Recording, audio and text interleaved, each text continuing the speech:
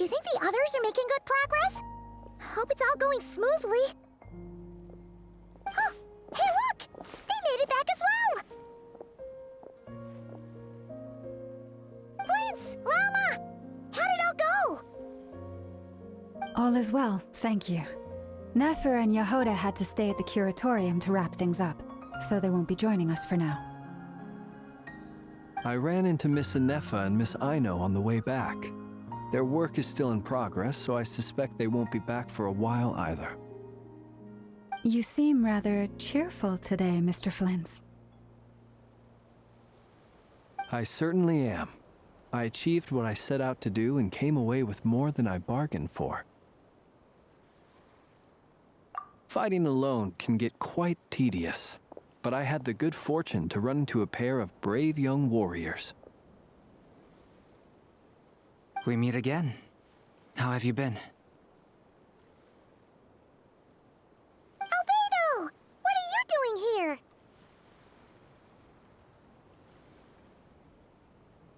Thankfully, tracking you down turned out to be a lot simpler than we envisaged. These two courageously lent me a hand while I was fighting the Wild Hunt. When they told me they were Servarka's colleagues, it all made sense. And given how people of outstanding talent tend to cross paths, it's no wonder you're already acquainted. So, who's your travel buddy, Albedo? Why don't you come and introduce yourself?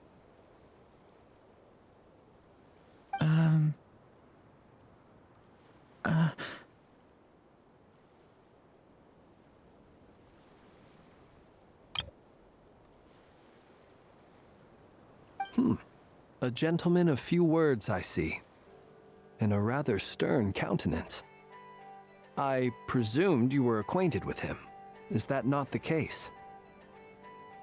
It's nice to meet you. Again, we've technically met before.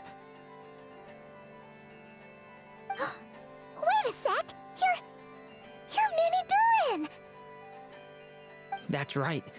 It's me. I'm glad to see you again. By the way, he says it's okay if you drop the mini. Yeah, I'm not as mini as I used to be.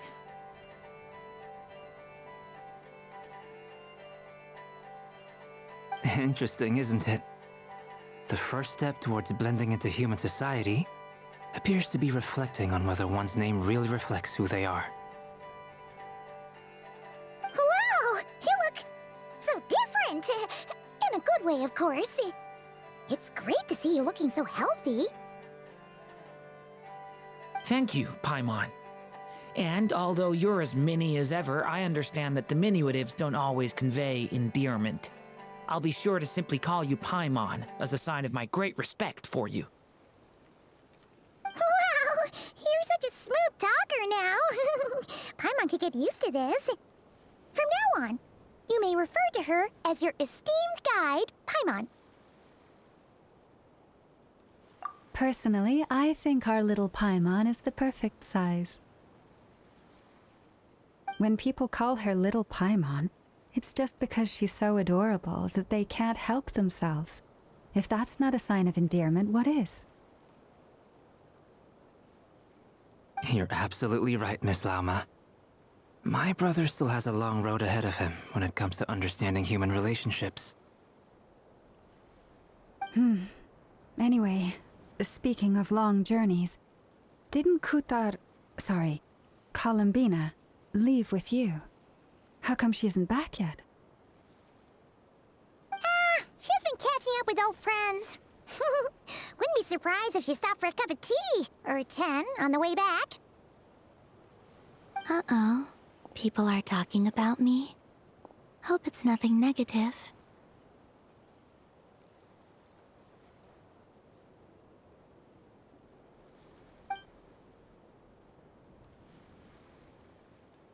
Judging from your expressions, I'm guessing it all went well?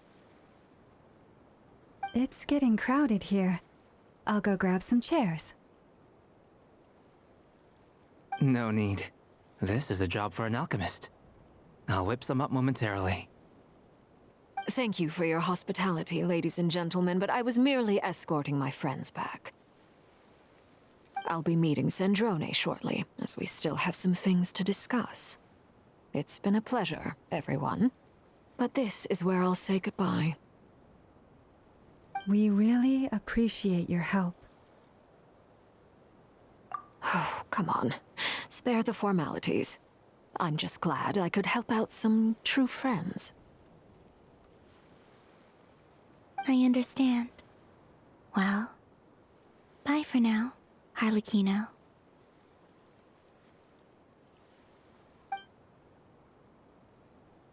Oh, this place is hopping. It's probably a good thing one of us left. Otherwise, we might not fit all these people in. Are you saying we're about to run out of chairs? As a matter of fact, I am. Come on in and see for yourself.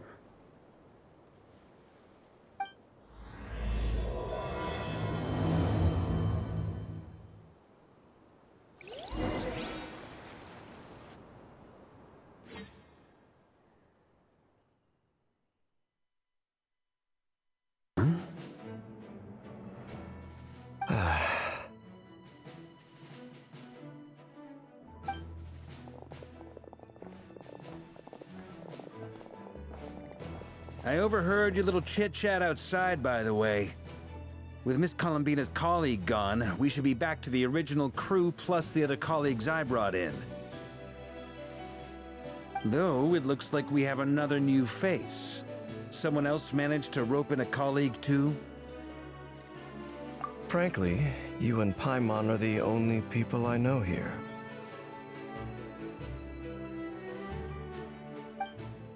This here is Deanslip, colleague of Tibet's greatest guide, Paimon, and greatest adventurer, the Traveler. Well, not exactly colleagues, more sort of friends. When someone else jumps in to do the announcing, you know you're speaking to someone important. Let's hear what he has to say. Note to self. Once Paimon knows your name, the rest of the world will soon follow. When he comes looking for us, it's usually something important. Paimon's guessing you've heard about the Wild Hunt, then. From the looks of it, you're about to hold a meeting. If I were to say that the Wild Hunt is our mutual enemy, would that earn me a seat at the table? As the saying goes, the enemy of my enemy is my friend. Mr. Dainsleif, there's a seat with your name on it.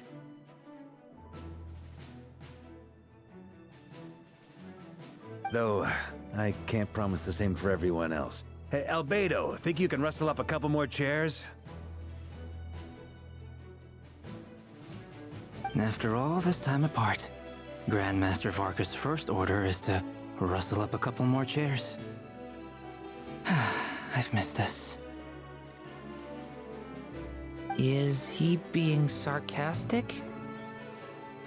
Hey, he's your brother. Why are you asking us? I've still got a lot to learn about the nuances of human conversation. Trying to decipher Albedo's way of speaking has been like jumping in at the deep end. Oh, good point. Paimon gets you now. Don't sweat it. There are people who go their whole lives without getting the hang of it. You're ahead of the game already.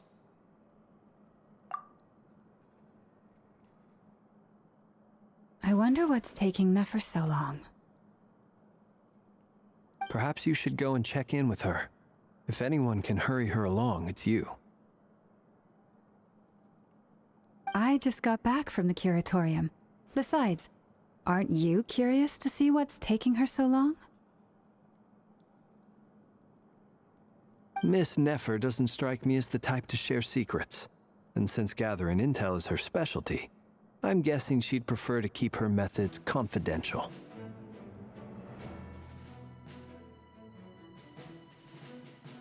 Under such circumstances, would it not be tactless for me to impose? Oh, but it's fine for me to impose.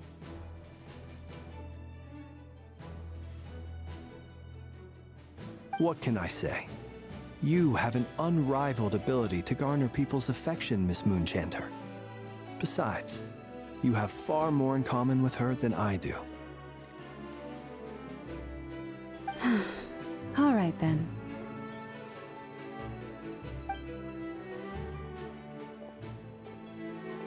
Impressive. She barely fought back at all. I admire your powers of persuasion, my friend. As I'm sure Miss Lauma will realize soon enough, the trick in life is to always pitch in with other people's responsibilities so that you can be selective with your own.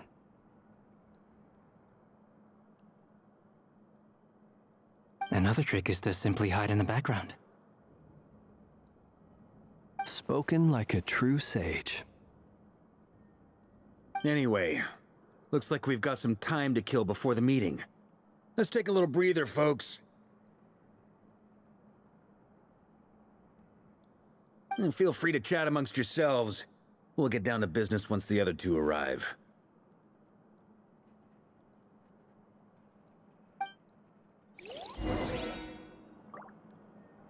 You're both awfully quiet.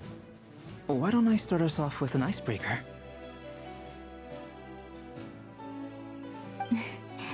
Much obliged. Have either of you ever had your portrait painted? If not, I'd be glad to help.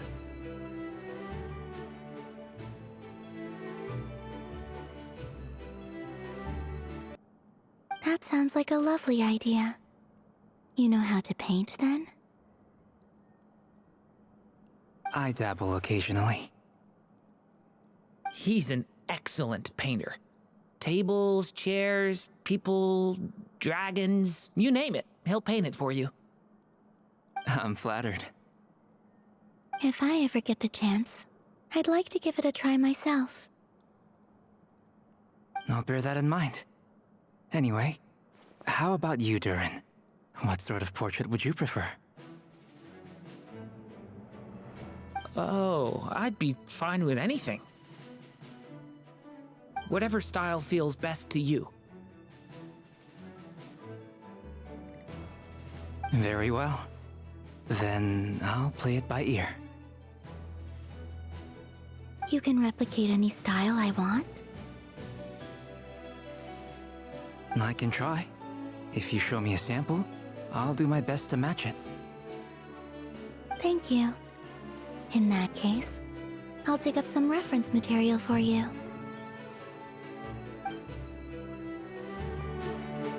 There's something you'd like to say to me? Yeah! For starters, why'd you just show up here without even giving us a heads up? If you think back to our previous interactions, you may recall that that's hardly out of character for me. You do have a point there. Oh yeah! You'll need to find somewhere to stay the night too, right? Want to tag along with us? You never know. We might get a group discount. Sure, let's do that. Great! Paimon will handle it! And in return, we can get Dainslift to be our very own personal bodyguard. If that's what you had in mind, you should have said so sooner. I'd be happy to help. Oh, okay then. Paimon was only kidding, but good to know. Anyway, since we're all here together, we might as well watch each other's backs. That's just what friends do, right? Indeed. Thank you.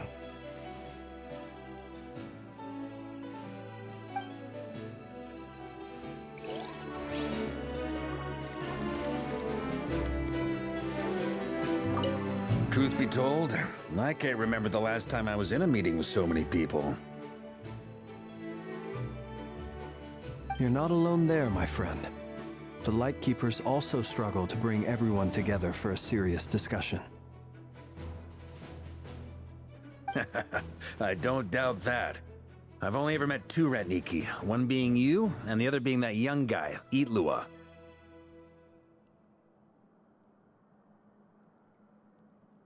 Itlua is a good apple. I'll give him that. He's kind, honest, and regularly delivers supplies to my lighthouse. A true Ratnik to the core. In that sense, he puts me to shame. So you're what? A fake Ratnik? That's what it sounds like you're saying. But I get the feeling that's not quite what you meant.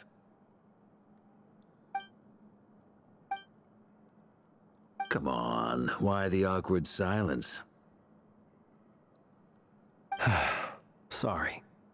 I'm not even gonna bother trying to hide it. You've known all along, haven't you, my friend?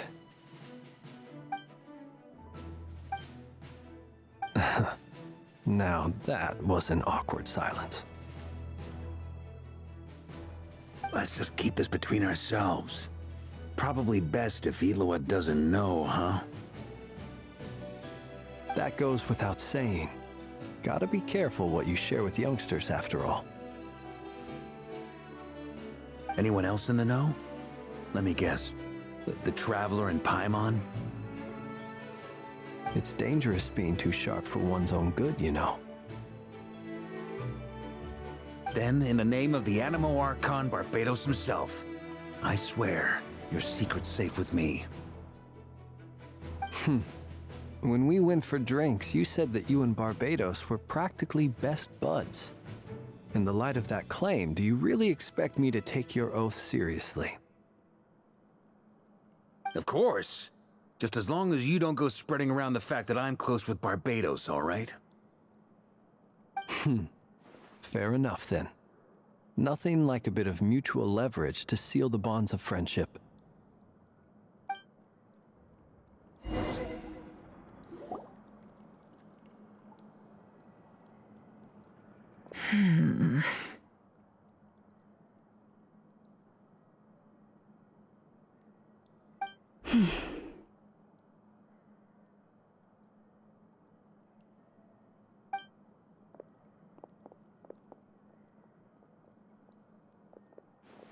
Ah, Miss Neffer.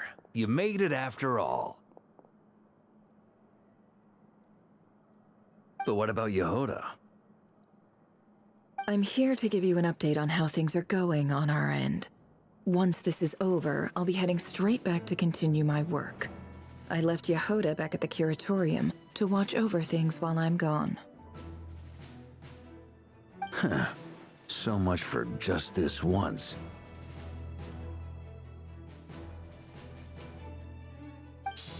Not so loud! We're on a roll here. What if she remembers and suddenly decides to back out?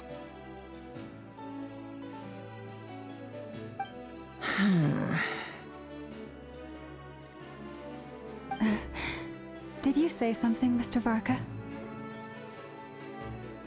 Huh? I didn't say anything. Right, Flint's? Must have been a frog. They get so noisy around here at nighttime. It's like they're putting on a concert in the background. Anyway, before we begin, there's a few introductions to make. Let me start by saying that it's an honor to be speaking before so many distinguished colleagues and collaborators. First up, we have Miss Lauma. As Moon Chanter, she's the leader of the Frost Moon Scions, a local religious community in Nodcry. Then there's Miss Neffer, boss of the Curatorium of Secrets, an intel gatherer extraordinaire.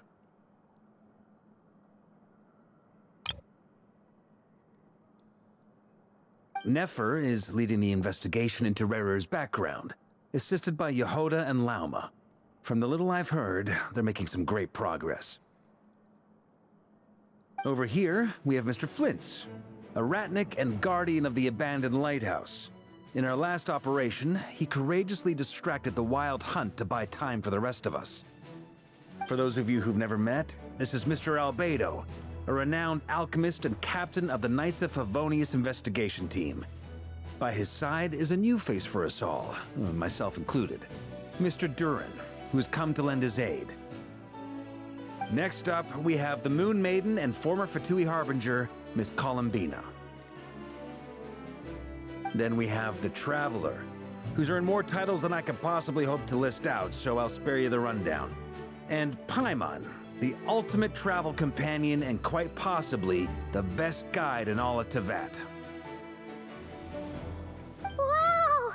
That's a lot of people! Great turnout! Miss Neffer, it looks like you might have another job coming your way, so, congratulations on the booming business, I guess. You think I haven't got enough on my hands as it is? Who's looking for me now? That would be me, Miss Neffer. I have a commission for you. And you are? Who I am doesn't matter right now. What does matter is that I'd like you to gather more intelligence about the Recher of Solnari. Well, it's not as if we never take on anonymous commissions, but in your case, I'll have to decline. I'm gonna take a wild guess and say your job's probably more hassle than it's worth. Something about you seems like bad news. It's my eyes, isn't it? Conrian, I assume. And what's with the mask? Are you trying to hide your identity? In any case, the fact that you're even still alive raises an awful lot of questions for me.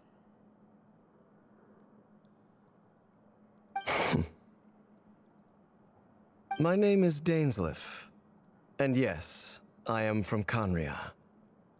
As I'm sure you're aware, the Recher of Solnari's real name is Rerir. He was once an acquaintance of mine. Really? Then you must have been quite an influential figure yourself. You flatter me, but none of that matters anymore. My point was simply to clarify why I have asked Miss Neffer to investigate Rerir's background. So you're both from Conria, and it sounds like you used to be friends. What am I missing here? Surely you already know how he became one of the Five Sinners. I'll tell you everything I know. The history of Conria, the names and identities of the Five Sinners. I remember it all like it was yesterday. I have never spoken openly of this before, but the truth was exactly as people say. The Five Sinners were each driven by their own desires, and it was by playing upon these that the Abyss tempted them to their fall, tearing Conria apart in the process. The visionary, Vedifenir, who wished to foretell the future. The wise, Haroptatir, who sought limitless knowledge.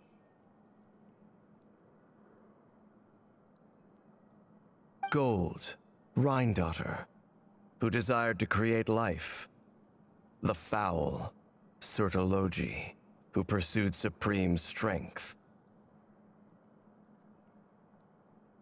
And last, but not least, Recher of Solnari, Rerir, Ravager of the Moon.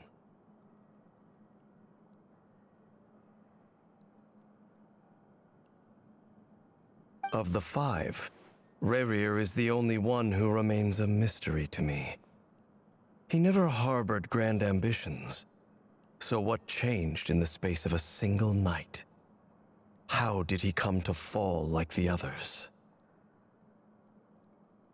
In other words, you're saying that his change came as a shock to you, and you have no idea what actually happened?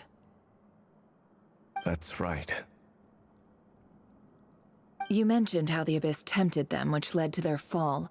But what did that look like in practice? And what other context can you give me about the events of that time? The more detail you can give me, the better. Strangely, now that it comes to it, I hardly know where to begin. The fateful night took place during the era of the Eclipse Dynasty. One day, My elder brother, the visionary, Vedifenir, was summoned to the palace by the Vinster King, only for the king to gouge out his eyes and cast him into the dungeons.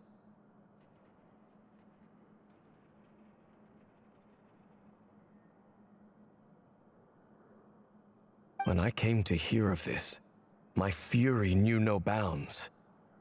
I gathered together every ally I thought I had, and together, we set a night to storm the palace and free Ved. Centuries on, the memories of that night still haunt me, like a never-ending nightmare. We broke through the palace gates, just like we had planned, each striking towards our separate targets. But then, I was betrayed. Even Vedifenir, the very person I had come to rescue, abandoned me and partook of the Abyss's power. So, it's personal after all. Then tell me, Mr. Dainsleif, what price are you willing to pay? You, of all people, must know that nothing comes for free. I cannot say what price would be worthy of such a commission. But know this. Rerir was not always a madman. Believe it or not, there was a time when he was just an ordinary man, working for the Conrian Intelligence Service. Uncovering the truth of Rerir's past is the only way to unravel this mystery. But before you decide if you will accept my commission, I will tell you more about him. Enough, I hope, to help you plan your next move. Sounds pretty good to me. Feels like we just flagged down a random passerby, only to discover he's actually a master strategist who has a score to settle with our enemy.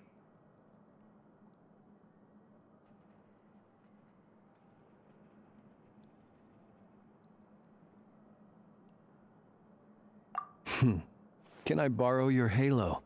It could be useful in the lighthouse. Hey, enough with the wisecracks! Besides, isn't that lamp of yours bright enough already? Relax. It was meant to be a compliment.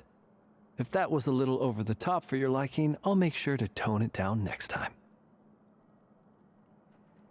I'll give your proposal some serious thought, Mr. Dainsleif. Let's speak in private once the meeting is over. Before that, there's a few things I'd like to share.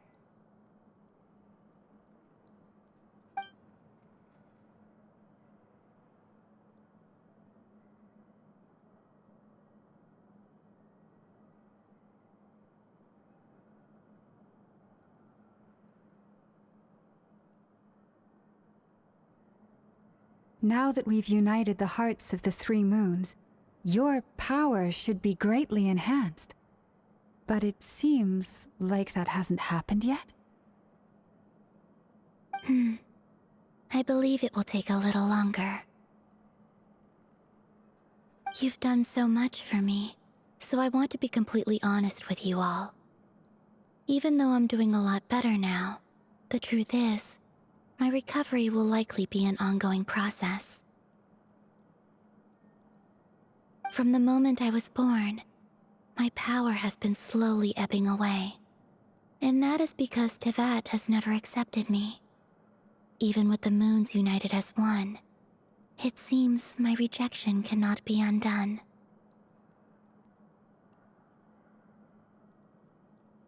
So far, I have yet to find a solution. It may turn out to be a problem that will plague me until the day I finally leave this place behind.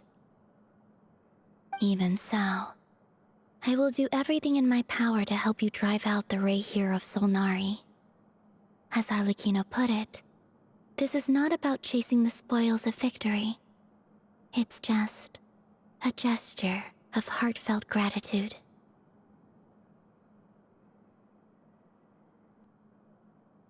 Kutar.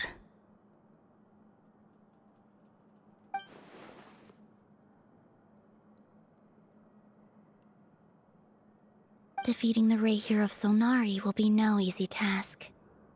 While my strength slowly recovers, we'll also need to gather more intel.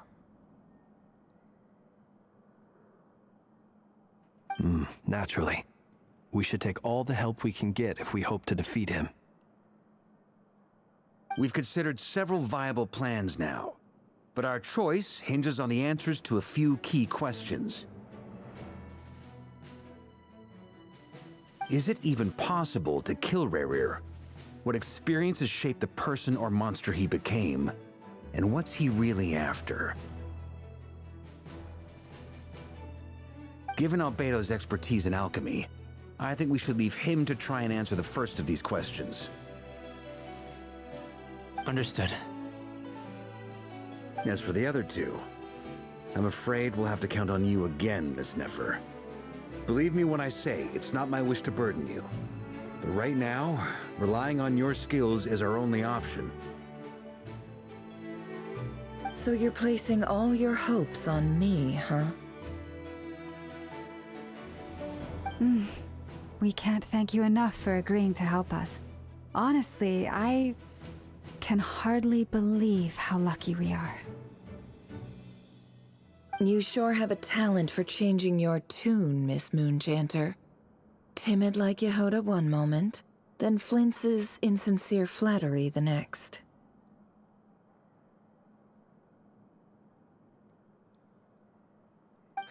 Ladies, please. I must object to your portrayal of me. That's all. Feel free to keep bickering. Just pretend I'm not here.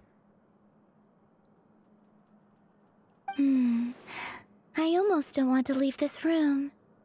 I'm curious to see how this plays out. I have faith in you, Miss Neffer. Something tells me you'll stand by us until the very end. Oh? And what makes you so sure of that? What if I suddenly decide that my compensation is insufficient?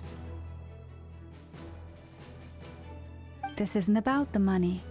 I can sense that you've got a deep-seated distaste for Rahier, and knowing you, that alone is motive enough.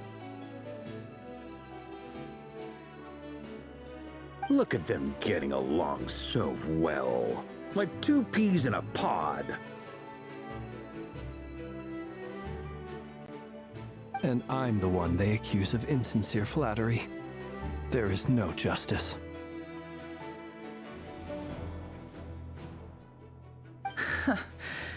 Miss Lauma, you have to understand something. Unlike you, I don't actually enjoy having everyone's hopes on my shoulders. Is that right? Well, maybe the fact that I'm willing to put my hopes in other people says more about me than you. But the fact is, I also trust you. And that's because I know that you're someone we can count on.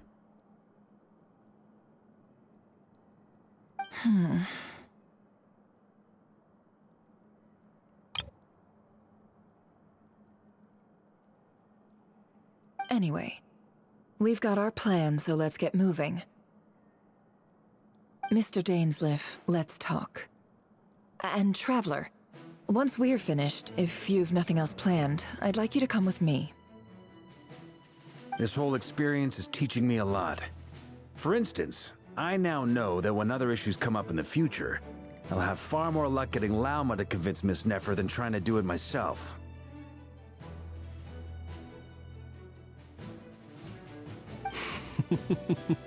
Hate to say it, friend, but that's one of the funniest things I've heard in a while. Why? You think I've got it wrong? Quite the opposite. But what makes it so hilarious is how long it's taken you to realize.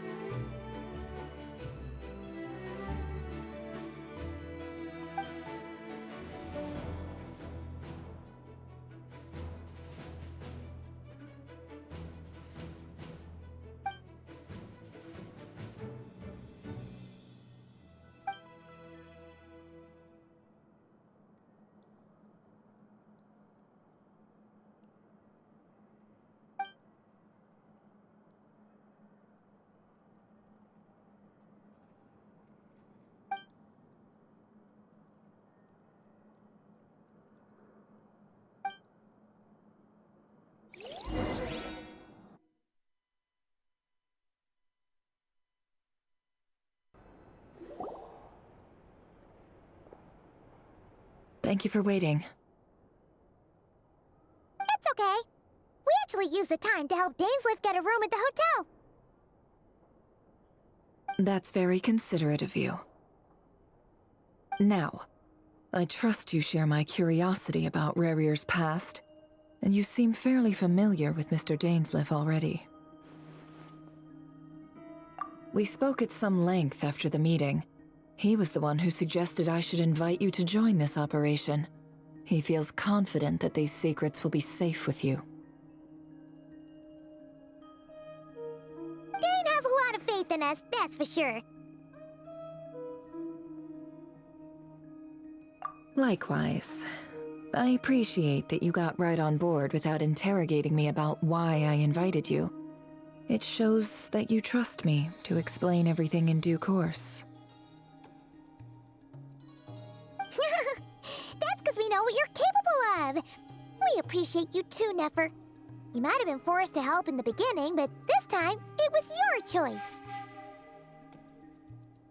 That's one way to put it. Another is this, that once a decision's been made, it's set in stone. After that, my only goal is to see it through.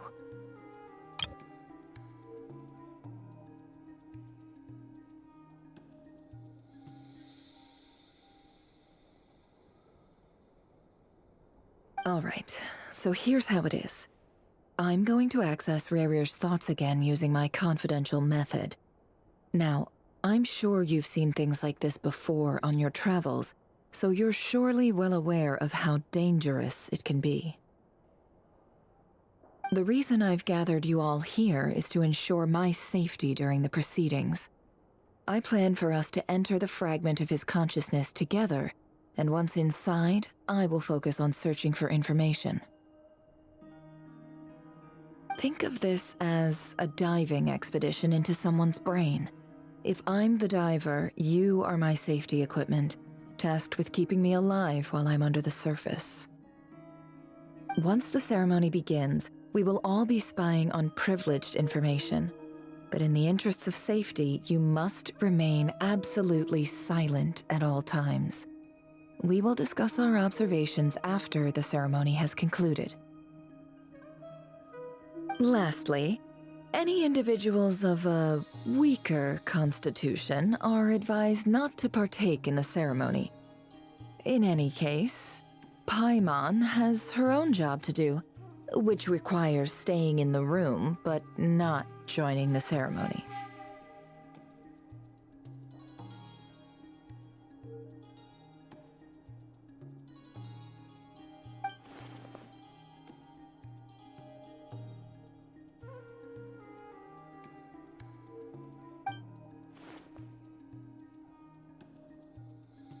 Well, good luck, everyone! Sounds like all Paimon can do is cross her fingers and root for you guys. There's a little more to it than that. I was being serious when I said you have a job to do. While the rest of us are inside Rarier's mind, it's imperative that we have a team member on the outside. In the event that something goes wrong, you will be our first responder. I don't anticipate any issues, but the extra level of safety will be greatly appreciated. I second that. This is a dangerous operation here, and you're our whole rescue team. That's pretty much the most important job in the crew. So, Paimon's like the lifeguard? Yeah, that makes sense. All right, got it. Good. Please, take a seat. We'll get started momentarily.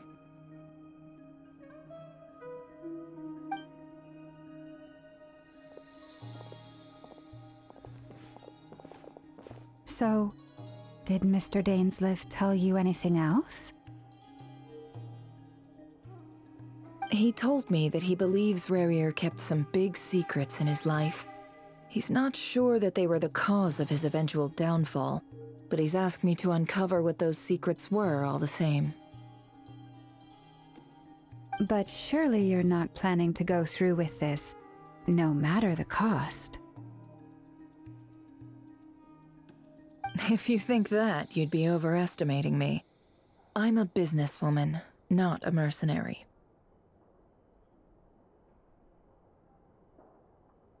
But I do have my own professional reasons for taking this job. You think I'd turn down the opportunity to get a first-hand glimpse into Conrian history? No chance.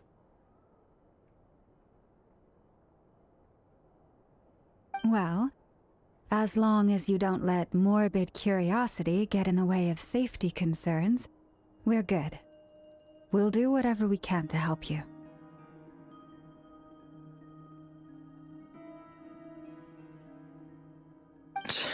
You're such a killjoy.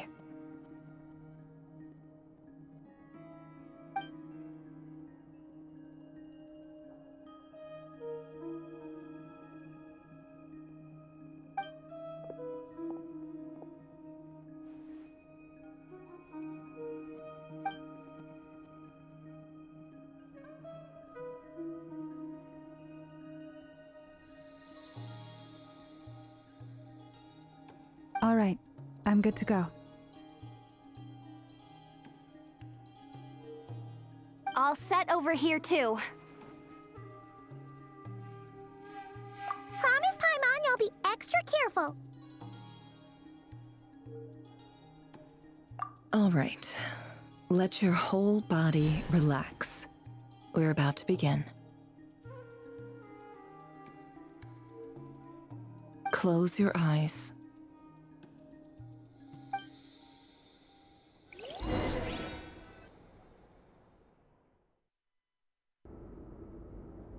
Phew.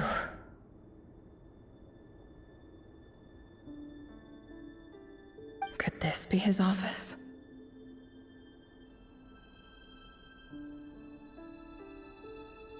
Pretty standard setup. Bookshelves, paperwork, files. According to Dainsliff, Rarier used to be an intelligence operative. Chances are there's plenty of top-secret intel stashed away in this room. Is this where you keep your secrets, Rarier? Can't say I'm not looking forward to this.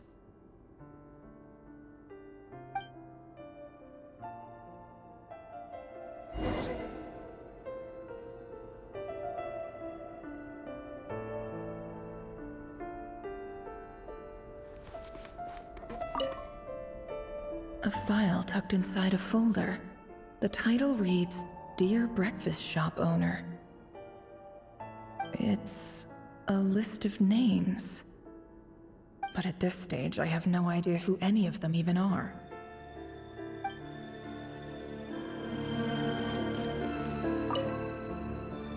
Wonder what kind of encryption technique this is.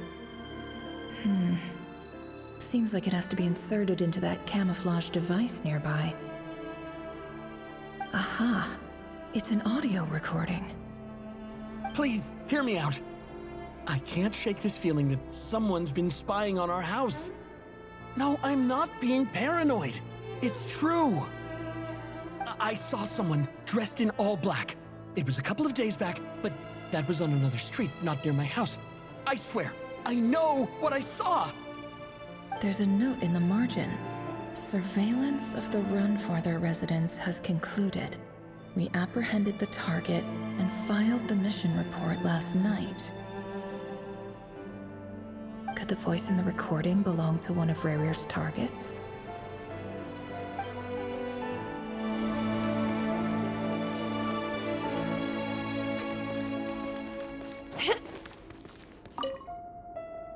Bookshelves full of documents.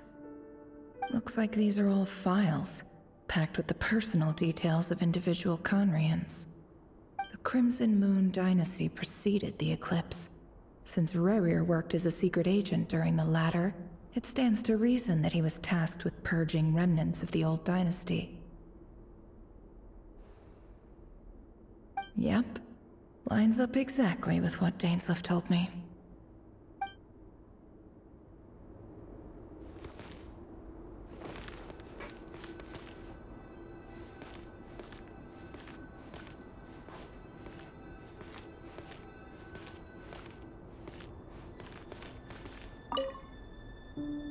box containing a ring inlaid with a precious gem. Must be for his girlfriend.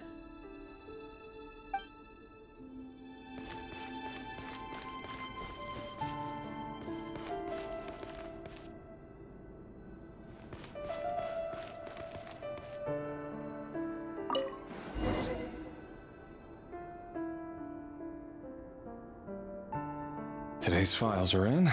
Time to wade through them just like usual.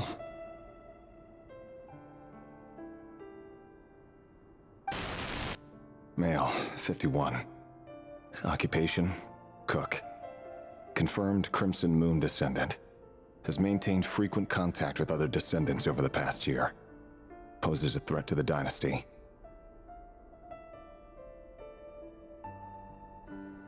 Neutralized.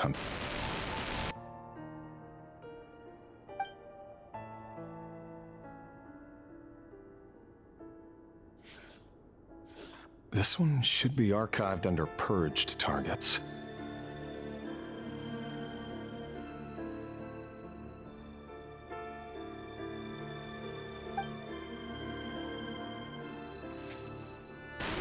Female, 23. Occupation, office clerk. Confirmed Crimson Moon descendant. Has maintained frequent contact with other descendants over the past year. Poses a threat to the dynasty. Neutralized.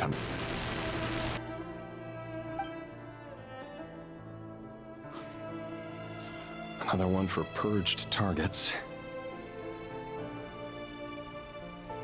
Sounds like she was that other man's daughter.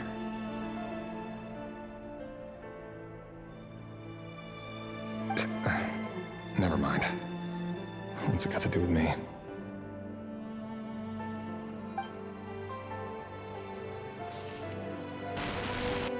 Male, 40.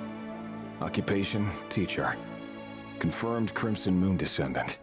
Has been observed making contact with other descendants during the past year. Poses a threat to the dynasty. Neutralized on...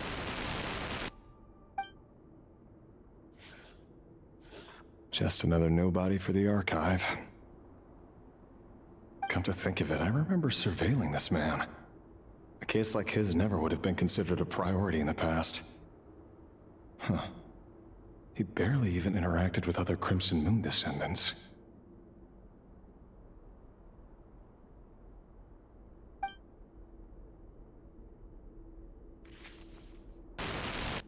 Female, 16. Occupation, none. Orphan and confirmed Crimson Moon descendant.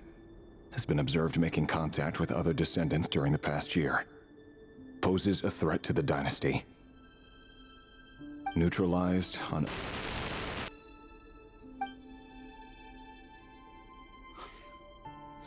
Filed. I have no recollection of this girl. None whatsoever. She doesn't seem to be anyone important, but then again, how many of them really are?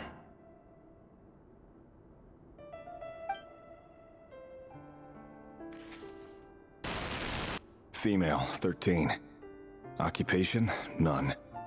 Orphan and confirmed Crimson Moon descendant. Has been observed making contact with other descendants during the past year. Poses a threat to the dynasty. Neutralized on...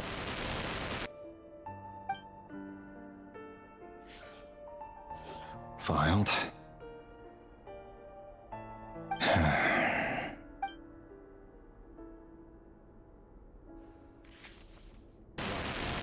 Male, 11. Occupation, none. Orphan and confirmed Crimson Moon descendant. Has not been observed making any contact with other descendants during the past year. Poses a threat to the dynasty.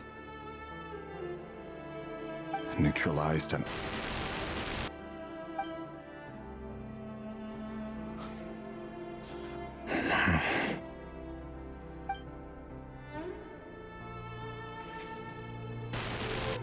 Male, 6.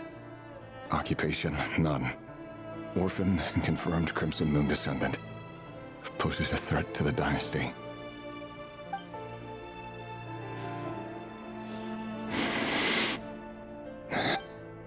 funny, isn't it? Your job is becoming both harder and easier at the same time, depending on how you look at it.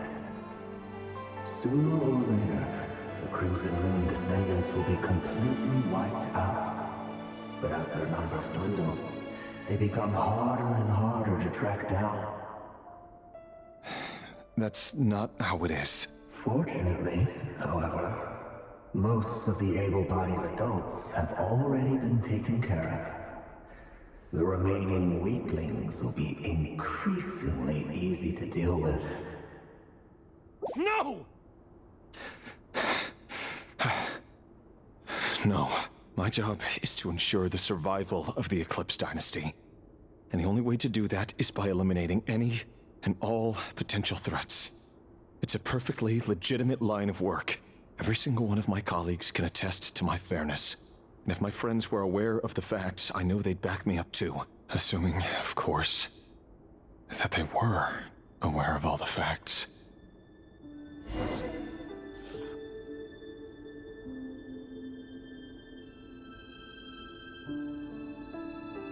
He looks even gloomier than last time.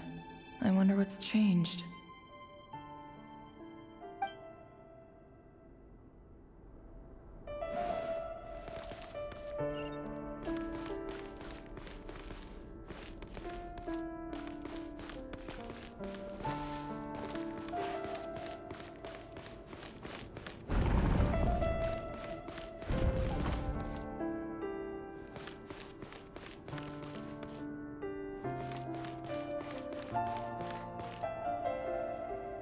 Mr. Vedifalnir, it's been quite some time since we last met.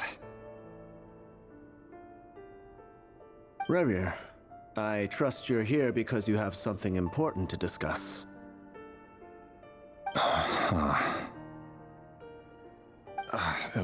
Forgive me.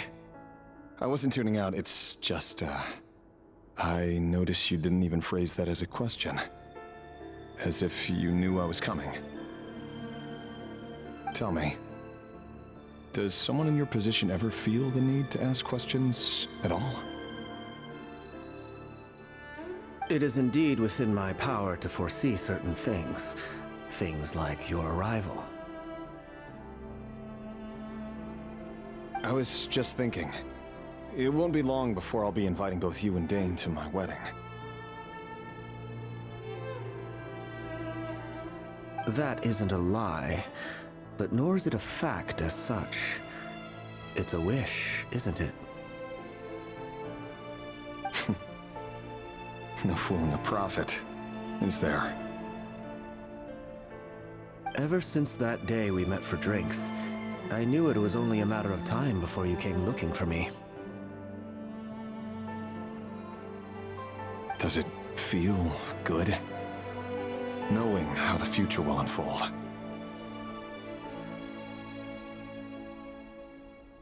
I'm afraid the notions of good and bad fail to capture the complexity of what such a power entails.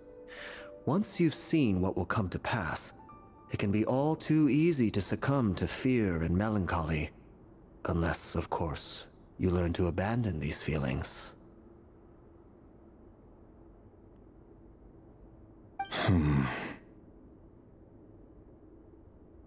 You fear my silence, and long to hear the words I left unspoken that day.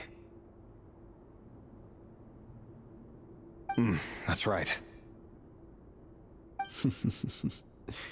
You must have noticed my reluctance to broach the subject. And the reason is simple. Because the truth could never have lived up to your hopes. For both our sakes, such words are better left unsaid.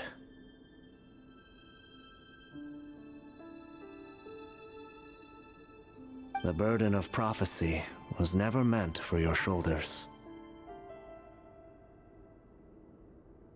So who exactly do you deem worthy to hear your prophecies? None but our exalted king? Or rather, our king as he once was. You're closer to His Majesty than I am. You must know better than anyone how much he's changed. You say that as though it is to my benefit. Yet precisely because of that, I dare not speak rashly. A king can turn out to be the most virtuous of rulers, or a tyrant more terrible than the most vicious of dragons. You are so wise and far-sighted, yet still you would have me live in fear of the unknown? You make a fair point. Especially given my silence alone was all it took to send you spiraling downwards. Very well then. Let me offer you some advice. And I say this not as a prophet or a visionary, but simply as the brother of your friend. For many reasons, there is very little chance of your marriage ending in happiness. If happiness is what you seek, you should find another fiancé.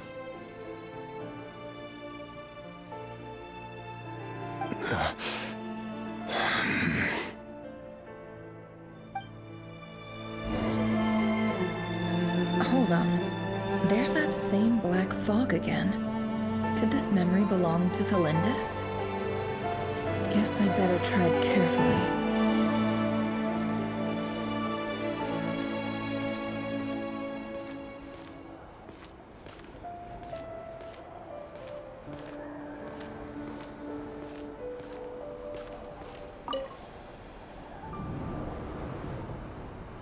Wait. Hear me out. This time we finally got a clear look at his face, and learned his true identity. His name is Rayrir, and he claims to be one of the King's guards. What did you say? A cruel irony, isn't it? The man you're set to marry leads a double life as a brutal executioner. Why are you telling me all of this now? Simple. It's because I want you to kill him. You are the only person he would never suspect. No, absolutely not. I would never dream of doing such a despicable thing. So you'll just stand by and watch him slaughter us to the last? Do not forget that the blood of the Crimson Moon flows in your veins too.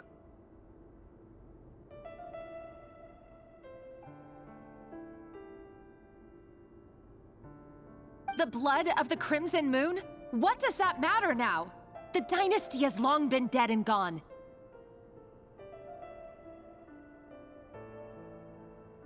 You think that alone is reason enough for me to throw away everything I have?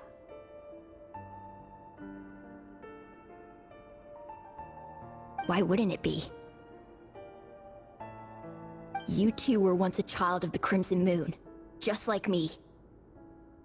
Don't tell me you've never felt so much as a flicker of fury for the way we were trampled into the dust.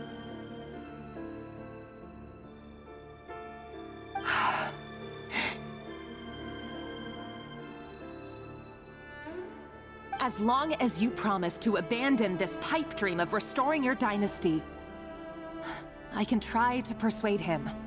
Or have him persuade the Vinster King. Persuade the Vinster King?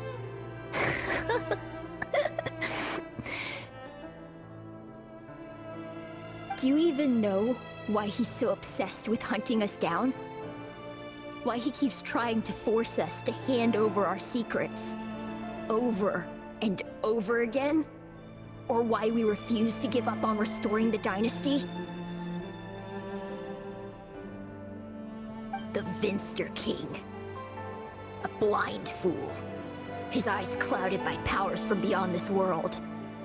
A petty little man with a miser's heart. And he dares to sit upon the throne? Mark my words. Sooner or later, Conria will fall. And it will be his doing.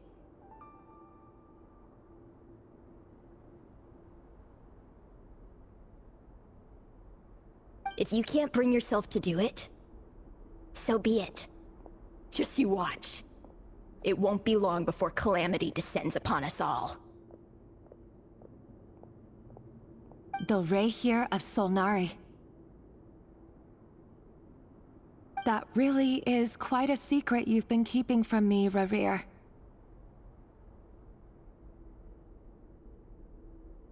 But who am I to talk? Am I really any better? I've kept my own past a secret this whole time, too.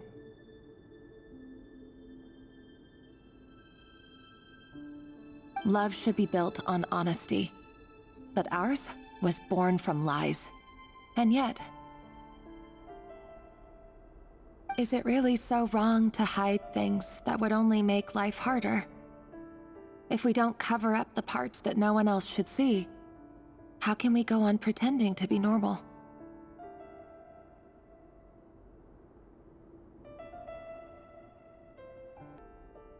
Vedifulnir must have known all this. And that's why he made his prophecy. In the end, nothing stays hidden forever.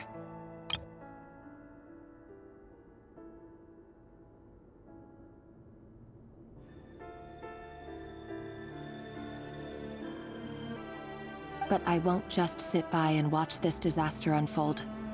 I'll do everything in my power to protect what I cannot afford to lose. No matter who I have to face.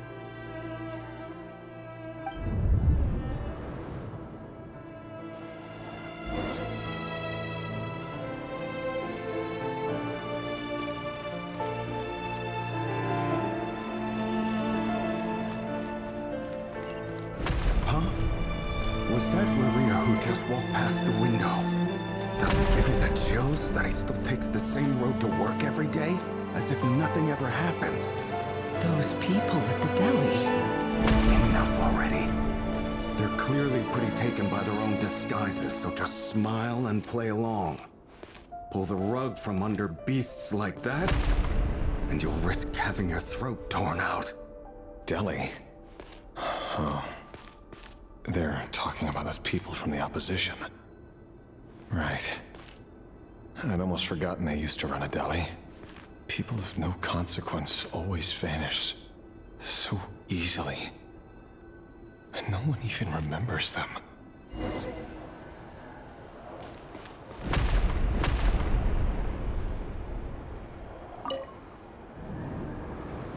But surely you can see he's not the man he pretends to be!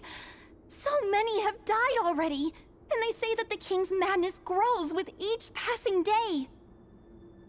We're not going to survive this, are we? But why does it have to be this way? Do we really deserve to die just because of the blood that runs through our veins? Felindis, are you even listening?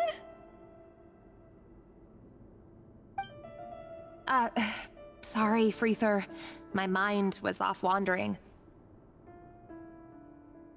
I heard you, though. You're talking about what Rerir said. He's just following the king's orders. He's a secret agent, and it's his job to hunt down rebels and dissidents. By the time you first met him, he'd already taken lives. Maybe he was using you from the very beginning. No. Rerir has no idea I have anything to do with the Crimson Moon. My family are only distant relatives of the main lineage, and besides, my eyes are perfectly ordinary. Truth be told, apart from my teacher, pretty much no one knows I have any connection to any of it. It's been a long time since my family severed ties. But as Orlog said, who could possibly talk sense into that raving lunatic of a king? No one! I'll work something out. Trust me, I'm with you all. But for now, you need to keep yourselves hidden. Don't let anyone find you, anyone at all. Don't forget that Rerir is an Eclipse operative. You need to be extra careful when he's around. And when I am too. For now, don't come looking for me. And if anything happens to me, Just act like we've never met. If even you can't escape this, what hope do the rest of us have? But after all this time together, surely he wouldn't lay a hand on you.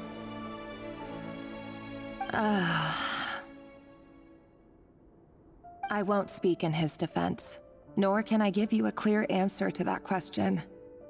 But I'll do everything I can to put an end to this.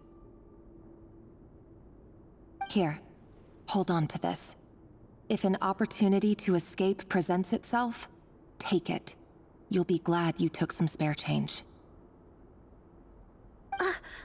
You call that change? But what about you?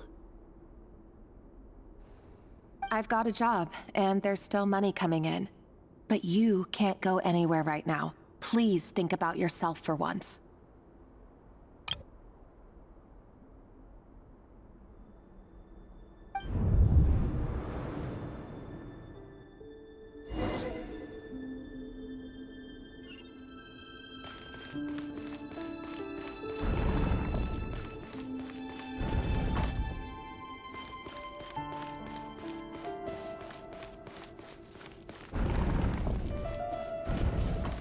Another day, another round of assassination training.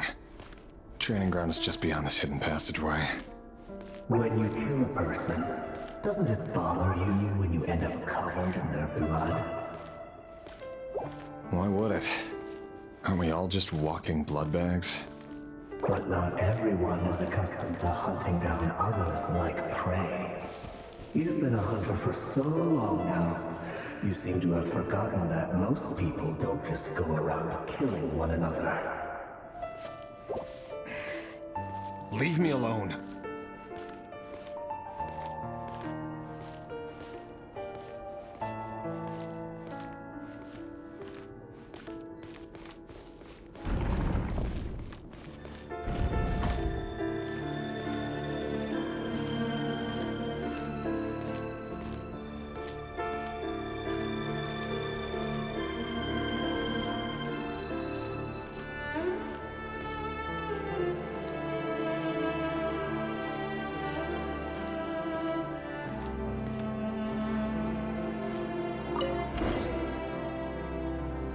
Make sure you have a firm grip on the handle, then choose your angle well. Keep your movements light and brisk, and the prey won't sense a thing. I doubt that. I'll bet no one's ever died a quiet death at your hands. I work clean. Traces.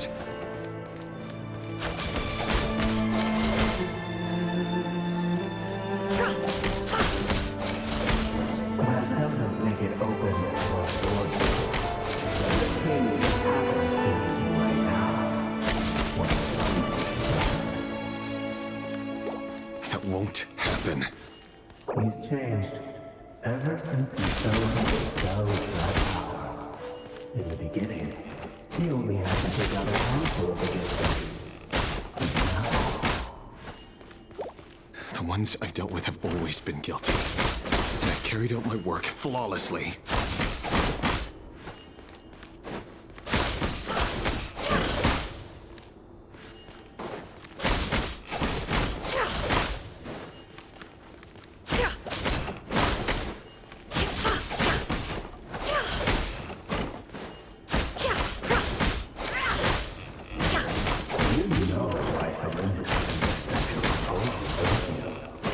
Was it because he didn't trust you?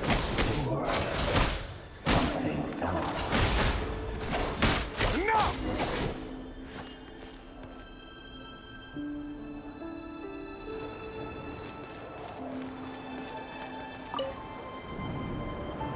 Delindis, do you still remember Orlog? Orlog? The boy who was pretending to sell flowers. You spoke for quite a while, didn't you? Yes, we did. What about him?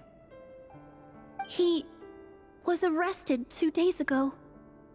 Chances are he's already dead.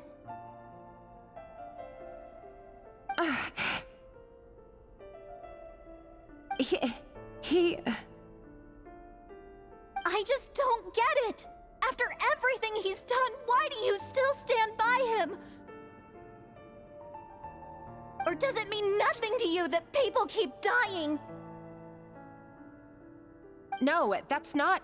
Just hear me out. I need to go now, Thelindis. They're looking for us. You take care too. If you ever need a place to hide, come find us.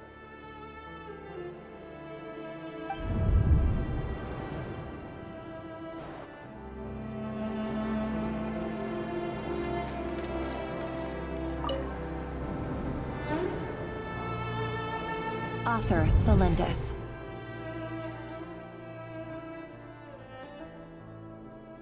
Over the course of this week, the research object was subjected to interference for a total of 47 hours for experimental purposes. The results are as follows. All subjects of observation that were sent inside have now... The situation within is proving more problematic than anticipated. No progress whatsoever. What now? Won't you give me even a glimmer of hope?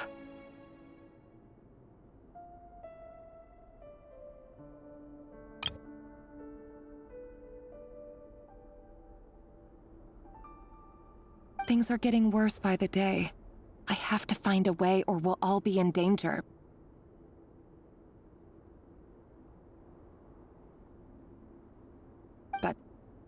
But I...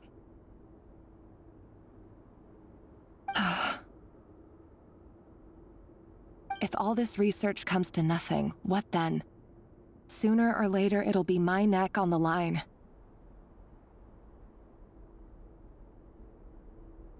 But could he really bring himself to kill me?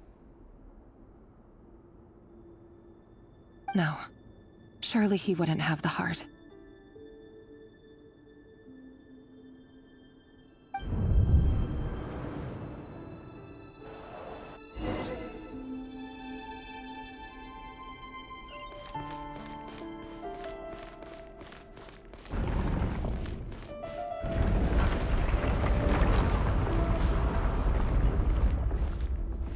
Why won't you just let us go? We don't even know each other. All we want is to live ordinary, peaceful lives. You want... to live?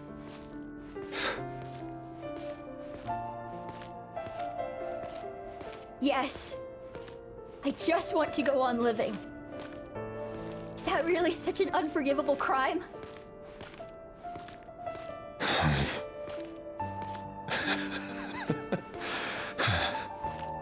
You want to go on living. I want to keep living too. To keep living forever. That's why I have no choice but to continue on the path I'm on. If only some savior would suddenly swoop down and change the way the world is. Too bad that's not going to happen.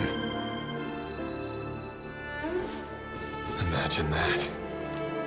If there really were such a person, you and I wouldn't be standing here like this, would we?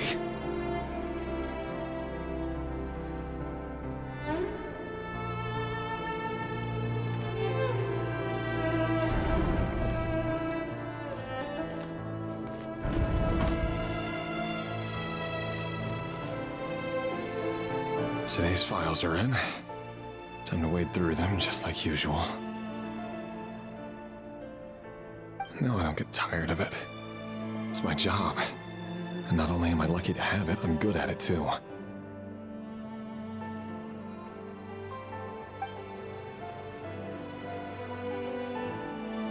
Huh. Wait. That's...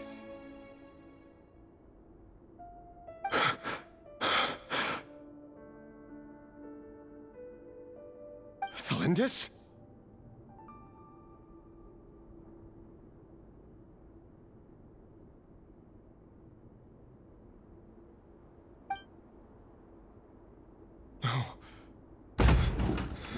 No! No! Why? But you bear no mark of the Crimson Moon. How could you possibly have anything to do with them? It cannot be!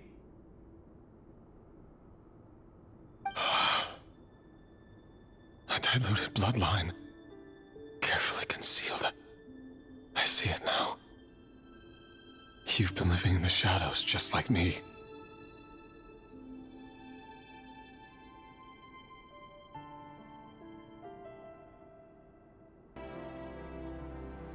What a fool I've been.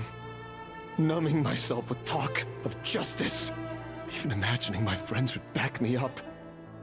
But in the end,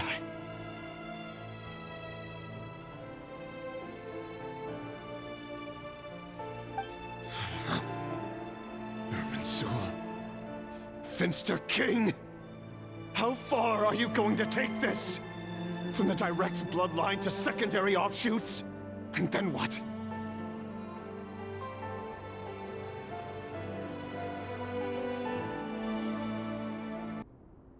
Today it's the descendants of the Crimson Moon. Who will it be tomorrow? Will you not rest until everyone down here is dead? No. This cannot go on. This is where it ends.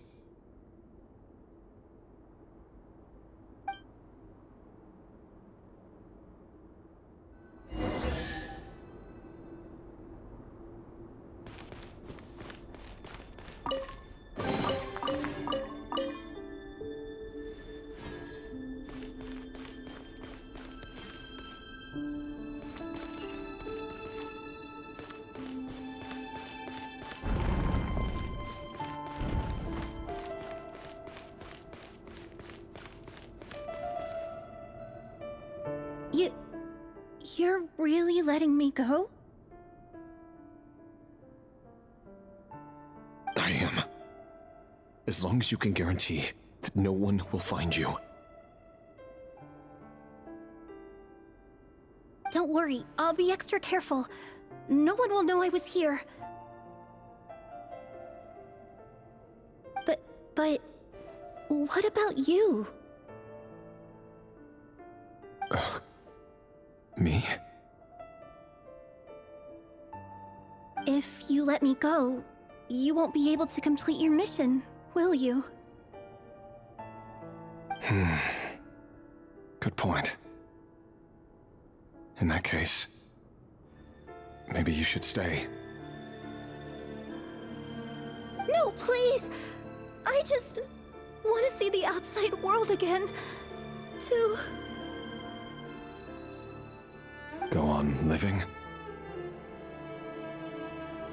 Yes. I know you're a man of your word. So please, just let me go. If I let you leave, what will become of me?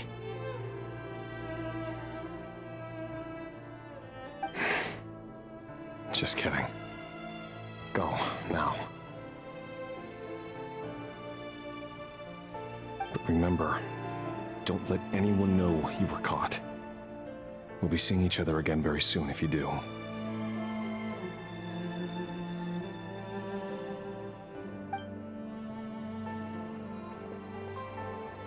Even shadows in the dark must live by a code. But you can't save everyone. You've been whispering in my ear for days now, Vedavulnir. What are you trying to do? Break me down? I only say this because you long for an answer to your problems. Let her go, Rerir, or you risk losing everything. I will not abandon Thelindis.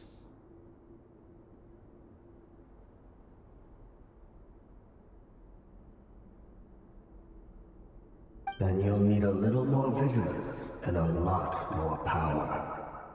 The world is changing, Rerir. Keep your eyes peeled for your moment of opportunity. That voice used to be so unclear, but now I know exactly whose it is. It's Vedavulnir. He won't tell me how to actually resolve any of this, but he keeps trying to manipulate me like a puppet. What's his game here? Tell me then, what will this moment of opportunity look like? And no answer. He's like a ghost. Always disturbing me when I'm on edge, but never answering when I need him most. So, the Eclipse Dynasty was purging, well, massacring the descendants of the Crimson Moon. And it seems like it was all connected to the Vinster King's research. The King's obsession with abyssal power left the future of Conria hanging in the balance. No wonder every aspect of Rarir's life was so unstable. And it looks like this Thelindis, Rarir's would-be fiancé, herself belonged to a sub-branch of the Crimson Moon Dynasty's descendants. It almost defies belief that a couple like them could hide the truth from each other for so long. If the Vinster King hadn't intervened in such a drastic way, they might have gone on deceiving each other for the rest of their lives. And why does Vedderfanir, Daneslif's older brother, keep talking in Rarir's head? This guy kept more secrets than I ever imagined.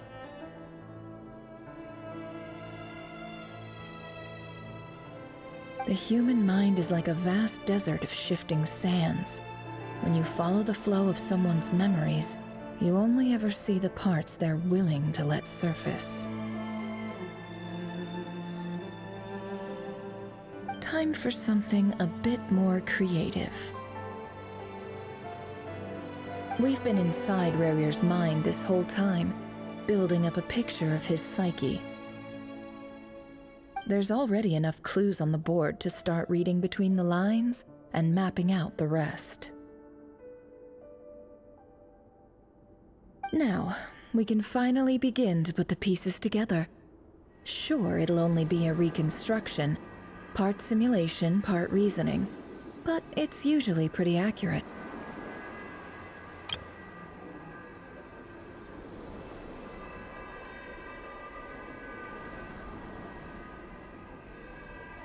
Once we've built up a cognitive profile, we just need to cross-check the logic behind his actions. And then we'll be able to take a sneak peek at whatever it is that Rarir has really been hiding.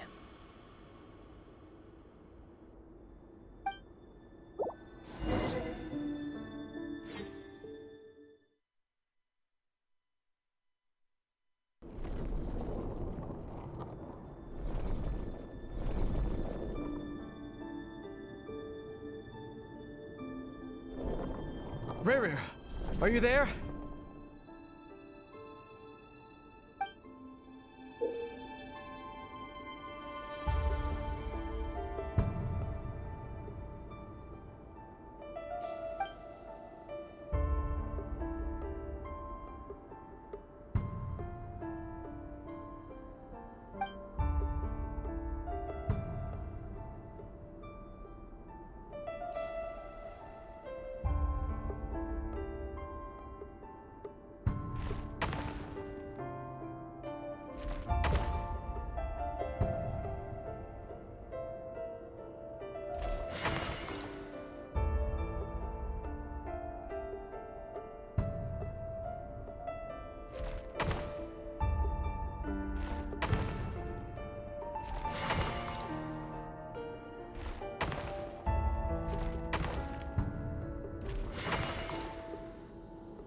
Hey, Rarir! Come out, it's urgent! Dane? What's wrong? Quick, come with me. I'll explain everything once we've met up with the others.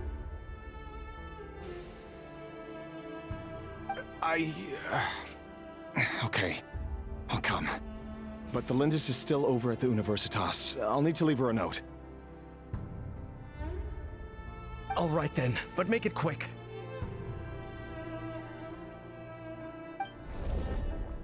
I've never seen Dane so worked up before. Whatever this is, it must be big trouble.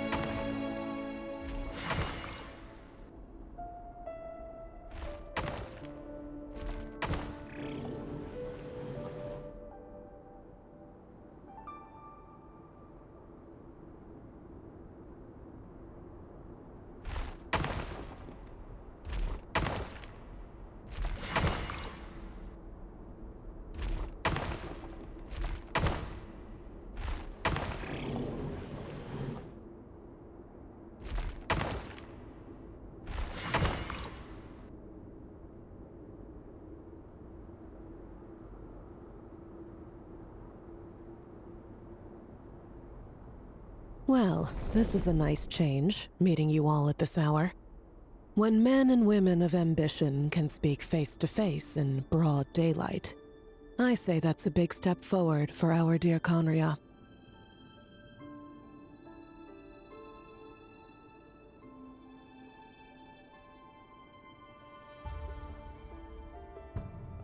Don't be ridiculous.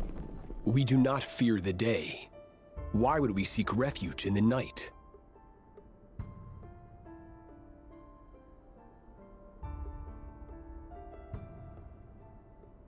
You might ask your blade that same question. I'm told it prefers the cover of darkness.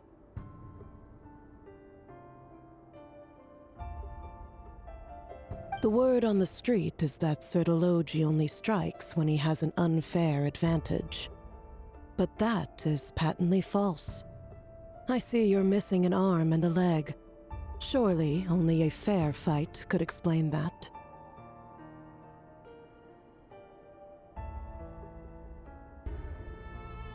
If this is your way of offering me replacement limbs, believe me, I'll take them. Oh, we can certainly discuss that. With bioalchemy, anything is possible. Assuming I have your full support in my research. Lunatic. Raptatir, what brings you here?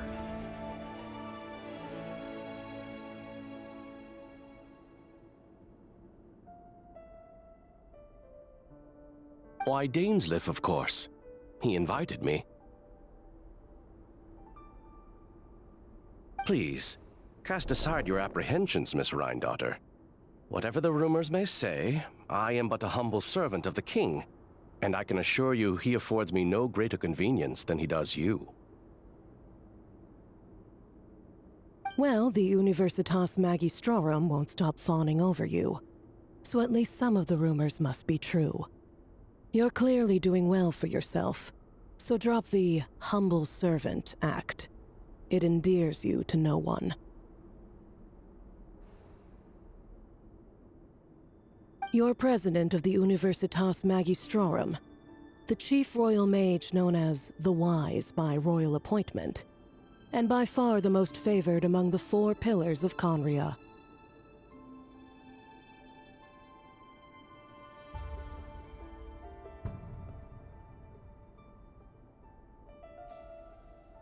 Vice President Veit doesn't even try to hide his envy when he sees you.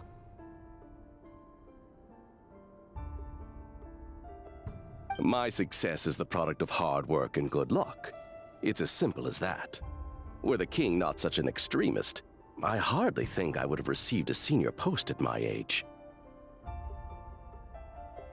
Of course, no job is without its gripes. Serving a king like ours can be a challenging task, as I'm sure you can imagine. And as for Efterveit, in missing out on the presidency, he's dodged a mountain of stress.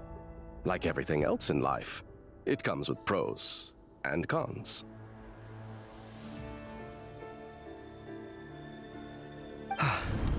You're all here.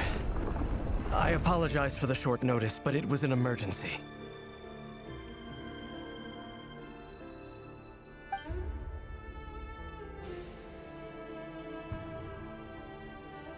You must be Rarir.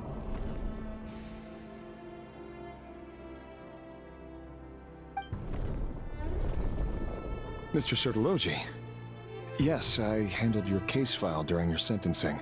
Nothing personal, of course. I'm pleasantly surprised that you remember me.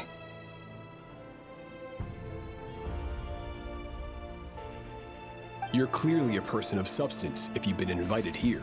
But Dainsleif, you'd better have a very good reason for convening this little gathering.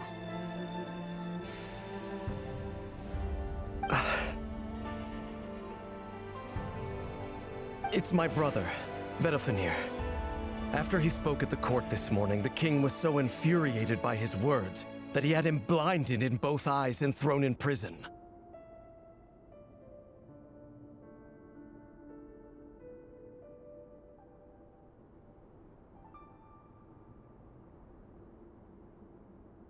Vedalfenir in prison? Strange. I thought the king trusted him and Horoptatyr more than anyone else in the world. Does this mean the king's circle of trust just got even smaller?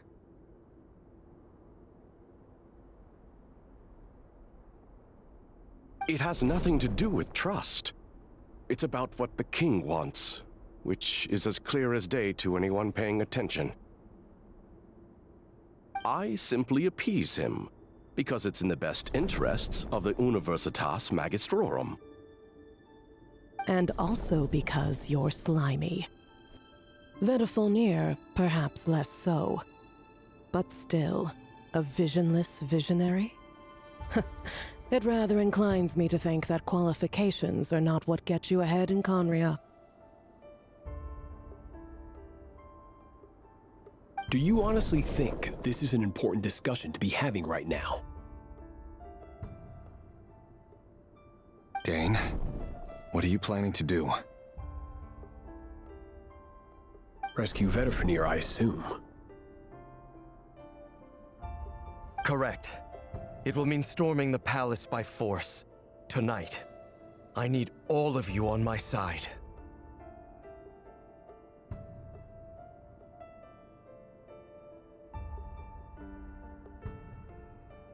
That's far too dangerous.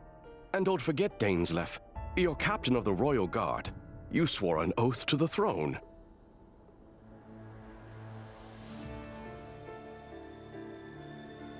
Hmm?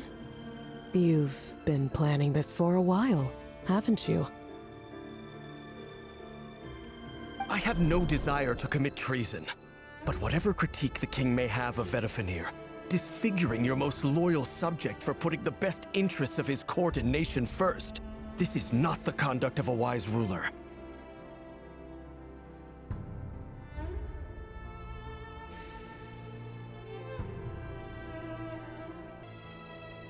My blade will force the king to see the error of his ways. So, Vedalfenir's prophecy enraged the king. I'm sure it wasn't what he wanted to hear, but if he won't take counsel even from the visionary, that is deeply troubling news.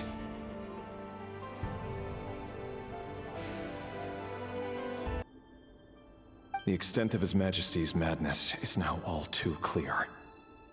The question is, how does a man like me get out of this situation unscathed? You have noble ambitions, Dane, but I'm afraid they don't do much for a guy like me. I'm not interested in saving the world. All I want is a letter of pardon.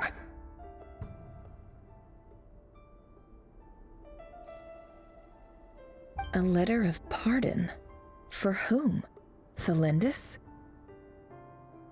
The chances of the Vinster King issuing a pardon for anyone connected to the Crimson Moon seem vanishingly slim.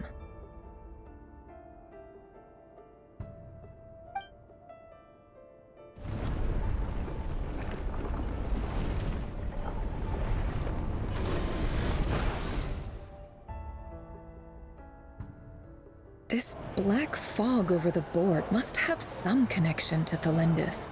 But why is it taking this form? Does it have something to do with Revir's past? Another mystery I'll need to unravel.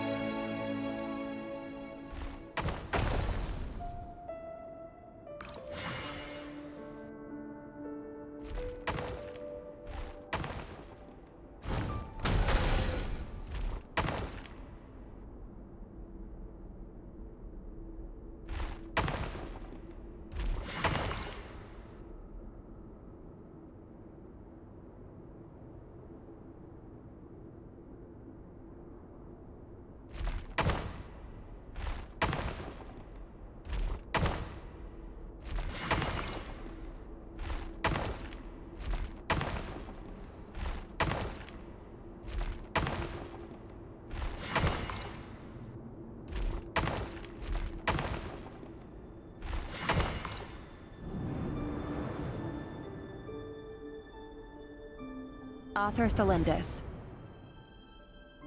Over the course of this week, the research object was subjected to interference for a total of 60 hours for experimental purposes. The results are as follows. Research dating back to the Crimson Moon Dynasty has established 2 points regarding moon marrow. Firstly, its origins have something to do with a god's power. Secondly, it serves as a portal to an as-yet indeterminate location. Moon marrow can thus be defined as a spatial gateway.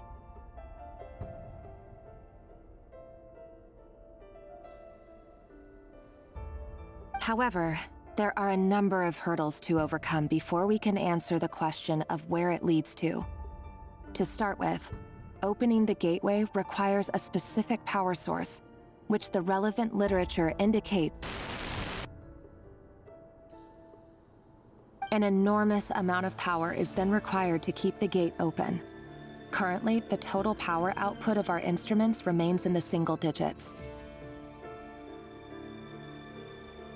To make matters worse, I am now the only staff member remaining in the Moon Marrow Lab. The Universitas Magistrorum recently decided to move most of its personnel into abyssal energy research, which has stymied all Crimson Moon-related projects. This is not a wise move. I have always maintained that placing all our hopes in a single source of power is risky, especially one as poorly understood as this. As well as making ourselves overly reliant on a single resource, we are neglecting other promising technologies.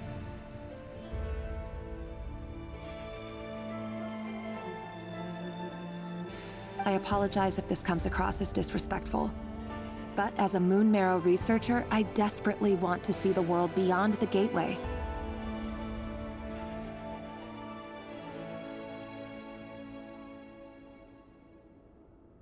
If we really made it there one day, what would we find? And how would we go about taming the unknown? My imagination is endlessly fueled by questions such as these.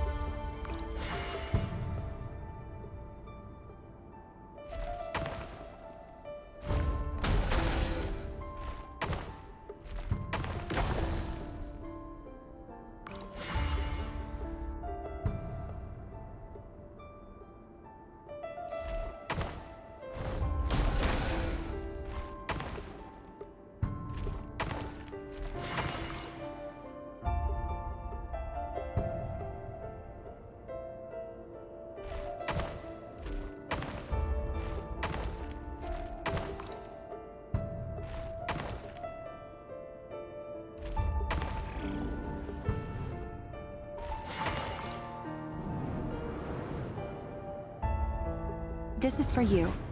I heard you're gonna leave the city with your parents.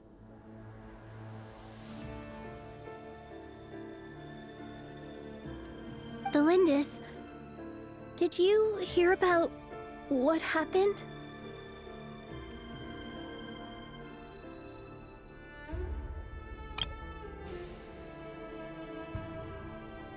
I've heard nothing. Rerir got back very late last Friday, and he was acting a little unusual, but he slept pretty well, so I'm guessing whatever he did was a good deed.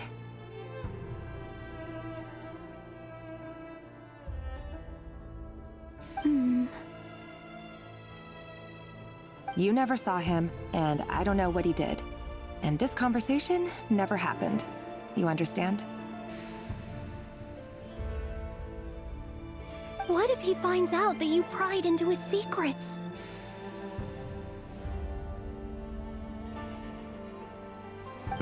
Don't be silly.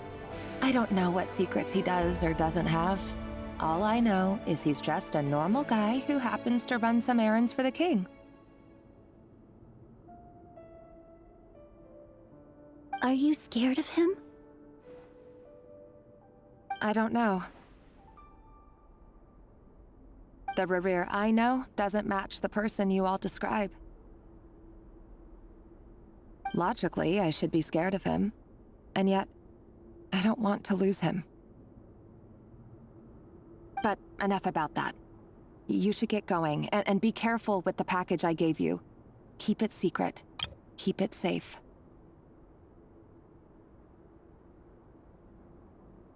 What's in it? A piece of the moon.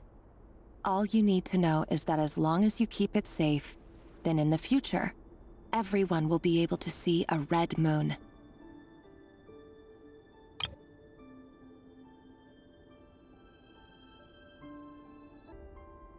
A red moon? You mean our moon? That's right. Our moon. Promise me you'll look after it. I promise, Valindis. The Crimson Moon bloodline will never die out. Its light, the color of blood, will become like a fire that flows in our veins. No matter how long it takes.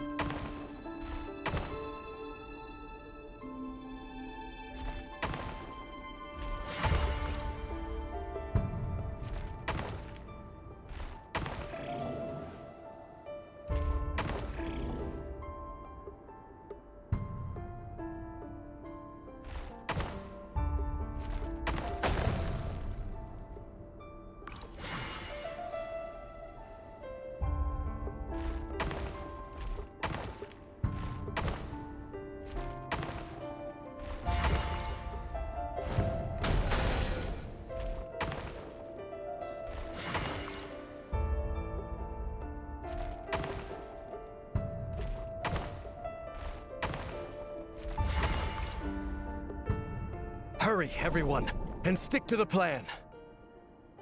Sir Dainsleif, what are you? Is this treason? You know what happens to those who betray the throne. Please, don't do this! It is the king himself who has betrayed the throne. He has betrayed all of Conria. If you have any love left for justice in your heart, you should join me. It's showtime. Dane and his group will handle the troops in the palace. Then Hroptatyr and Rhindaughter will disarm the security measures. My job is to enter the prison and rescue Vedifalnir. Stay safe. Wish me luck. Look after my brother. Draw your blade. It is time for justice to prevail.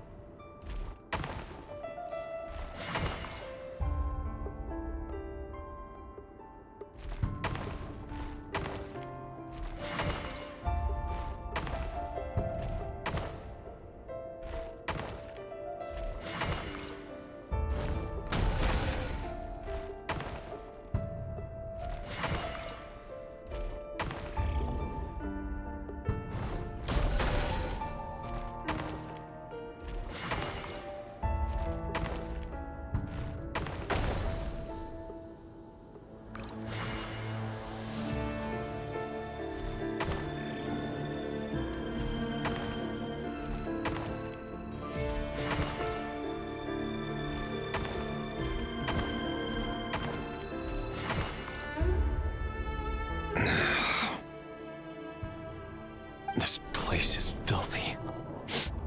And the smell is abominable. Clearly, the king doesn't allow his prisoners a single shred of dignity. This is dire. Found you. Hello, Mr. Vedifalnir. Ah, it's you. Surprised? Oh, wait. I guess surprise isn't an emotion that prophets feel very often. I certainly felt some surprise in the moment when I was blinded. Surprise at the king's sheer ignorance. Surprise at just how unfairly this world responds to words of earnest remonstration.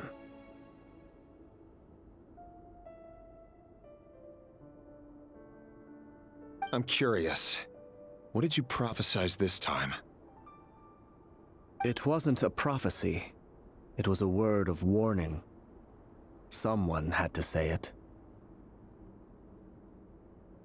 The king has forsaken all reason in pursuit of his obsessions. I simply told him that if he continues on this path, Conria will surely fall. But he didn't listen. Worse still, he stabbed you in both eyes and locked you away. Dane asked for my help. The court is in complete chaos now, but I'm sure you predicted that.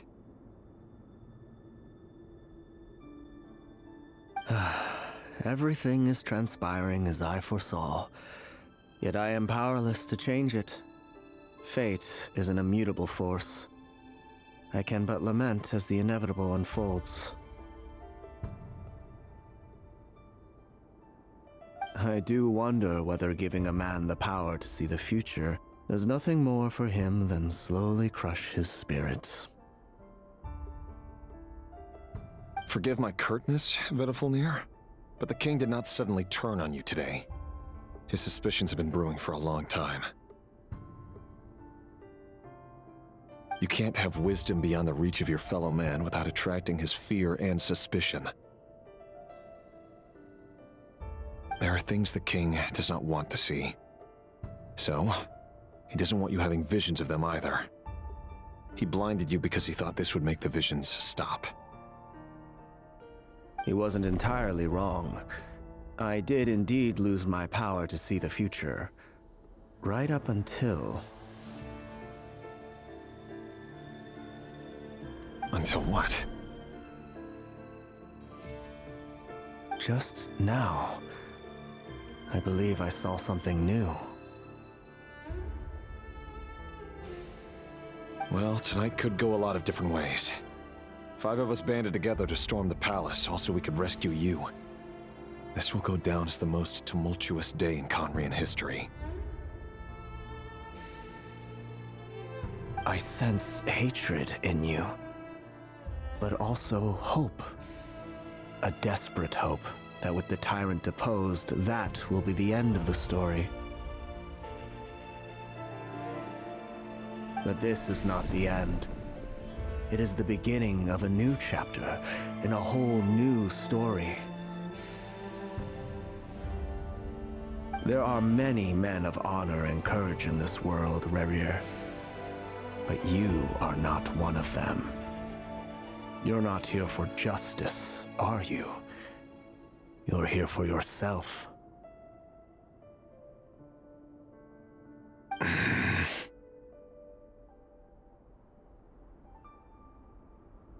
Is that a dagger?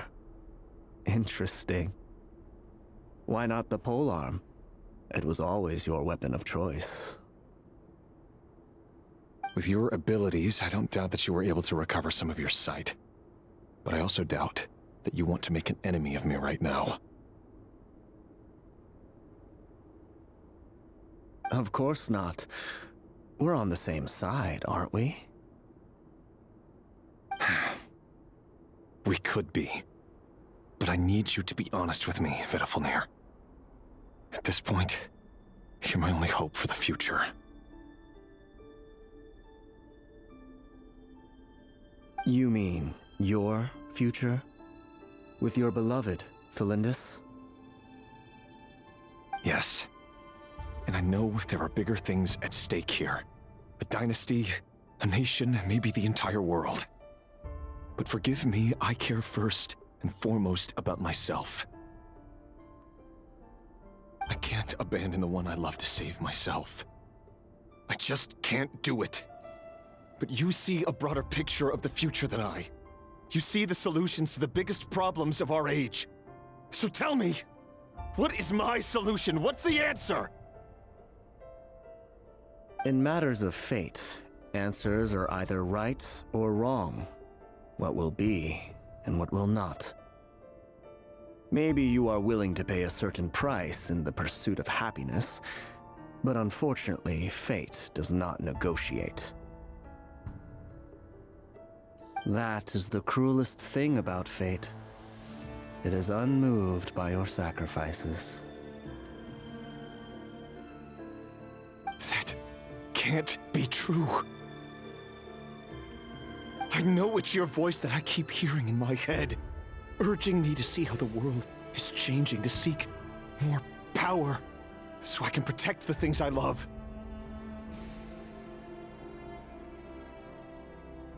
You show me disaster, but you won't show me how to avoid it? Why? Why are you doing all this? My voice. In your head.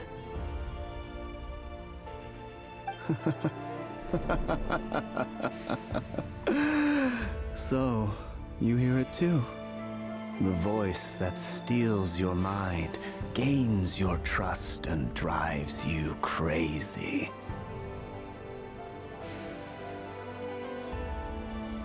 It turns out that we are not so different, you and I. Vedifilnir just broke into the strangest smile I've ever seen in my life, as if he'd discovered some monumental secret.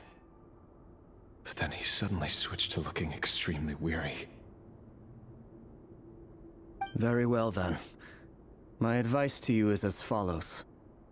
You must persevere. Whatever trials and tribulations you may face, be steadfast in the belief that they are your path to the future. For as long as you live, your story with Thelindis shall not come to an end. That is the only chance you have of fighting back against fate.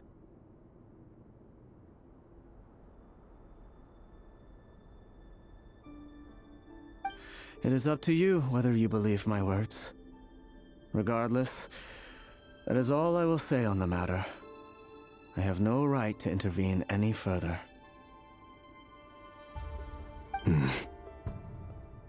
I will hold you to your word. Thank you for setting me free. In return, I will tell you one more thing that you cannot afford to ignore. Just then, a strange wave of energy rippled through the city. We had no idea what it could mean. If I were you, I would head to the Universitas Magistrorum. The Universitas? Oh no! I'm sure we'll be seeing each other again very soon, Rerir. Whatever Vedifilnir said, I didn't catch it. I didn't even help him out of the prison. There was no time to lose.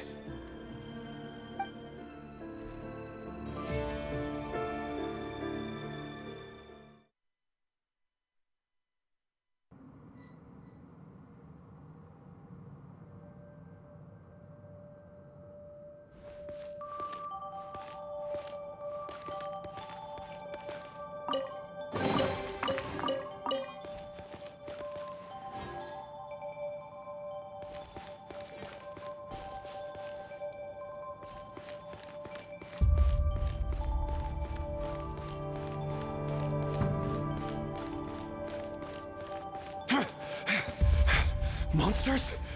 Is this Rhindaughter's doing? Or the Universitas Magistrorum? Out of my way!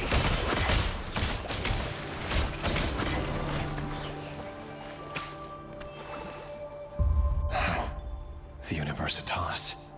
That reminds me of a rumor I once heard. Allegedly, the king installed secret mechanisms in the palace and around the city. No one knows where they are or what kind of power they hold. But if they were ever going to activate, it would probably be on a night like tonight. Help! Help! Hold on! Don't let them anywhere near you! Save me! I can't! Ah! That sounded like an explosion. So, the rumor is true? The king really went through with it. What other means does the king have at his disposal? They must run on power from the Abyss. And given it's a major center of Abyss research, anyone over at the Universitas will be in grave danger. I have to hurry!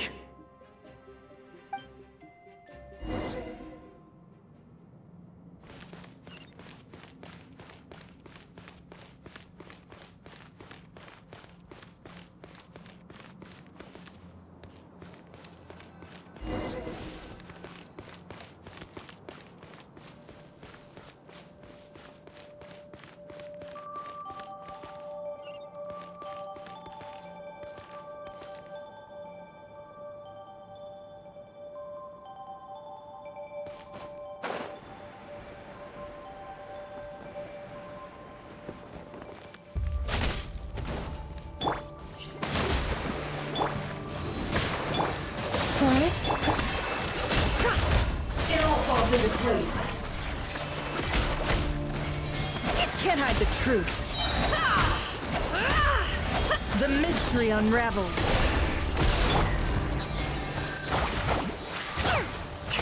No more lies.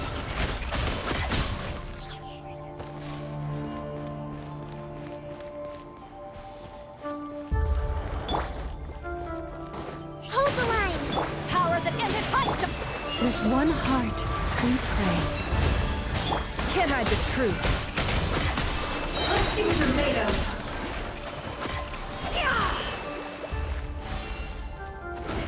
It all adds up. Allow me! For the everlasting forest, you poor lost...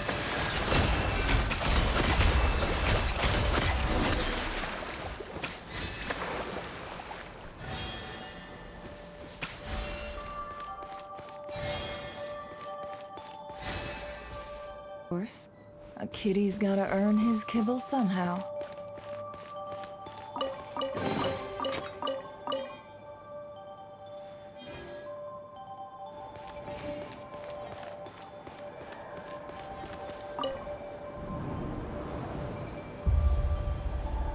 Monsters! At the Universitas Magistrorum? Why now?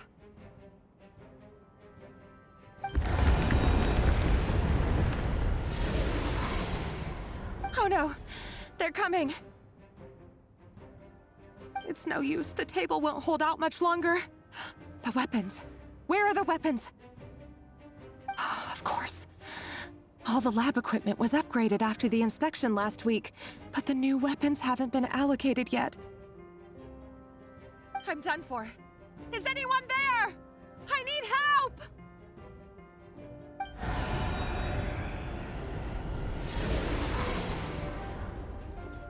Ah! Stay back! Please stay back! Please!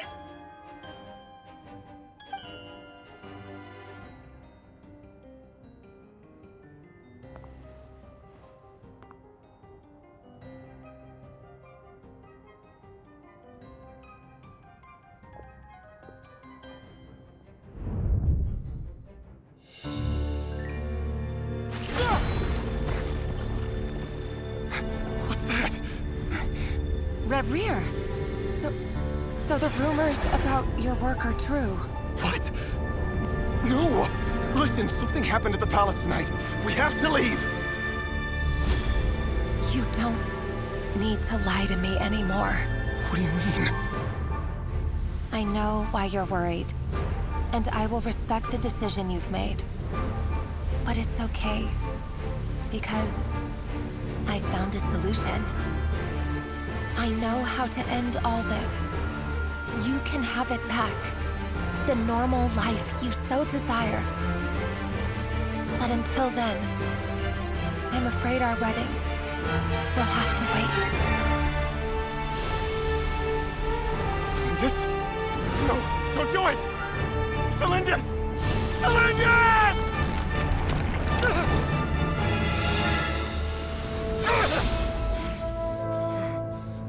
I told you, Reverie. Let her go. You will find someone better. No! No, I won't do it! I have to save her! By what means exactly? A lowly pawn. You lack the power and the strength of will. Do you know a way? Tell me! Come to the palace. Join us.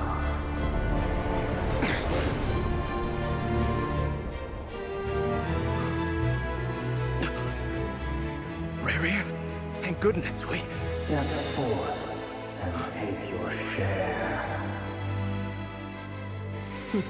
You made it. Not you too.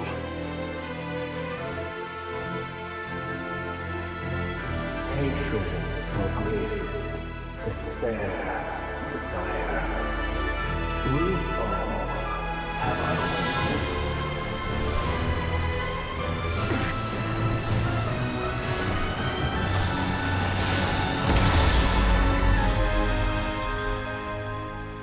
Rear.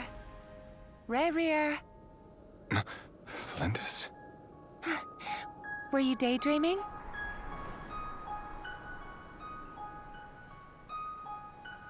You still remember, Rear? That question you asked me a couple of weeks ago? Oh. You mean the proposal? Yeah.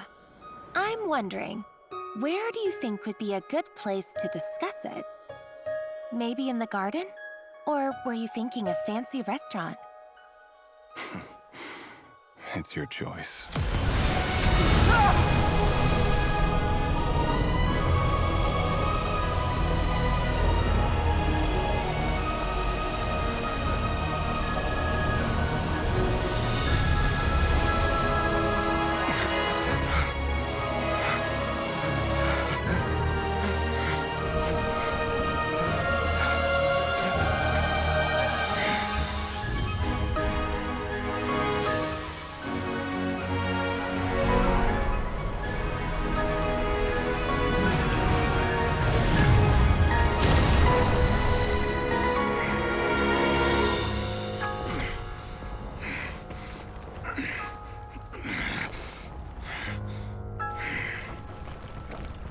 I will find you. And then, you can give me your answer.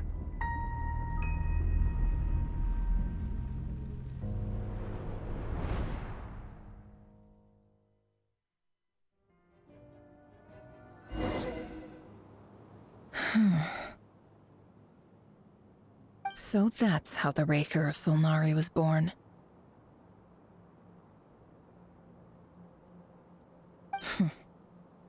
A monster created by circumstance is a monster all the same. Viewing other people's thoughts for too long can get uncomfortable. Right now, I'm feeling a strong sense of loathing. In a nutshell, the story of Conria is what happens when the truth falls by the wayside. Everyone tells little white lies, and before long, you have a huge pack of lies that destroys everything.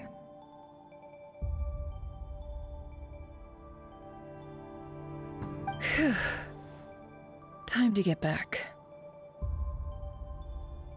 His past is filled with sorrow, but the tale of any fallen civilization is one of endless tragedy. Cruel as it may be, that was Conria's fate.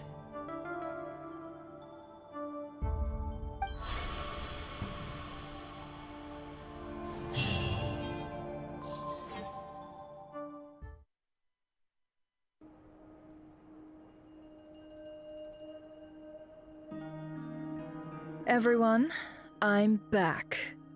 Can I get a standing ovation?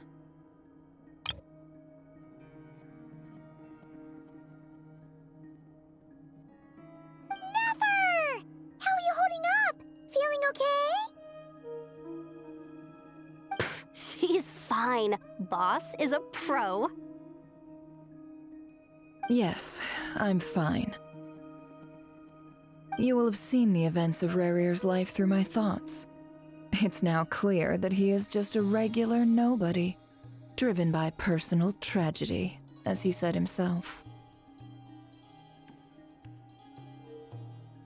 I mostly agree.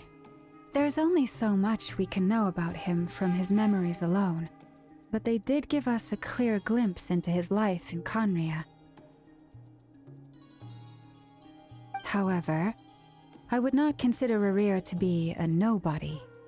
He was deeply involved in the events of that era. Yet, when the catastrophe of a generation strikes, nobody is safe. Sounds to me like you're speaking in riddles again. Is this you urging me not to abandon the people of Nodcry in their hour of need? That's not what I meant. Although I do hope you choose to remain a part of the plan. Without you, the mission ahead will be all but impossible. Then try to remember that I respond better to the carrot than the stick. and I don't appreciate being bossed around. Now, as for you, Missy, you were excellent. You stuck to the rules of the ceremony and kept your mouth shut the entire time. Bravo. Cool. So, can you fill me in on the deets now? Most of what I saw went right over my head. Patience. You'll hear the whole story, don't you worry. But let's meet up with the others first. It will save me narrating it twice. Yehoda? Yes, boss. Let me get that door for ya.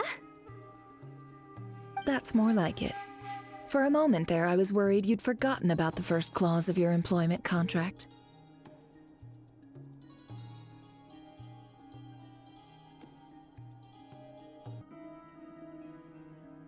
Forgive my curiosity, but what does the first clause say? It says I gotta do the annoying stuff that boss is too lazy to do for herself. Like opening the door, pouring the tea, yada yada.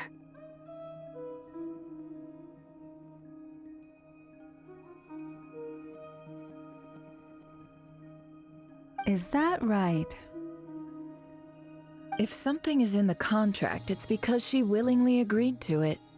Rest assured that the Curatorium abides by the very strictest of labor policies.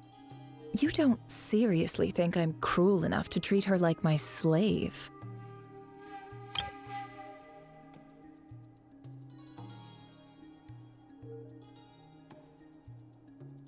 In any case, I've hardly shied away from my share of the work today.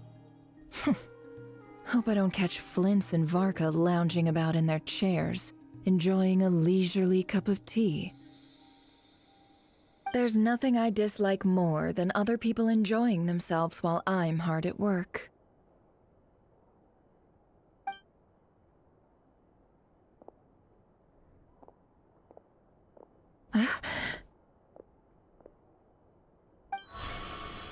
Oh no.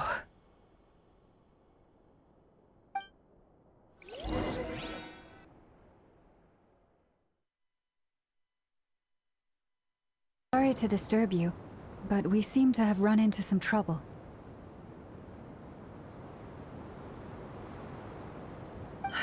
Evidently so.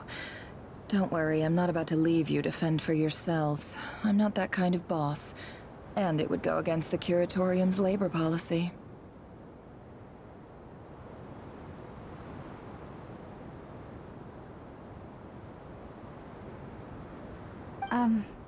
I'm sorry. What did you hear me say? I wasn't talking about labor policy.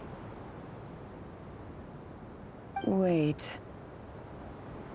How long have I been standing here? Not long. You just appeared by the door a moment ago.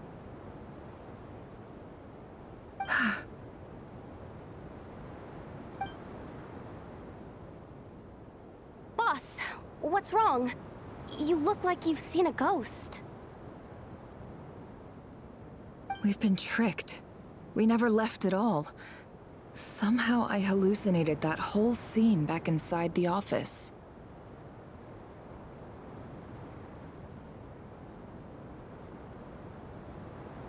Hallucinated?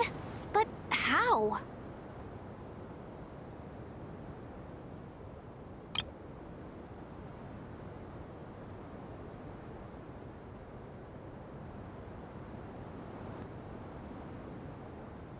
How indeed.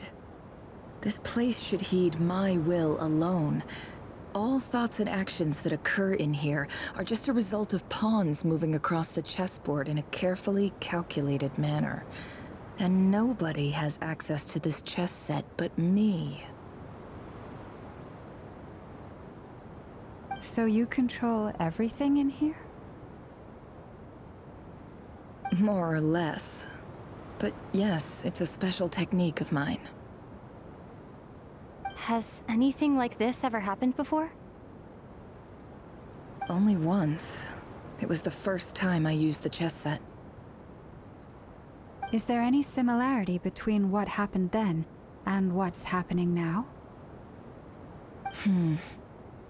I suppose my thoughts are a little turbulent, which was also the case my first time.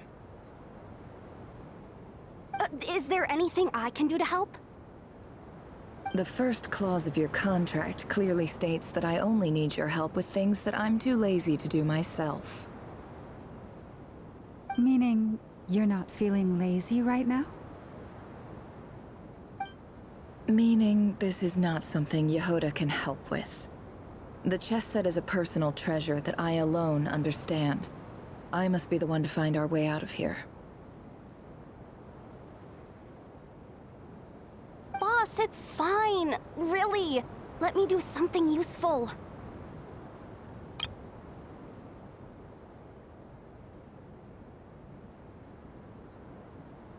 Oh, listen to you.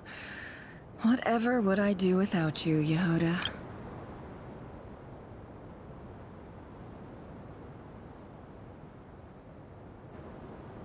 What? Really? Yes, really. Where would I ever find another employee as obedient and servile as you? God forbid anything ever happens to you. Oh, okay. Well, anyway, I was thinking of fetching some water. There's gotta be a source around here somewhere.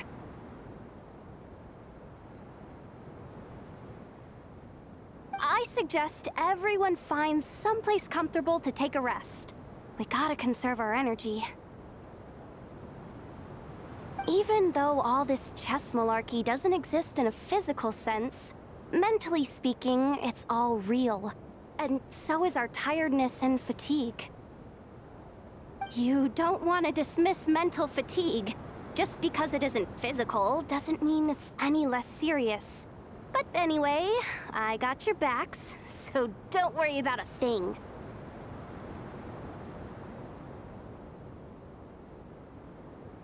Don't I have the best employees? Jealous much? If we can find a suitable time, I'd love to borrow Yehoda for a day to help out at the Frost Moon Scions. Would you be amenable to that, Boss Neffer?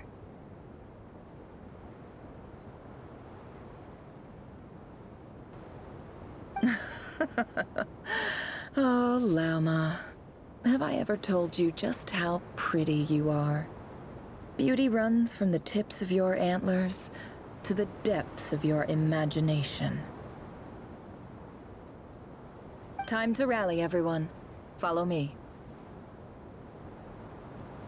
As we continue our journey, the same rules will apply. That means stay focused and no talking no matter what we encounter. And don't disturb the chess pieces. You have my word that I will get us all out of here.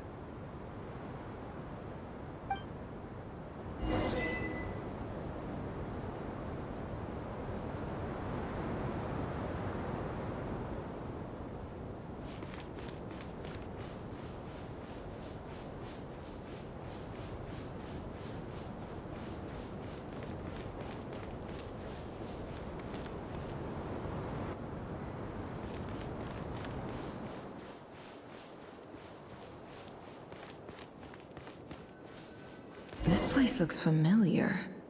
That's not a good sign. There's someone up ahead.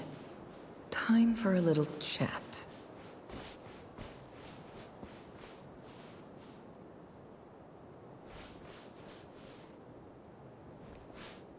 I wasn't expecting visitors at this hour. Wait, is that? Oh, it's him. There you are!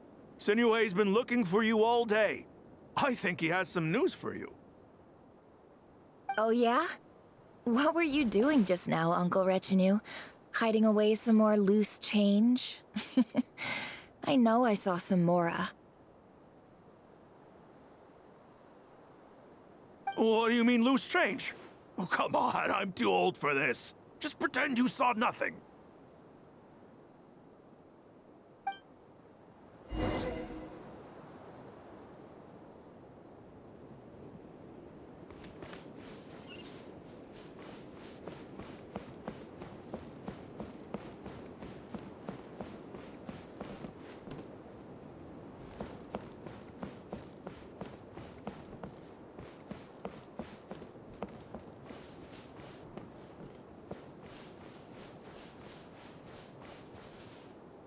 Hey, kid.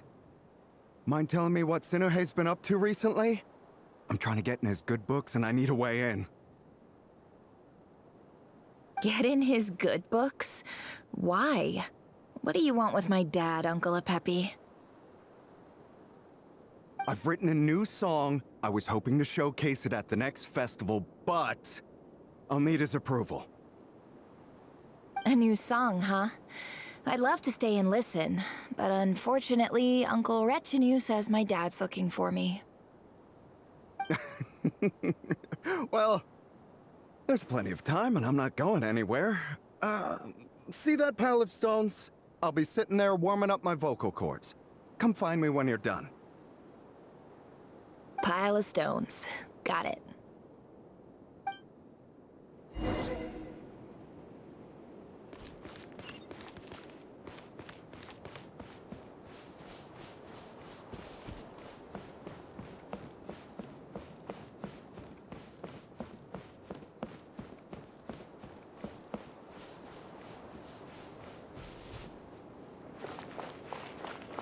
Hi, Dad. Uncle Retinue said you were looking for me. Ah, there's my little princess. If you'd gotten back just a little sooner, you could have shared the spoils of war with me. Spoils of war? Who were you fighting against, Dad? It was just a figure of speech.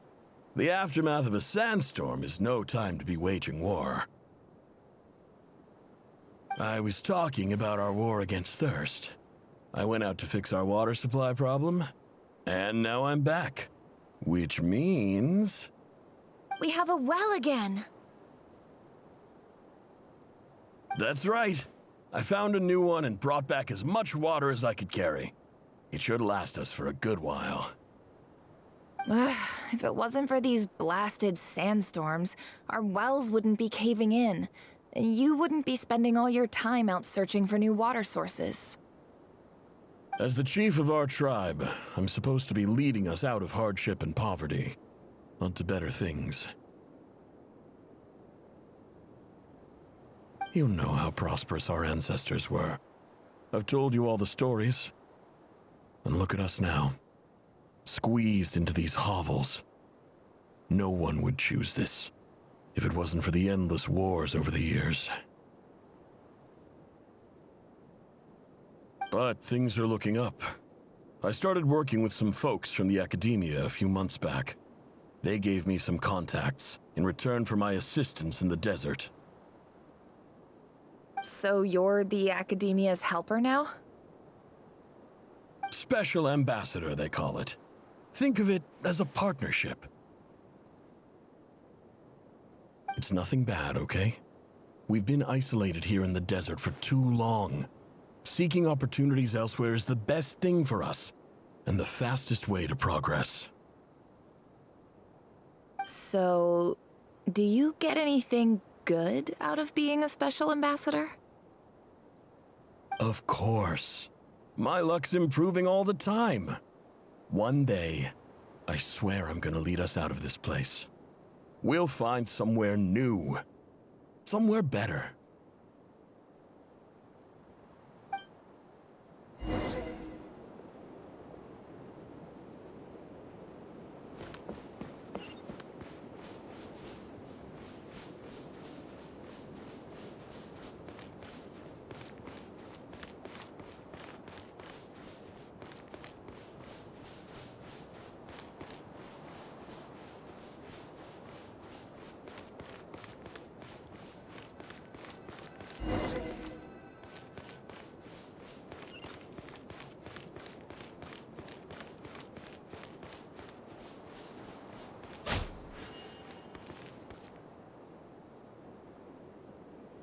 That's our well, and you know it. You stole from us. Well, you've gone from chief to thief, and now you have to face the consequences. Did you really think you could take our water without permission and get away with it? You're either brave, stupid, or both. And that Special Ambassador Act? Yeah, nice try! We spoke to the academia. They said it was all news to them. You're a liar and a cheat!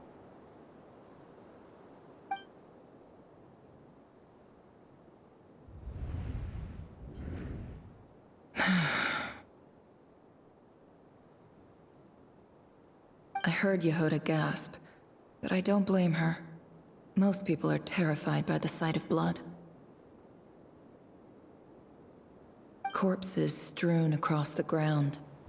The wounds are clearly from scimitars and daggers. The desert dwellers' weapons of choice. There's a handwritten note on the ground. Let's see what it says. Halil, this is Sinuhe, chief of the Shimti tribe. Surely you remember me. I was the one who helped you and your colleagues avoid the quicksand in the desert. This is my second time writing to you. I assume my last letter must have gotten lost in the mail, as I didn't receive a reply. I hope this one makes it to you safely. I'm writing to you because I need some help. That sandstorm the other day completely blocked up our well, forcing me to look for another water source in Iab and Unut territory. It was a matter of survival. Praise the gods. The well of the Iab tribe was intact. It was my last resort. I drew what water I could and left, but not without being spotted. I fear they will retaliate. You told me to write to you if I ever needed help. You said you'd be my ally in the academia. I urgently need you to formally recognize my title of Special Ambassador and send some of your people to assist me for a few days. It's the only way I can convince them that this was the academia's decision and prevent them from retaliating. This is an emergency. Please send help as soon as possible.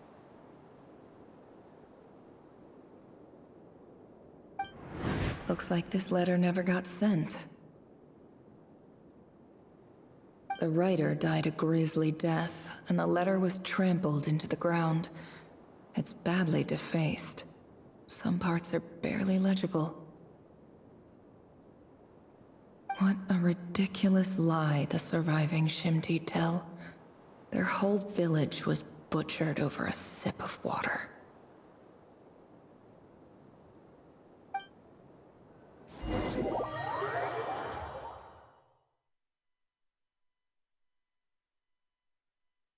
Ah, officer. Welcome. Welcome to our humble village.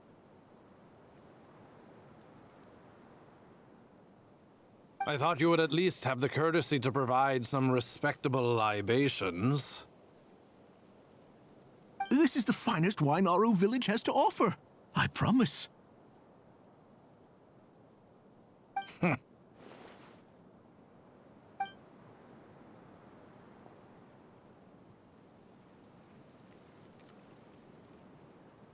The Academia has agreed to reserve a single space for a candidate from your village. But I remain skeptical of this entire endeavor. I highly doubt anyone in this desert possesses serious academic potential. Please, have faith. If not in us, then in our god. The child we found shows great promise. I beg you, take her away from this place. Give her a chance. Don't let her talent go to waste.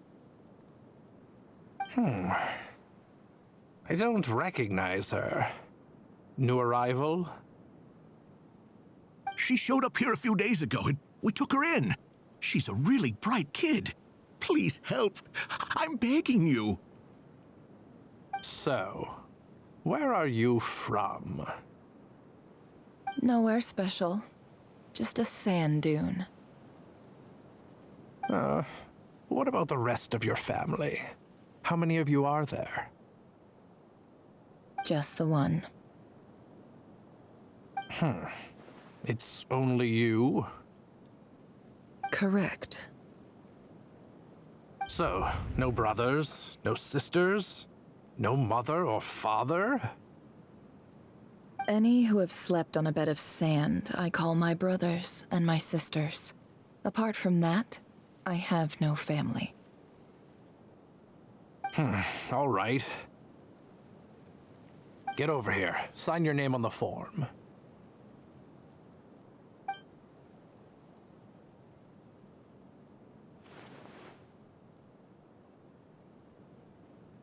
Neffer? You're rather fair-skinned for a desert dweller.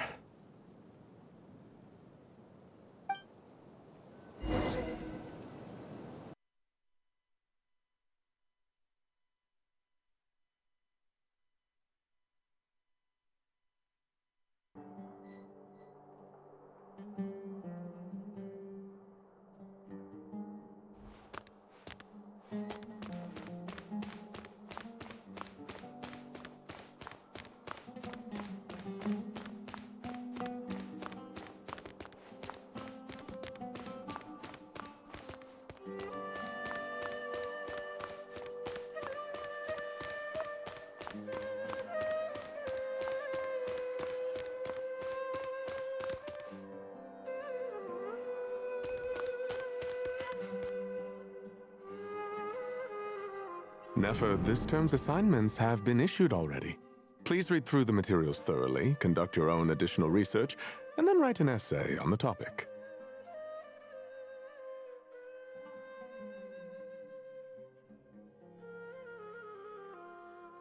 Yes, Professor, I'm aware.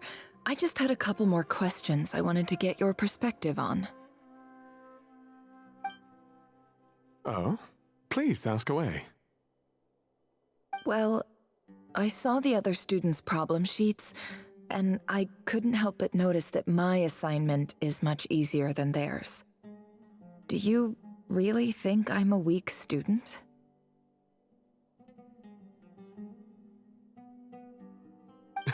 A weak student?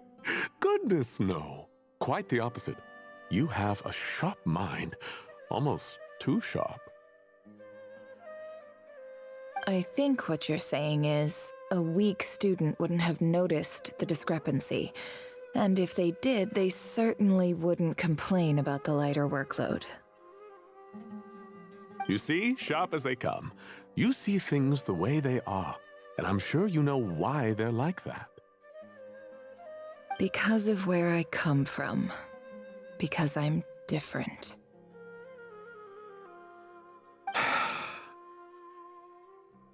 I'm sorry, Neffer. I don't like it any more than you do. It's just... Anyway, you said you had a couple of questions. What's the other one?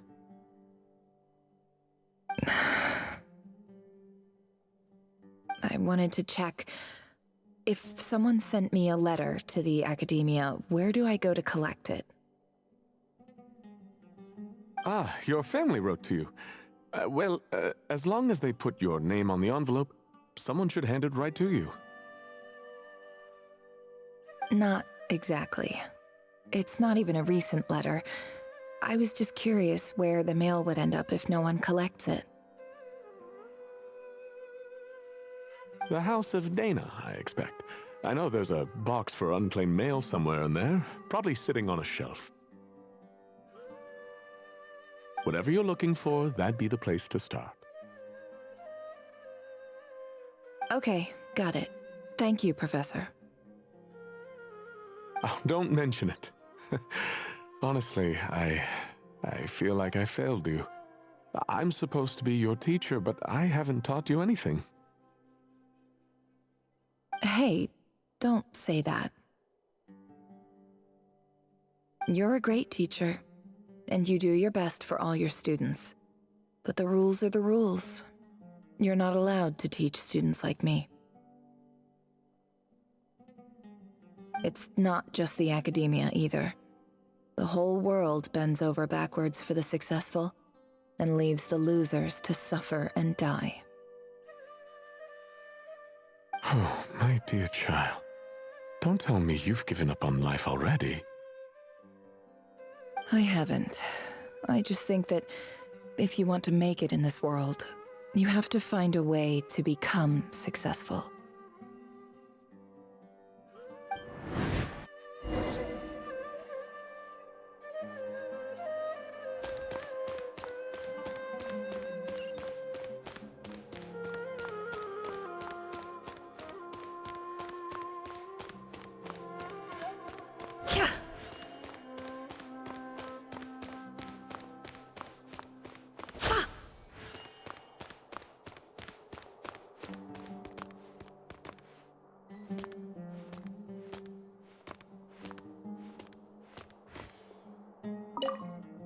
This must be it.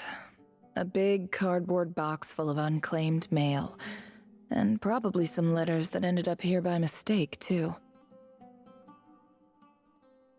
Let's take a look.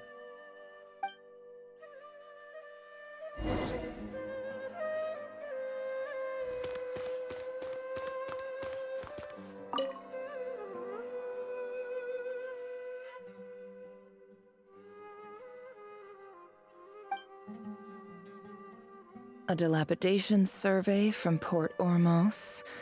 Looks like it's from a Core of 30 representative. What a strange thought. A bunch of mercs losing sleep over rundown buildings.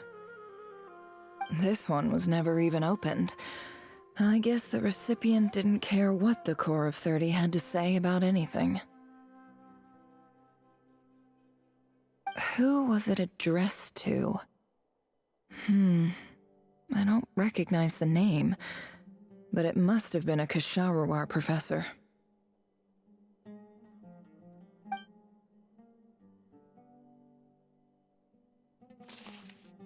This one is addressed to the Amorta Sage.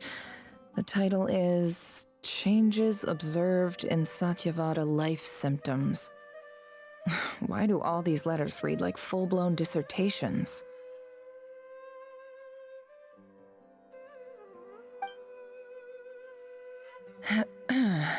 Guided by the incense, we became lost somewhere in the forest. All the barriers between levels of consciousness disappeared as our minds soared around in circles, looking for a branch to seek refuge on. In clinical terms, these symptoms fit the description of incense poisoning. The Amorta Darshan strictly prohibits the use of hallucinogenic substances, but I believe there are still people getting away with it. For example, my neighbor who always breaks out into song and dance after using incense. This seems like something the academia would want to know about. Why wasn't it collected? Wait, what's this written on the back? It's so small. The note says, "The sender authored this letter while under the influence of mushrooms. I would send it back, but no return address was provided. Stamped by the Grand Conservator of the House of Dana."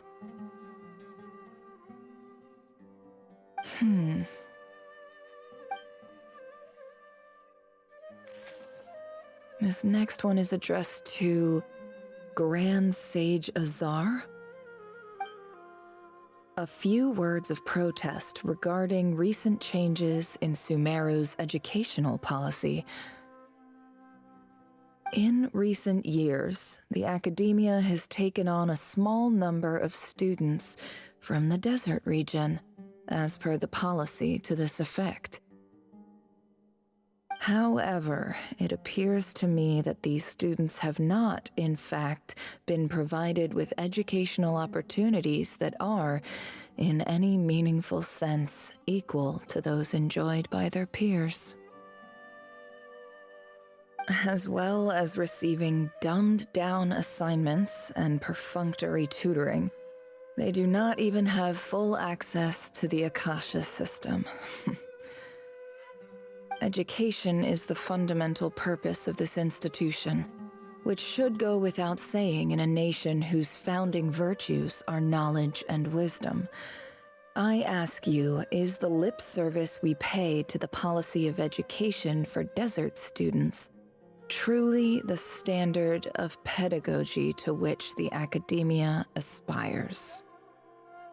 As Grand Sage, policy decisions are your prerogative. But do not forget your roots. You and I were once students too, as was everyone else in this institution. I do hope you will give some serious attention to this matter.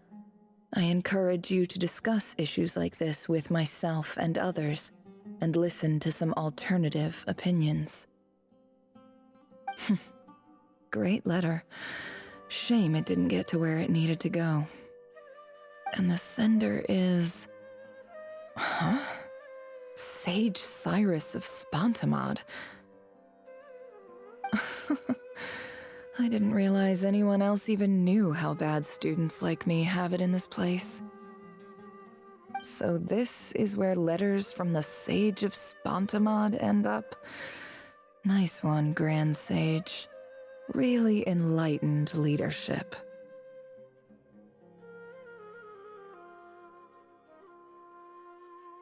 Whatever. This isn't what I came here for. Moving on. I'm not exactly holding out hope that a letter sent from the desert would even make it here. But if it did, where else would it end up if not in this box? I can't believe how much discarded mail there is. Must have been years since someone last went through it all. And this is just one box. The whole House of Dana is boxes on shelves. I don't believe for 1 second that any human being has sat down and read through all the documents in this place. Who has that much free time on their hands?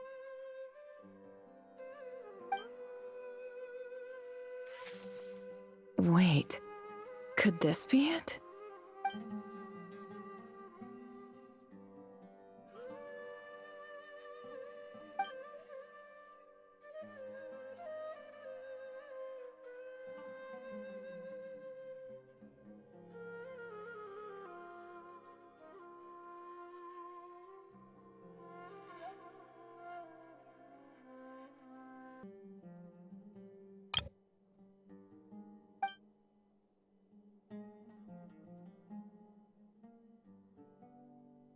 Greetings, Halil.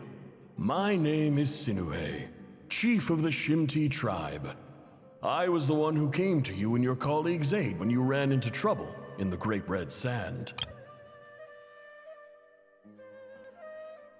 I don't know how well you remember it now, but I brought you to safety and gave you some water and other supplies. You seemed very pleased and told me your name.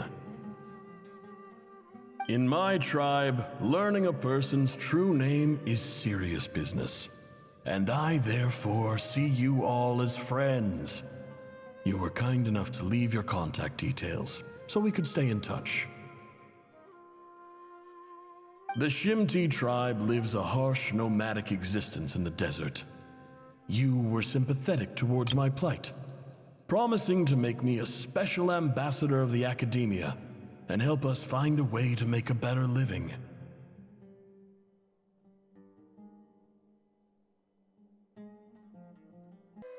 This brings me to my reason for writing.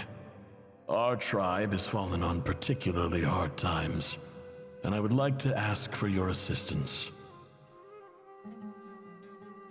There was a terrible sandstorm a few days ago, which blocked up the well in our land. To ensure my people's survival, I had no choice but to venture into Iyab and Unut territory in search of an alternate water source. The Iyab and Unut are descended from the Thamudians, while we trace our ancestry to Tulatala. We worship the Lord of Flowers and have had relatively good relations with our fellow tribes up until now.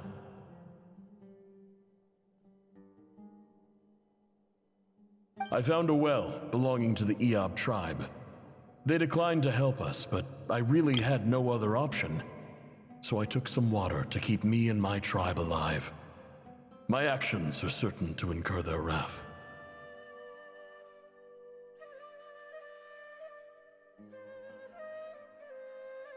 When we met, you assured me that you would be my ally in the academia.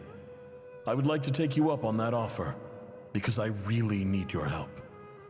I wonder if you could send an academia representative to meet with me. That aside, the last time you were here, you mentioned that the academia had started accepting students from the desert, and I told you a little about my daughter, Nefer. We have next to no resources here in the desert, and my power and influence are limited. Would you consider enrolling my daughter at the academia? She is a smart girl. I know she won't disappoint you.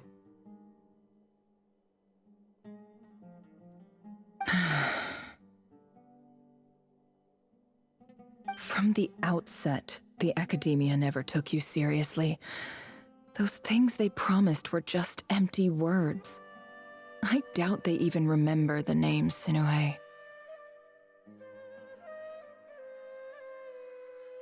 And you were so emphatic that your luck had finally changed for the better.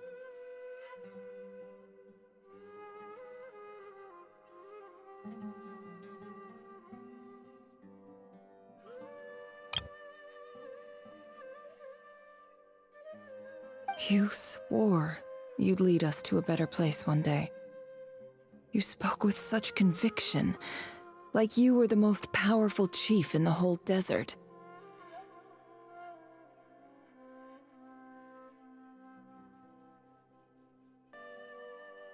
You liar. You lied about everything. You promised the world and delivered on none of it. And who fell for it? Just me, by the looks of it.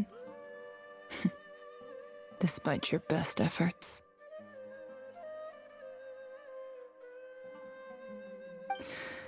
Which makes you a pathetic liar. You weren't even any good at it. I think I'll take over from here. Let me show you how it's done.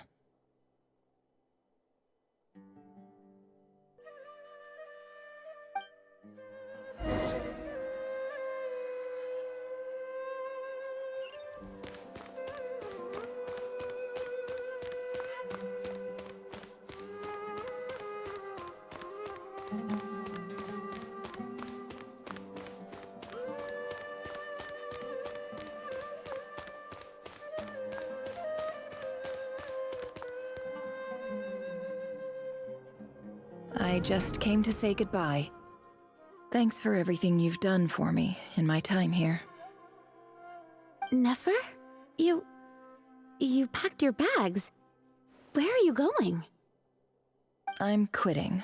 Something's come up in my hometown. Gonna head back and deal with it. Huh? But this was a hard-won opportunity for you. You know that better than I do. It was, but it doesn't matter. I have more important things to deal with, and they can't wait. Oh, and I didn't want to overfill my bags, so I left some incense on your desk.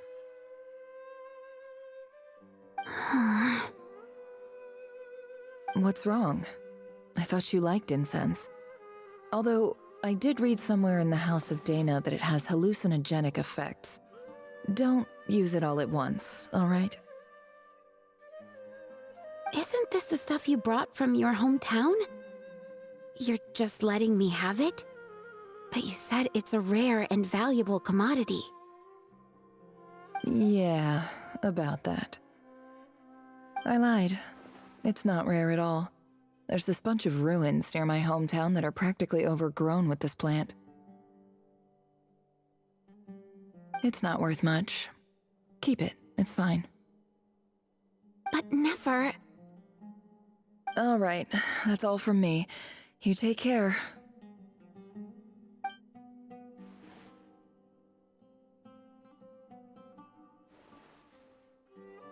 Don't forget me, okay? I mean, we're more than just classmates, right? We're friends.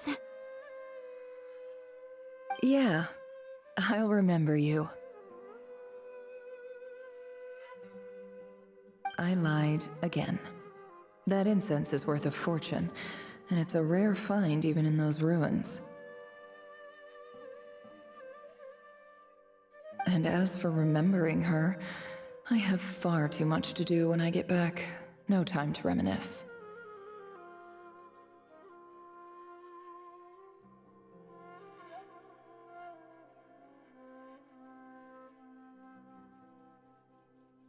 I'll be lucky if I even make it through this alive. But either way, I expect I'll forget you pretty quickly.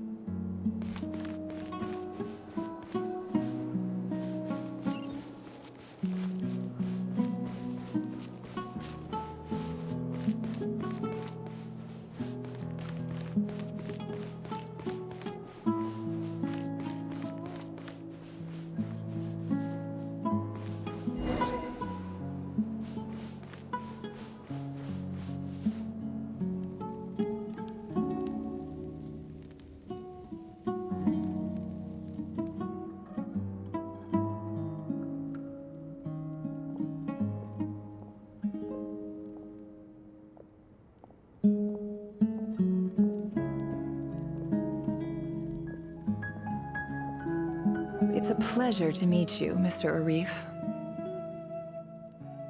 So, what does the Academia want? Since they've sent their special ambassador, I assume there's a big business deal to be made. If not, I'd be very disappointed. Please, sir, lower your blade. You're lucky I'm the one they sent. Not all special ambassadors share my admiration for the Iab people. The ever-shifting balance of power in the desert reduced the once great civilizations of this region to rubble and sand. But the story of the Iab has a very different trajectory.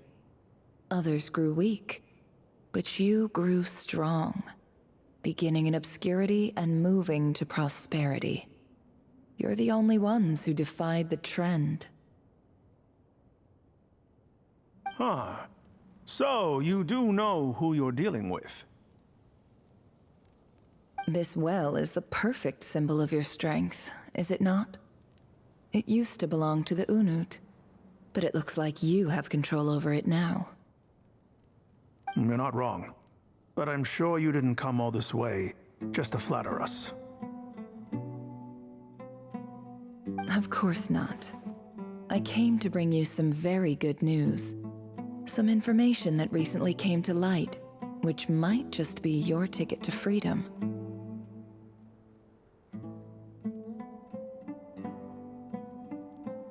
Records uncovered by the Vahumana Darshan show that a certain well currently under Iab control is built on top of some ancient ruins.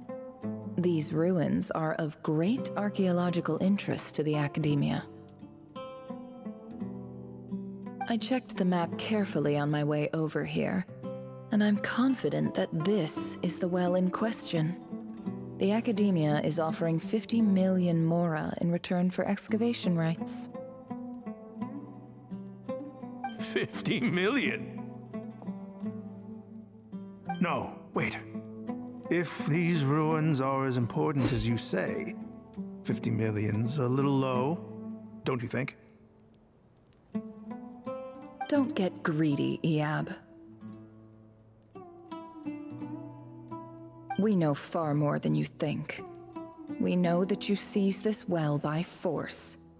Wasn't that the first step in your rise to power? To drive away the Unut and steal their water supply? So what if it was?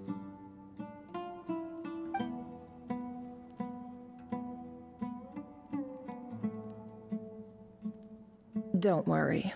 As unscrupulous as it was, it's something we're willing to overlook.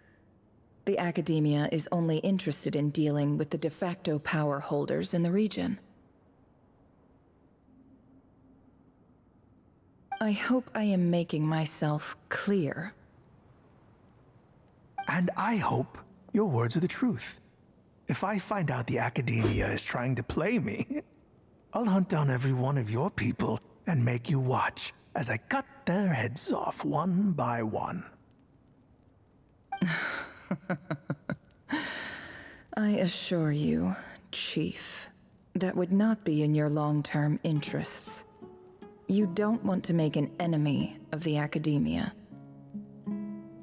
You see how I'm dressed, don't you?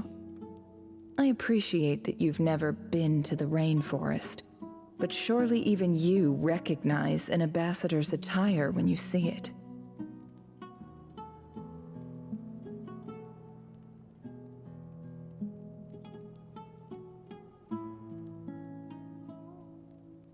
And what does a barbarian like you have to lose anyway?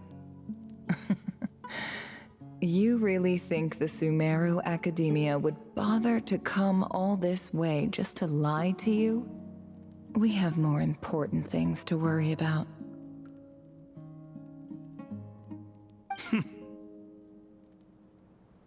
All right, I take your point. The Academia is the highest authority in the land. I'm sure you're trustworthy people.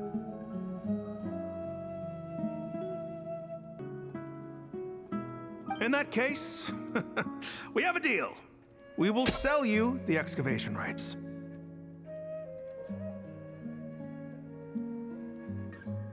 I'd like to thank you, Ambassador. This is good news indeed. Excellent news. In fact, it calls for a celebration. Would you do us the honor of staying a while and enjoying some Eab hospitality? Gladly. I am partial to wine myself, and I trust you are as well. So let's indulge in a few drinks together, in celebration of this momentous occasion.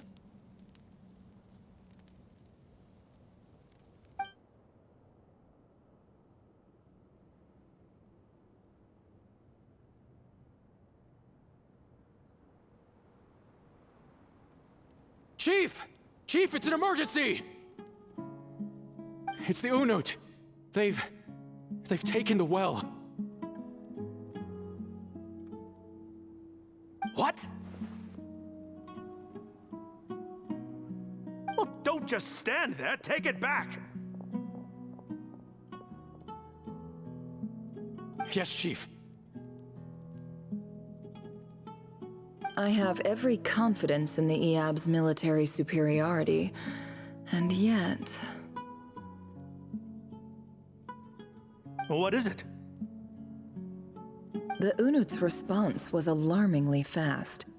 The day after we reach a deal, they seize the well. This can't be a coincidence.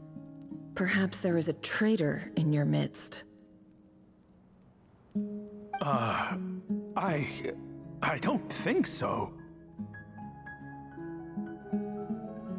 I am obliged to remind you, Chief, that the Academia will only deal with the de facto power holders.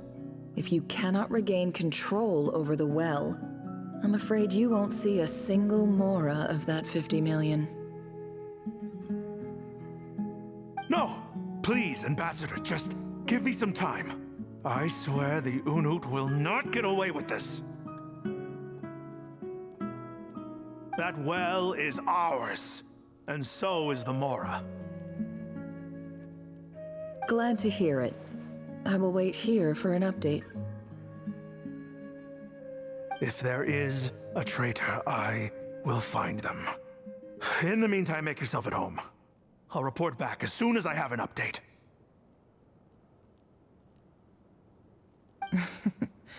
Much obliged.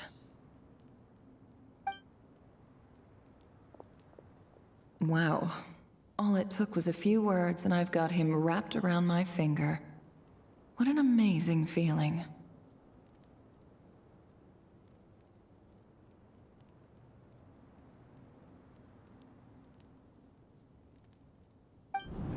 So, in summary, Ambassador, the Academia would rather negotiate with our tribe instead of the Eab, yes?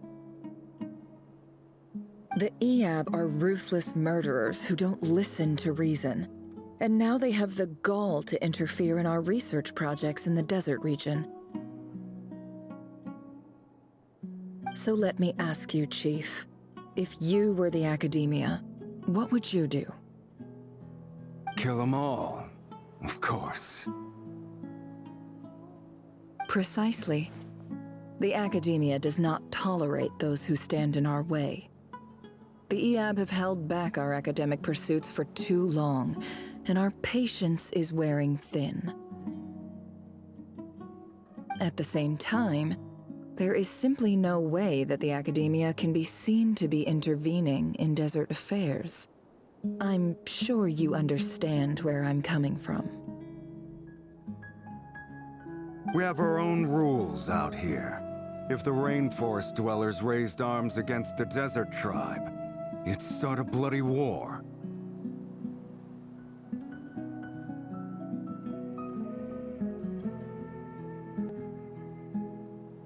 Right. We can't confront them ourselves, but we can support their enemies. The Unut have always had strained relations with the Eab, which makes you our natural allies. Natural allies. Weren't the Eab your allies once? You were quick to send them after us to protect your interests back when we stole that water. And now look at you. You're at each other's throats.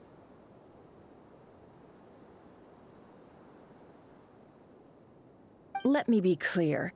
The Academia wishes to collaborate with the legally recognized rulers of the desert in this matter. We are asking for excavation rights to that well, and our offer is 50 million mora. Say no more. I believe we have an understanding. Good. Then I suggest you get to work. Get us access to that well, and the mora's yours.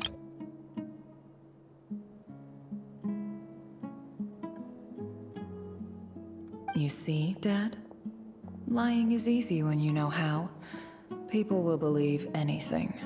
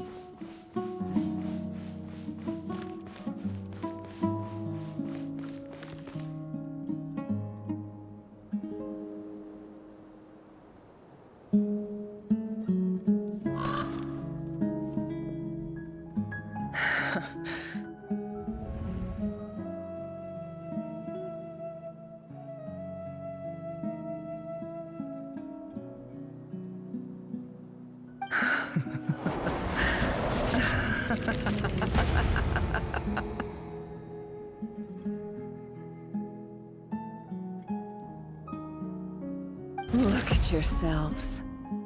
You may be vile, savage monsters, but your butchered bodies bleed like any others. You're no different. You're nothing special at all. The monsters who destroyed my home, they're just ordinary, petty human beings. What a joke.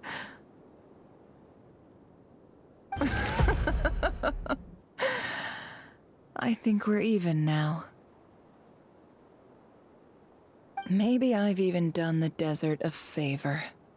It's a better place without all these people around. Oh, Sinuhe, my gullible fool of a father.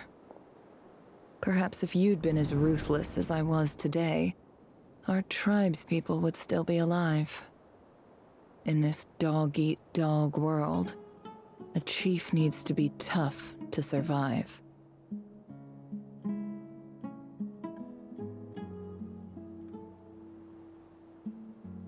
But you couldn't do what had to be done. So I did it for you.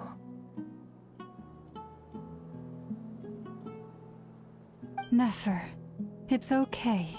All of this is in the past now. I believe I remember you promising to remain silent. Yeah, but even so...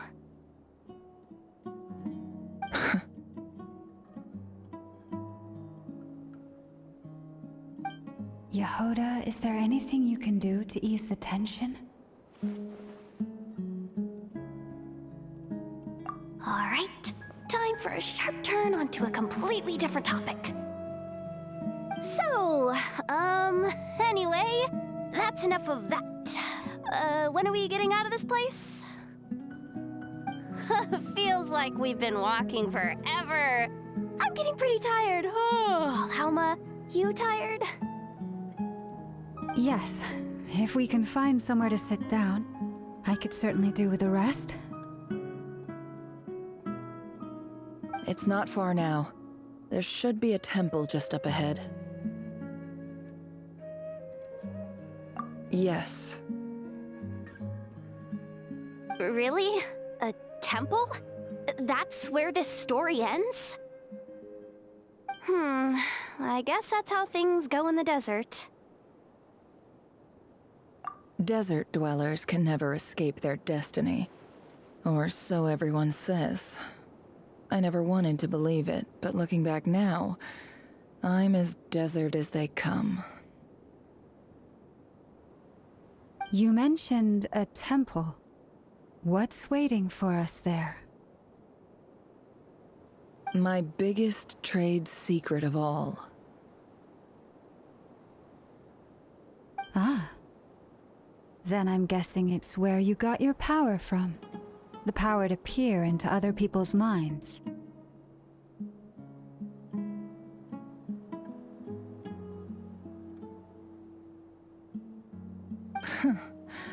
I didn't know you were clued up on any other religions. I'm no expert in the history of Sumeru, but since you come from the desert, I would imagine it has something to do with King Deshret.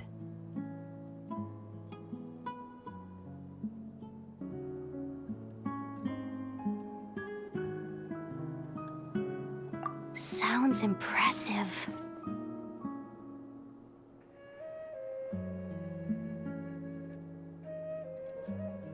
Oh, I know who you mean. General Mahamatra Sino. The spirit of Hermanubis dwells within him. That's Boss Nef for ya. She knows everything. Sino's hardly a figure of obscurity, but I know about Sethos too. What about him? Is he a big deal or something? Well, he's not a small deal, let's put it that way. Please, this is the bare-bone basics. Save the flattery. Thanks for your patience, everyone. I'm sure it's been a lot to take in. With any luck, that's our exit just up ahead.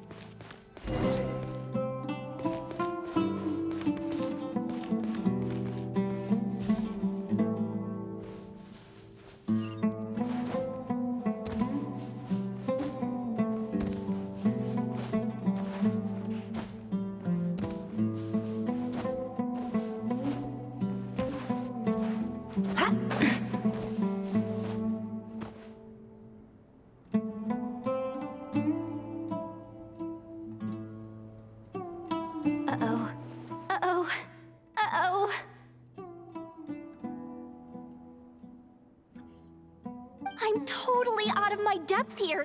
I don't have anything to add about any of this stuff. Like, look at that statue, for instance.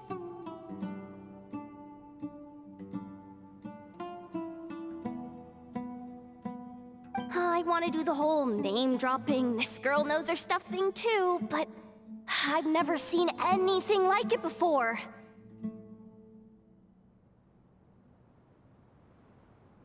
A statue with the head of a bird.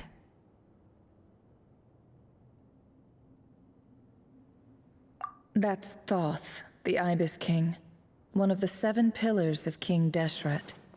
The legends say that he, the Crocodile King, and the Goat King were the 3 retainers of King Deshret.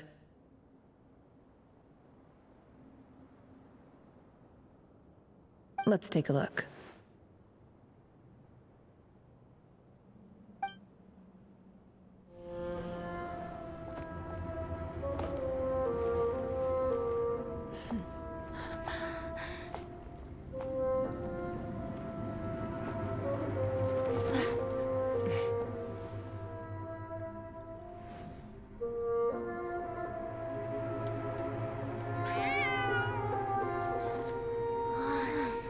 It's just Ashru. So, all is well?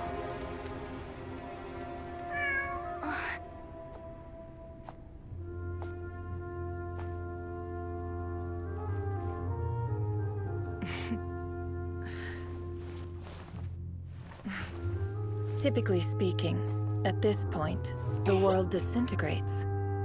Then we find ourselves back in the outside world. Besides, these are my memories. There's nothing to fear. You're sure? Of course. It's almost over.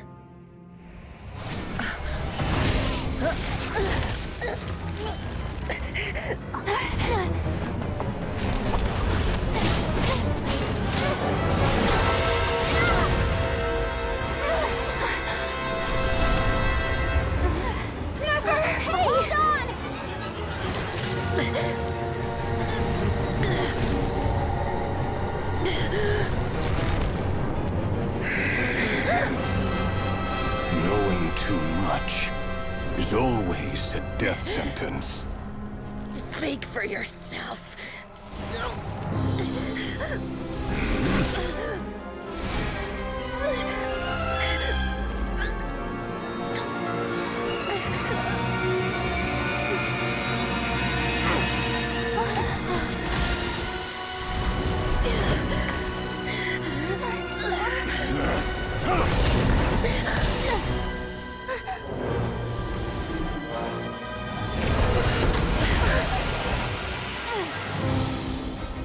How repulsive.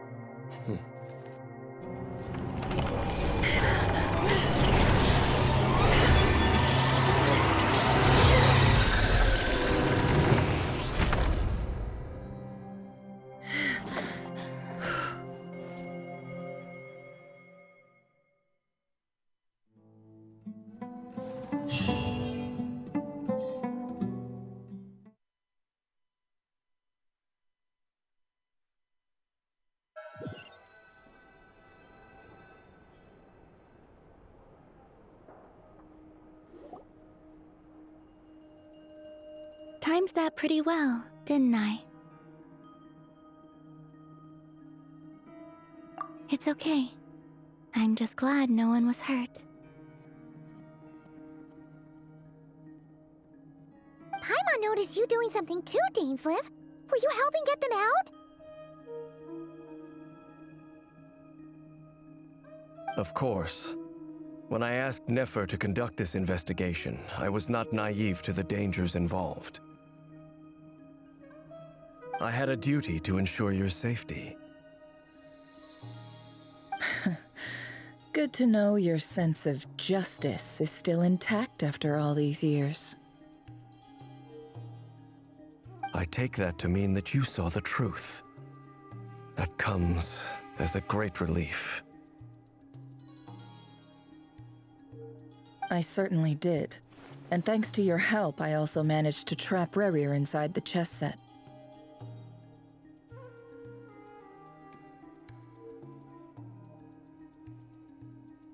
Whoa, really? How'd you manage that? Well, to be honest, I sensed that something was wrong long before we made it to the temple. By using this fragment to probe into Rerir's past, well, the monster formerly known as Rerir, it seems I alerted him. I was tracking him, then he caught on and started tracking me too. Can't say I'm surprised. But how did he track you through your thoughts alone? That shouldn't be possible. Rerir was a secret agent who reported directly to the Vinster King. He is an expert at finding a trail and hunting down his pursuers. No wonder. He infiltrated the chess set, read my thoughts, and built a new virtual chess set inside of it. That's why we weren't able to leave at first.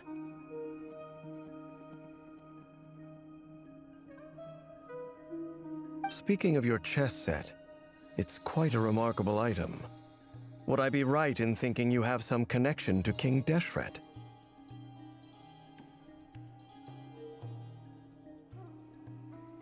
You overestimate me. I only have a connection with one of his underlings, the Ibis King.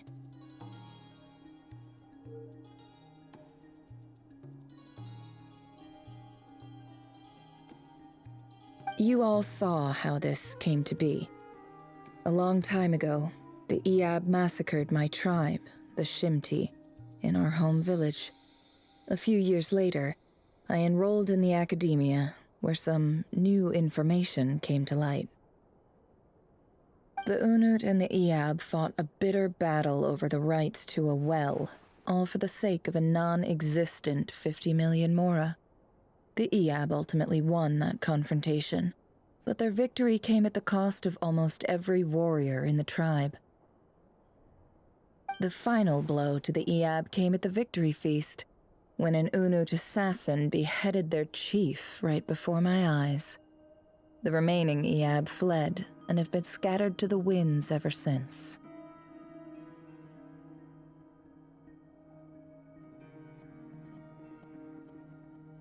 Having gotten my revenge, I returned to my hometown, where to my surprise, the nearby temple was still standing. There it was, seemingly immune to the relentless hostility of the desert, while my tribal home lay in ruins. As I stood there gazing at the temple, I noticed a cat just outside. This cat, as it turned out, was home to the spirit of the Ibis King. He led me to a gate deep inside the temple, and there he made a deal with me.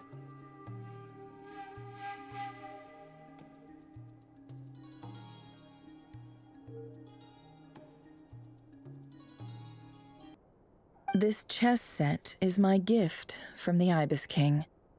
The chessboard within is made to the same specifications as the one in the mausoleum of King Deshret, and represents his power of piercing analysis.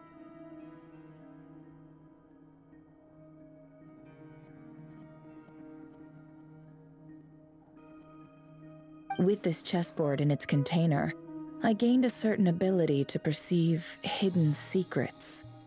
Now, you could conclude that the Ibis King simply wanted to give the people of this world the power to seek the truth, but I don't believe that's the full story.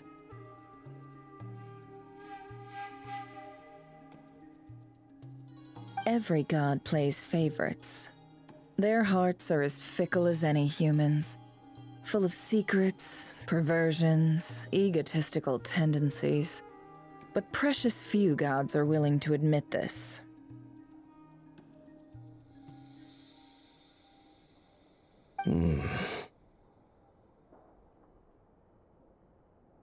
It is the same with all powerful forces, including fate itself. Their gaze falls preferentially upon a select few. As you rightly point out, this is an act of favoritism. If you're alluding to the Abyss, then yes, I agree. Gather the others. It's time to share everything I've learned.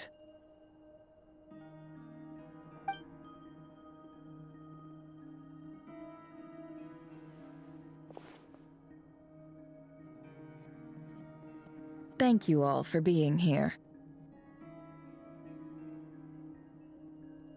As promised, I did some further investigating into the Reicher of Solnari's background.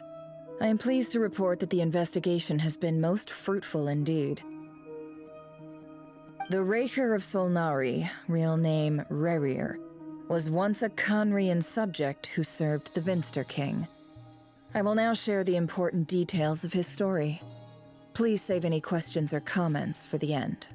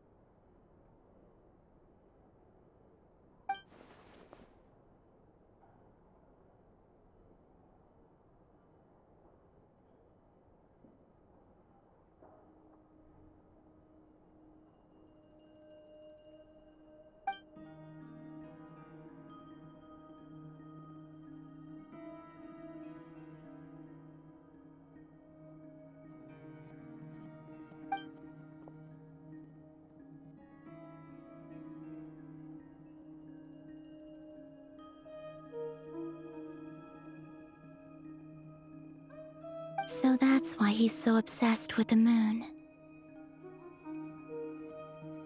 A tragic tale, to be sure.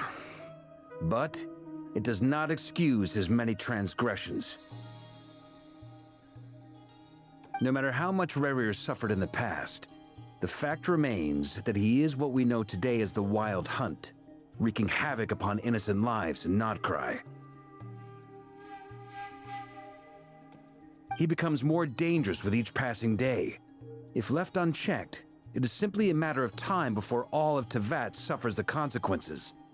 This is a threat that the Knights of Favonius cannot ignore. A question for Miss Columbina. Forgive me if this is presumptuous, but have you ever seen the spatial gateway that appeared in Rerir's memory? Never. But I have heard stories of something called the Moon Gate, and this seems to fit the description. Miss Lauma, any thoughts on this? In the lore of the Frost Moon Scions, the moon is believed to hold many secrets. Some sources speak of ancient knowledge, others of a gateway to the unknown.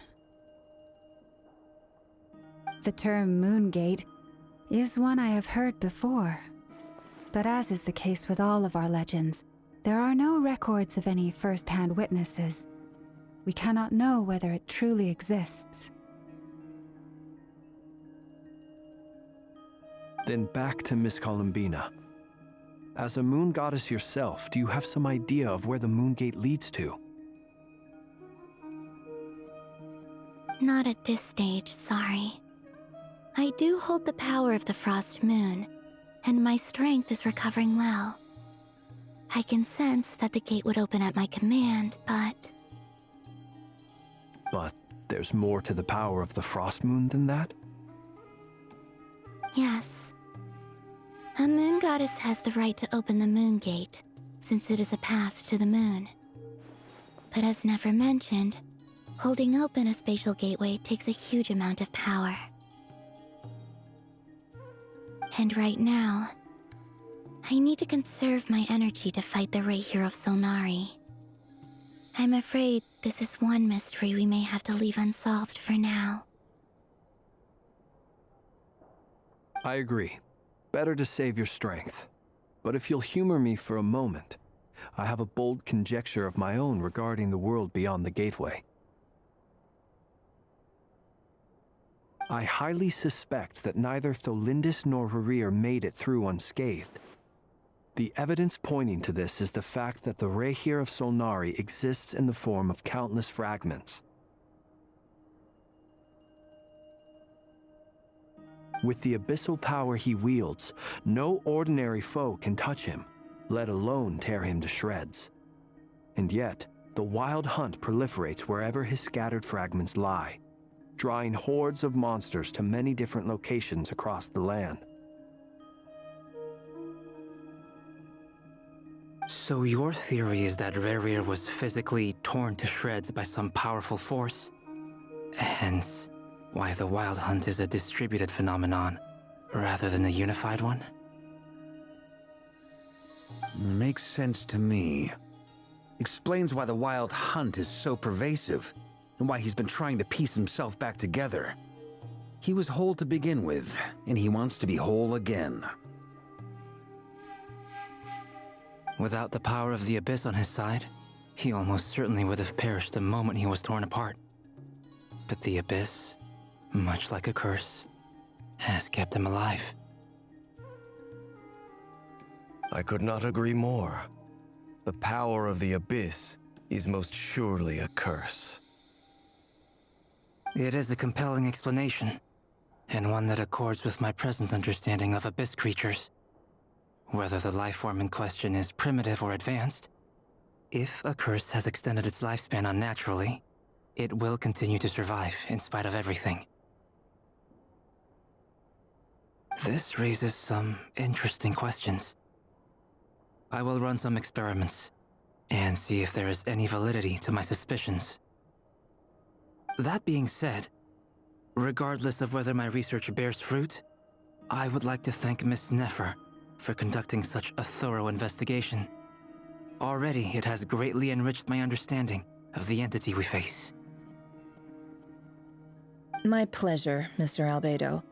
I too hope that the information I have shared today proves useful as we look to formulate the next stage of our plan. Hey! What is it, Dainsleif? You look really upset!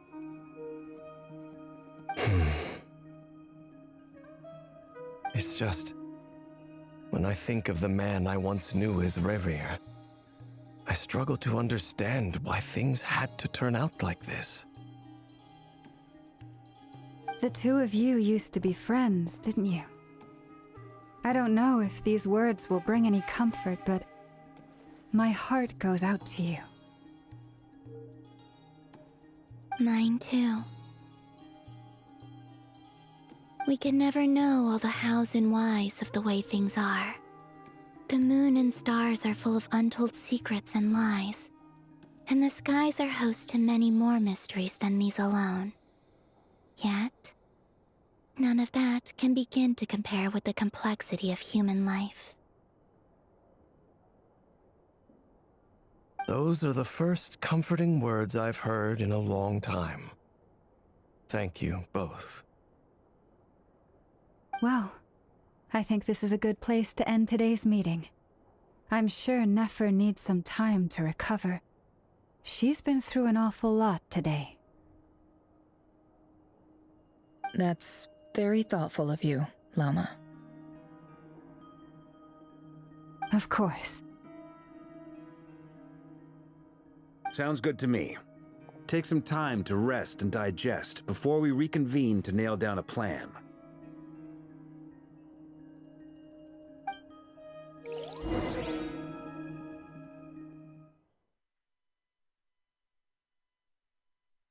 Is this a bad time? Hope I didn't kill the conversation.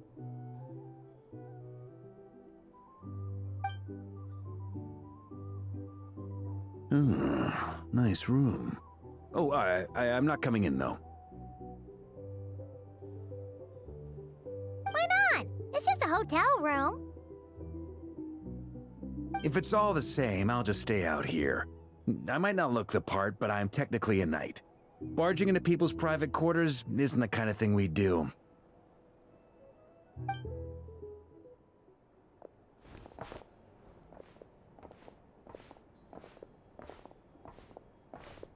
Anyway, Neffer went back to the curatorium to get some rest. But before she left, she shared some things with me that I thought you should be aware of.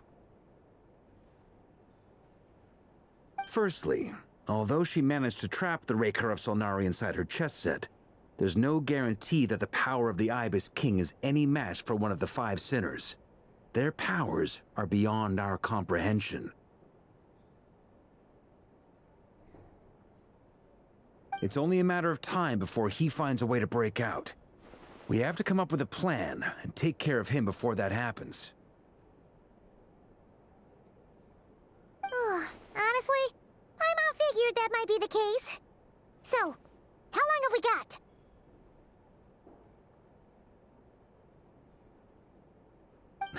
Well, I asked her that same question. She talked for a long time, but for the most part, it seemed like she was trying to convince me how precious her chess set is. What a long and storied history it has. It felt like some kind of sales pitch, you know? The kind where you end up handing over Mora against your will? Anyway, after all that, she finally answered the question. 2 days, at most. 2 days? Holy moly! Can we even recruit enough help in that time? That remains to be seen. Which brings me to the second issue. Dainsleif is obviously conflicted about this whole thing. But given how little time we have, there's no way we can pull this off without his help. You have some history with him, right? Do you think maybe you could talk to him for us? Great. I appreciate it. All right, on to item 3. So, Albedo, Durin, and I put our heads together and came up with a plan. Can't promise it's gonna work yet, but at least it's a start. We figured we'd bounce the idea off you first.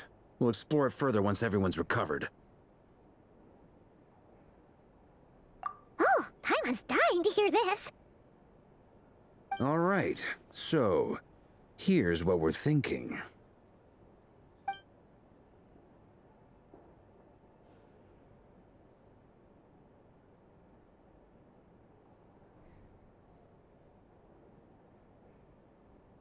We felt a little uneasy about roping you into this. I mean, firstly, you're not locals, and secondly, none of us are your boss. You're well within your rights to refuse if you so choose. Roping us in? Why would you even say that? We know the stakes here. It's all of us against the Rayher of Solnari, or none of us stand a chance. I choose my words very intentionally, I'll have you know. I like to think there's an art to striking a down-to-earth tone even when the stakes are through the roof. Sir Varka, I have a few thoughts about this plan. I'm all ears. I think we can be more flexible with how the roles are allocated. In my view, the most sensible lineup would be like this.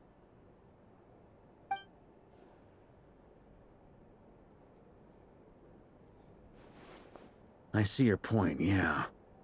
But if that's how we're going to approach this, you'd better make sure you're ready. To be clear, I don't doubt your abilities. Far from it. I just want to make sure. Are you really willing to take all this on? I want to do everything within my power. The Rayher of Solnari is a truly fearsome opponent, and if I do my part, it'll greatly reduce the risk for everyone else involved. Well, that tracks with what I've heard. Jean's mentioned in her letters that you're so diligent it's almost abnormal. As in, most people weigh up the risks and rewards in situations like this. But you seem to just march towards danger without a moment's hesitation. Of course, everyone appreciates a fearless pioneer. But all that aside, I'm the Grand Master of the Knights of Favonius, and you're our honorary knight. I want to make sure your courage doesn't come at the expense of your safety. Thank you, Sir Varka. I should be the one thanking you. It means a lot to have you on board. I'll give some serious thought to your suggestions.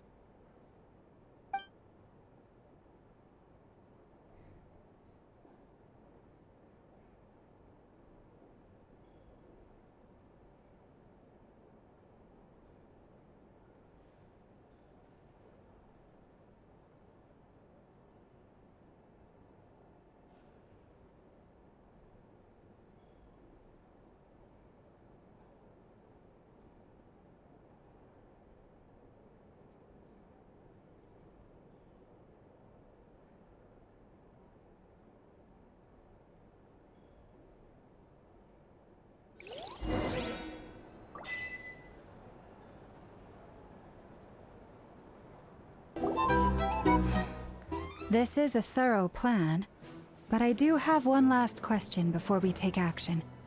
How can we be sure that our enemy won't leave the designated area? Great question. Albedo's been hard at work analyzing Rayher and the Wild Hunt's behavioral patterns. His conclusions are as follows. Firstly, from the earliest known confrontation until now, Rayher has never displayed any ability to manipulate the dimension of space. So it's unlikely he has any power in that domain. Secondly, he seems to have a particularly strong vendetta against our group. If we put him in a fight-or-flight situation, he'll choose to fight every time. Thirdly, finally, and most importantly, he is consumed by hatred, both for the moon and for his enemies.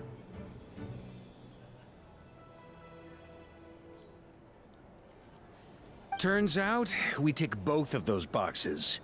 We have a reincarnated moon in our ranks, and a spy who accessed his private memories without permission.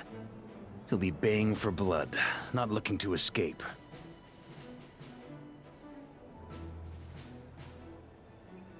As someone who's had their fair share of interactions with the Wild Hunt, those all seem like valid observations to me. Understood. Then I will defer to the verdict of the group. Well, everyone, that's the plan in full detail. Albedo and Durin are carrying out their part as we speak. Plan approved. Scheduling. Okay, any firepower you need, I got you covered. Let's light this baby up. The Frost Moon Scions are behind you as well. And the rest of you?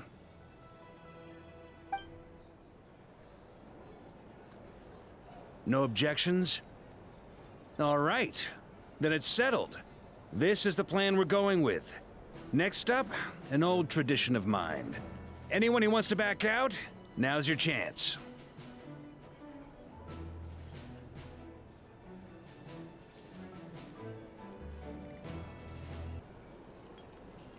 Wait, we can still back out of this? Everyone says things they regret, right? I don't want anyone feeling trapped because their mouth said yes before their brain had time to think things through. A very people-first approach. I hear that's common practice in the Knights of Favonius. Heh. Who'd you hear it from? D-Luke? We don't use people's real names at work. This contact will be known only as Owl, please and thank you.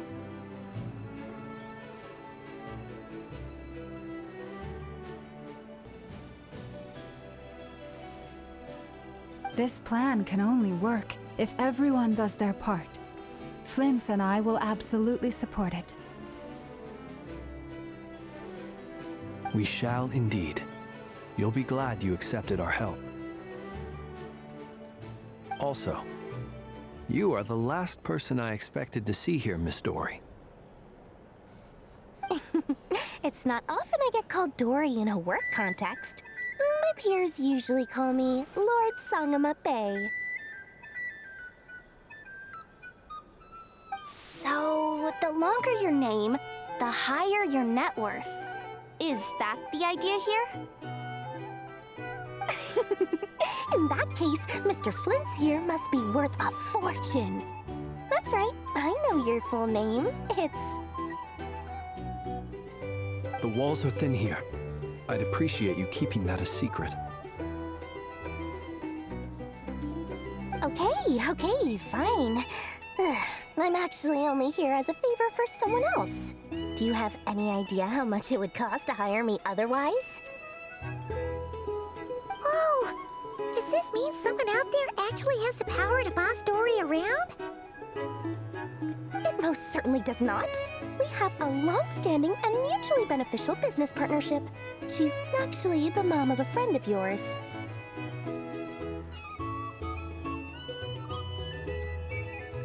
Said mom supplied me with a great little trinket, but now that lady's ruined everything. If I don't start building a little goodwill now, my whole business in Notcry is gonna go down the drain!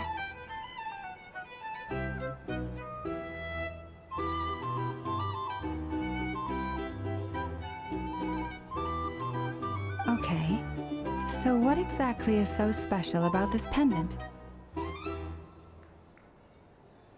It's a lucky charm that a great mage made for me. We have a business relationship, and she was worried that something bad might happen to me. So, she wanted me to have something that can store power to protect myself with.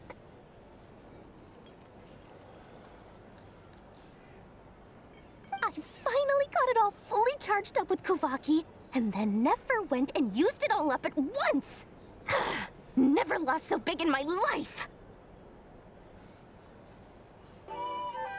You're right. It was all my fault. I didn't mean to drain all the Kuvaki in the pendant, but I'll make it up to you. You will? Well, in that case, how about you give me your chess set? And we call it even. I knew you'd say that. Well, it's yours if you want it. In fact, take it now, and I'll even throw in a free Raker of Solnari. Deal?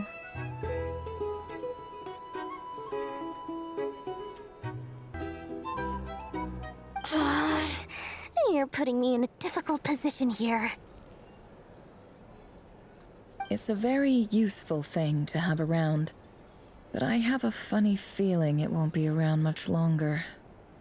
I guess we'll see in a couple of days.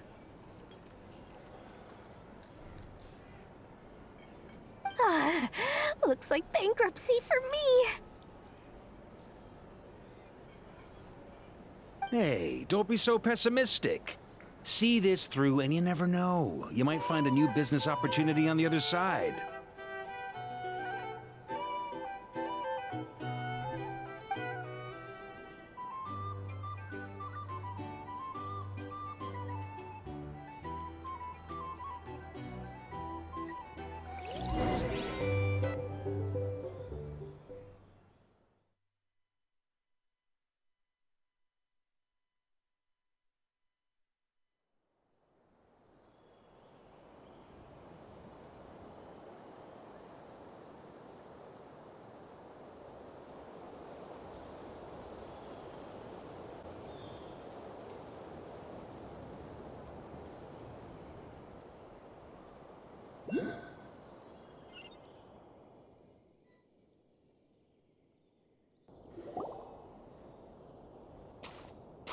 Dory!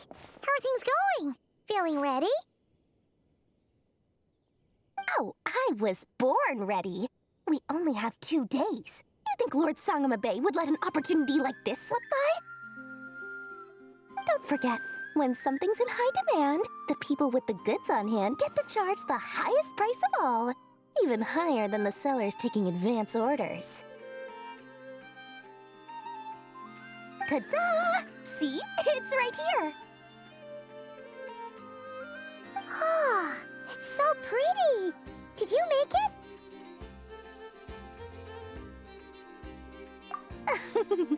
No, I have a supplier. We go way back, so he made me a very attractive offer. Aha! No wonder you were talking about Lucky Charms at the meeting. You've been getting Kaveh to make them for you.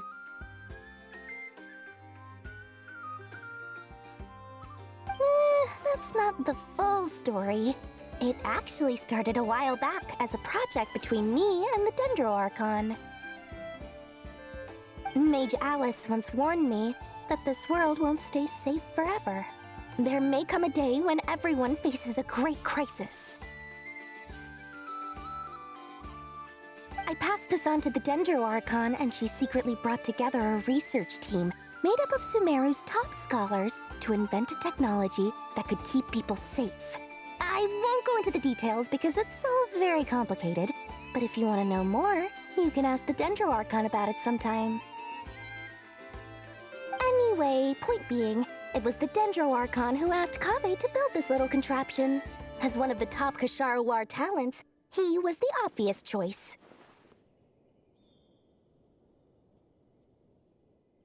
Took him long enough. He stressed over it for ages. Must have gone through at least a dozen designs before producing a final product. But that's Kaveh for you. Marak delivered it to me a couple of days ago, along with a letter from Kaveh. Could I ask why I'm sending this technology to you? What's your proposed use case? Has it been approved by the relevant authorities? So nosy. My fault for sending him the research permit to begin with.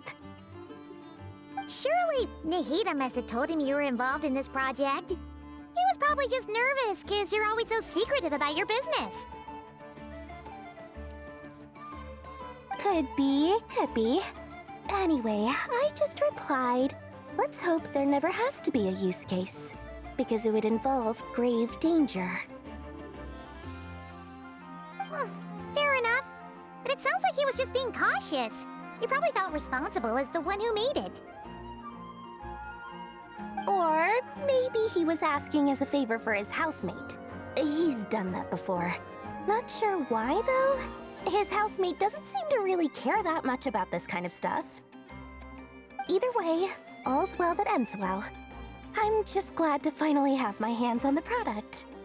I wouldn't want to be without it, given the potential dangers that lie ahead.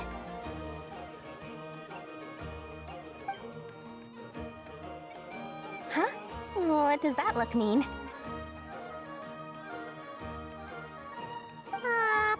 Paimon's just super surprised.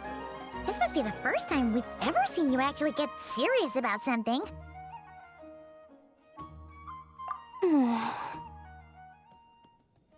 Well, a long time ago, I made a promise to myself.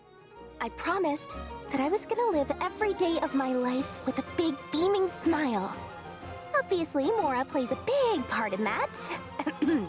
But there are always gonna be times in life when you have to give something back.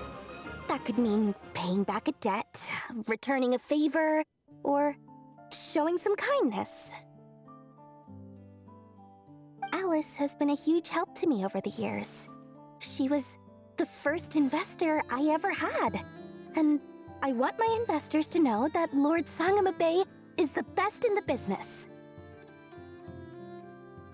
And more than that, no one knows what the future will bring. Whatever happens, I want to make sure the Dendro Archon and all of Sumeru is prepared to face whatever comes. Oh, that? I was just making sure Neffer and I are square. Don't be thinking it was some sort of benevolent act. I'm no saint, so don't treat me like something I'm not.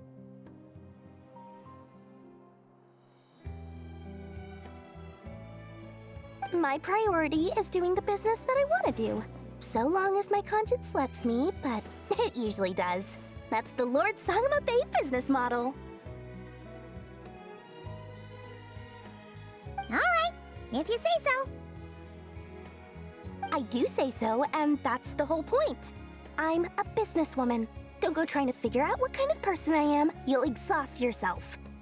Much easier for everyone involved if you just take my word for it. Oh, and could you two help me get this stuff where it needs to be? Thanks so much. You're my favorite assistants.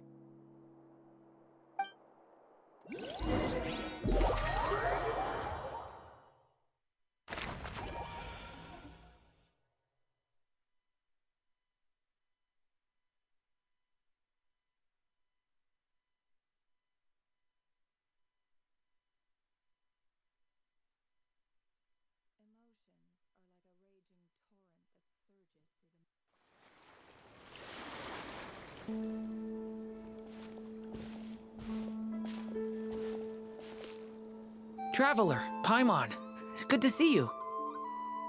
Everything going smoothly over here? Sort of. As you're probably aware, Varka, Diren, and I captured some abyssal creatures from the Wild Hunt. Per the plan, we dissected and analyzed some samples of these creatures. The process went very smoothly. The findings, however, come with some troubling implications. What? You can actually dissect the Wild Hunt? That depends on your definition of Wild Hunt and dissection. Harmless, lifeless. These words are accurate descriptions. The Wild Hunt is an interesting phenomenon. In and of itself, it doesn't seem to possess anything akin to a human personality. But taken as a collective, the medium through which the Wild Hunt is summoned does appear to have a soul. Master griped a lot about the wise Horoptatyr, and seemed somewhat fascinated with the foul Certology. But she barely mentioned Rerir at all.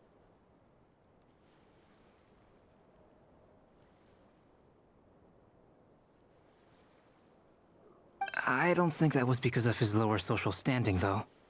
Anyway, it's a pity. I should like to hear her thoughts on the nature of the lifeform he has become today.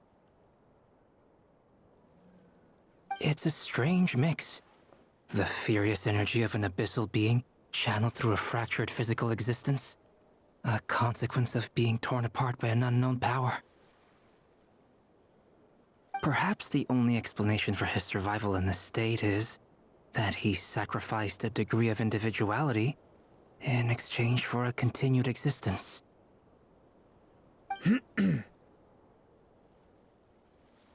Oh, sorry. Once I get talking about interesting research, I have a tendency to go on indefinitely.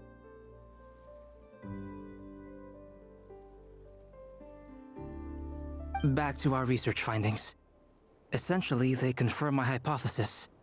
Rerir's corpse is completely contaminated by the Abyss, and the effects are irreversible. You could think of this as Rerir in mutated form. But in my view, even that would be inaccurate. In reality, his whole being has been consumed by the Abyss. In other words, he is now nothing more than a manifestation of abyssal power. Unfortunately, at present, we have no means of completely eradicating abyssal power. Hence, we cannot fundamentally destroy the Rerir of Solnari either. Oh, that's terrible news! So, that's it? We can't defeat him? Not even if we get the power of the Three Moons? Miss Columbina's situation is a difficult one. She can never achieve wholeness when the world does not accept her presence. It's as if her creator banished her to a place she can never be accepted. It means she spends most of her energy just on her own survival. Given the circumstances, it's only natural to despair. But we must see this plan through to the end. Time to kick off the backup plan. Oh, Paimon almost forgot! This is for you. Dory asked us to bring it. Ah, how wonderful. Well, thank you for making the trip. Durin and I will be heading off shortly. I'm sorry I won't be there to protect you in person this time. Please be careful. All right then. Stay safe.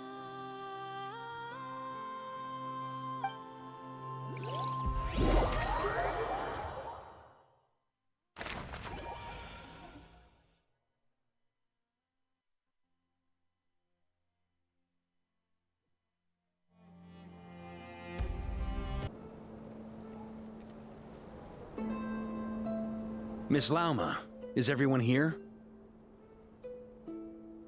Yes. The fate of my flock is in your hands, Grand Master Varka. Please keep them safe.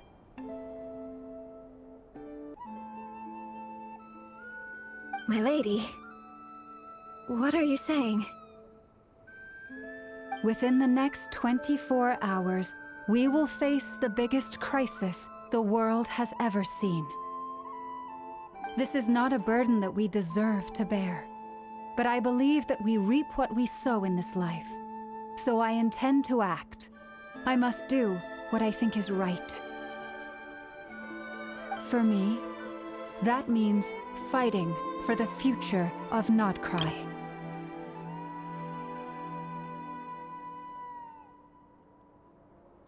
This gentleman is the Grand Master of the Knights of Favonius, Varka, Knight of Boreas. In my absence, please follow his lead. Hey, everyone. Guess I should introduce myself. Well, to start with, I know my way around a battlefield.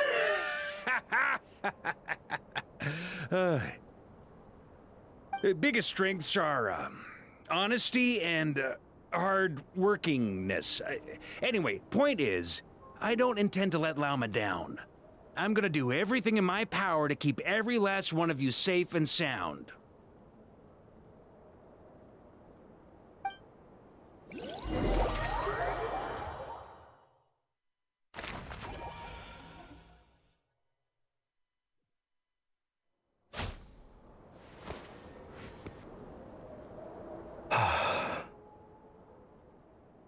Something on your mind?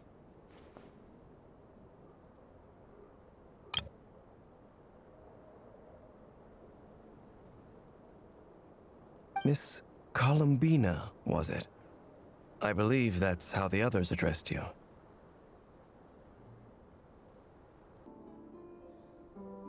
That's right.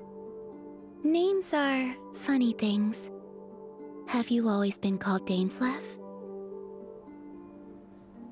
Yes. I take it your own name has a more complicated history. I have a different relationship with names than other people. To be honest, I'm not even sure that Columbina is my name. At least, not in the same way that Dainsleif is yours. But it's what everyone calls me, and I go along with it. A lot of my life has been that way. I get so used to things that I forget to question why they are so. I never used to think much about where names come from, or what they mean to people. Maybe something's wrong with me.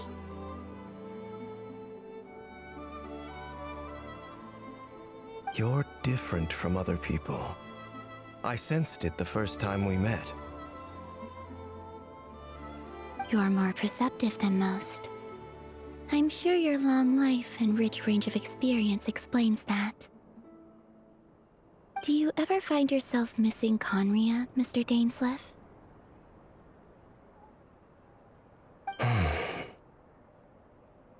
Difficult to answer. I have dreamed of the past many, many times. Sometimes I'm fighting tooth and nail. Other times I'm lying on the ground, defeated.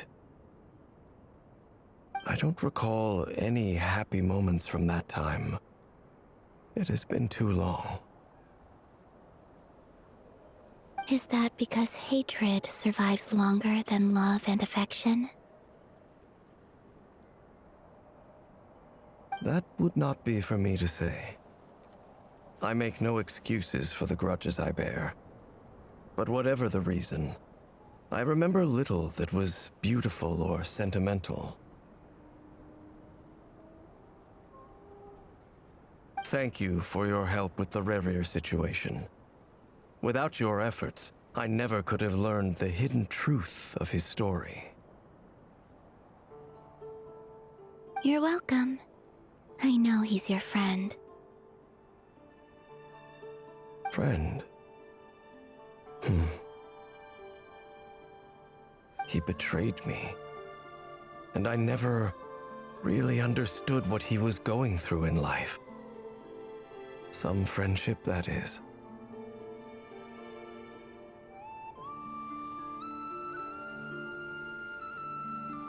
Okay. So, do you plan to fight him with us?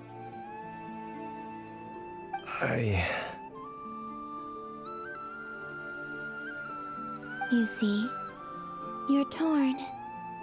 Now you know what really happened. You see the things he's done in a new light.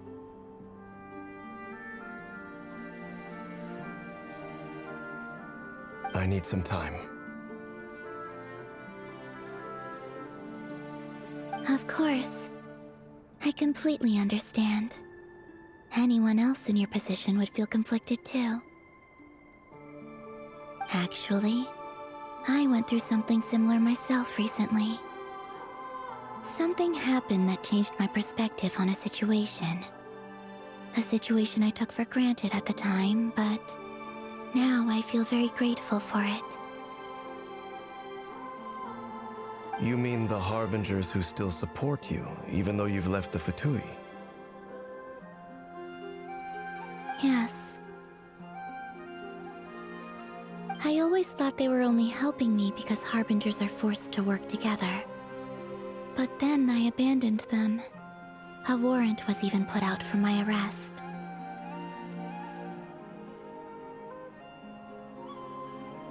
And even now, they still support me.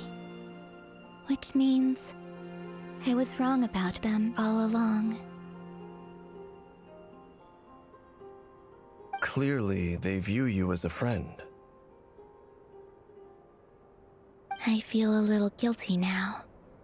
I regret not seeing her help for what it was, and not treasuring it.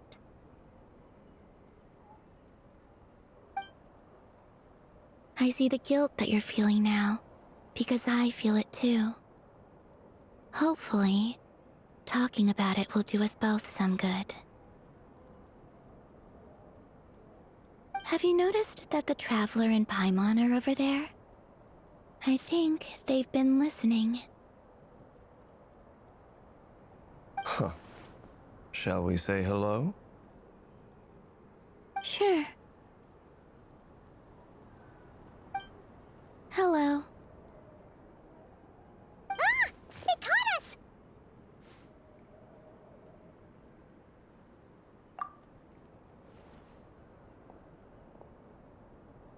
I apologize for making you worry. No doubt you wish to know where I stand on the plan to take down the Rächer of Solnari. I'm afraid I need a little time, but I will seriously consider joining you.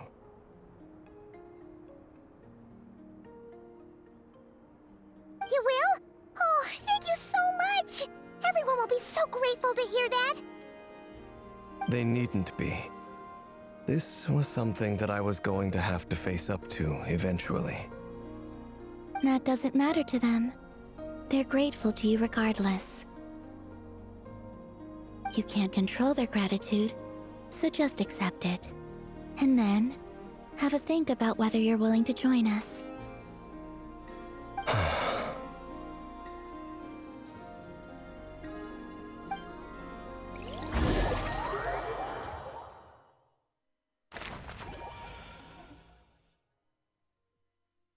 It's nearly showtime! Let's go rendezvous with the others. You know the place.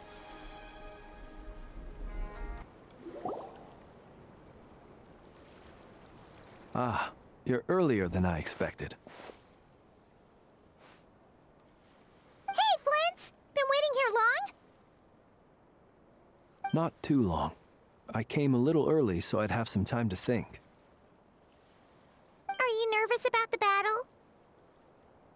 Quite the opposite. I'm reminiscing on my past battles. When I was awakened by the Radniki, I had not touched a weapon in many years. I felt like the battlefield was not where I belonged.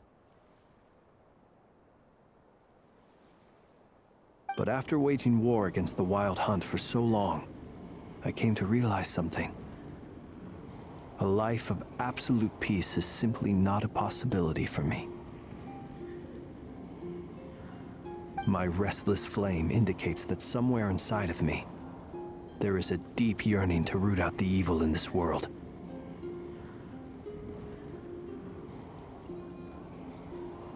Oh, that doesn't sound like such a bad thing. Well, in the past, when I was a Fae whose primary concern was hibernation, it was hardly ideal.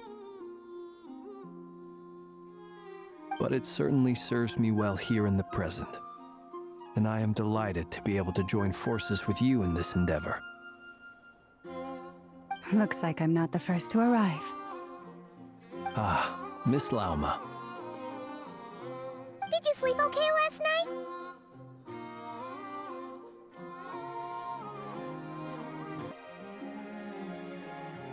I struggled to settle down at first, because of the nerves. But don't worry. I got enough sleep in the end. I'll be just fine.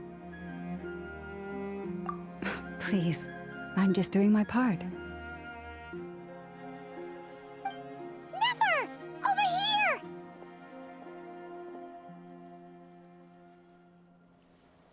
Aino asked me to relay a message. She said Neffer will be on high alert and keep a close watch over all secondary districts where defense is required, providing support as necessary. Meanwhile, Aino herself will provide range support to us directly, using her latest invention. Excellent. My thanks to all involved. The chess set's looking a little unstable.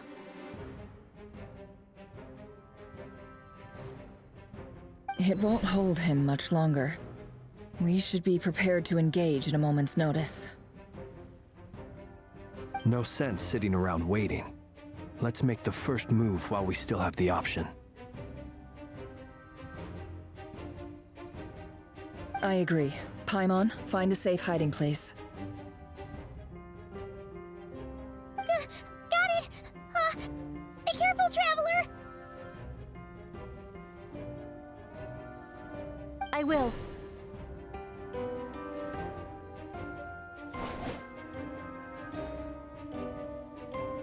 Everyone, take your positions as soon as the battle starts. Every ounce of strength we have in our bones, let us bring to this fight. Ready? Let's go.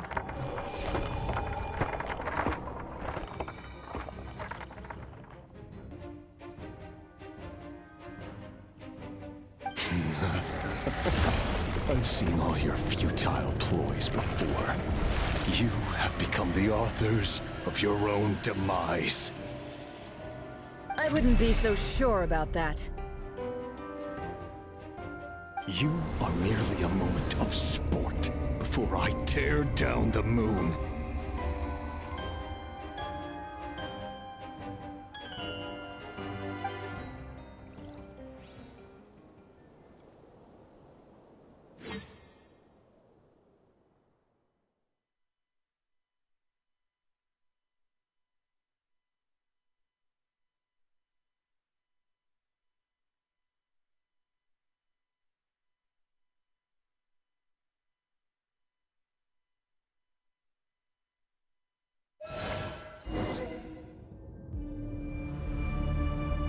Stay on your toes. Yup, you too. Me!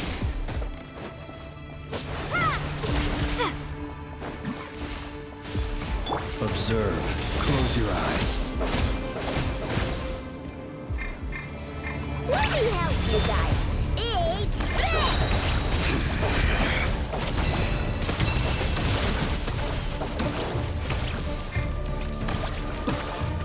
Observe.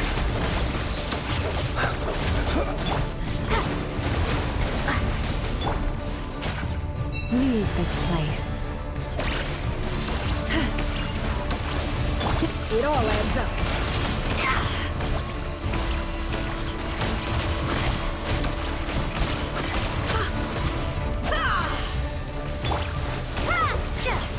Hunt them down!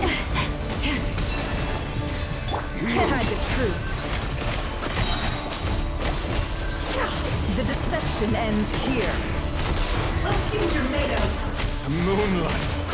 Forest, protect us. With one heart, we pray. Moonlight! It all You adds up. vile!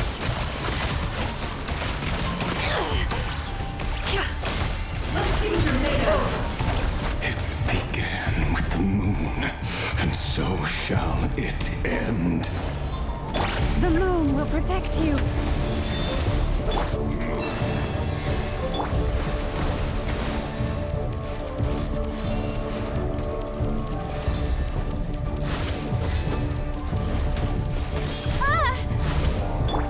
No more lies. Stay your hand. Leave this place.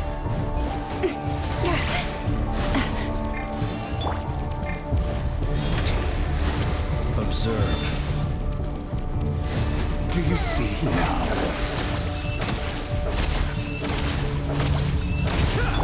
It all adds up. Pitiful here. When will it be as you foretold?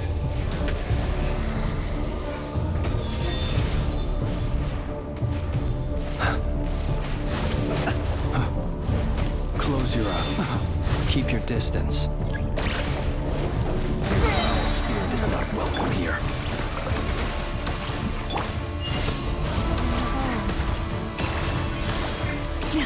You can't hide the truth. It all falls into place.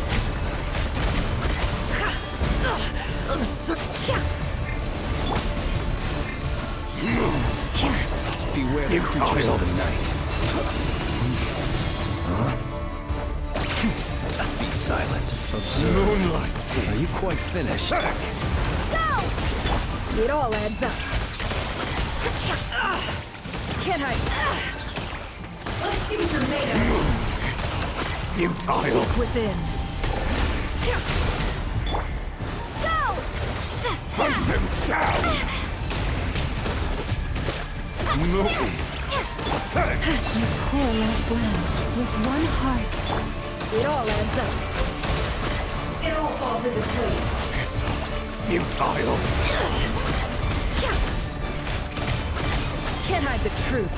Your little game of heroics is over. Moonlight. Grades to go first.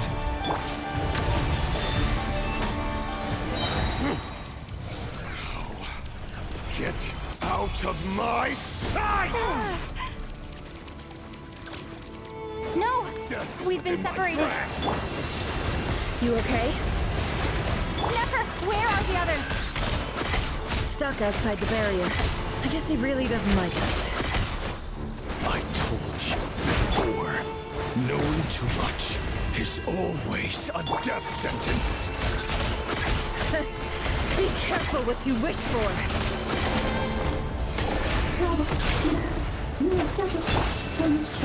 Lauma! Can you hear me? Silence. Voices are gone. Destroyed. At least I know they're still there. Reborn. I need to focus. Stick to the plan. Remember my most important task. Just stalling him. If I can stall him for long enough, the moment will come.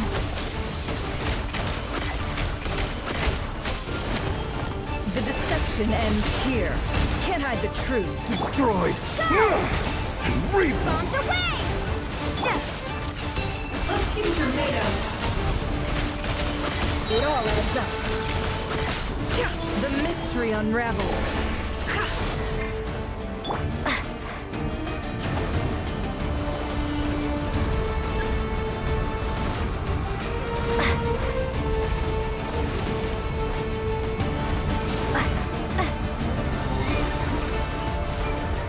I've got this.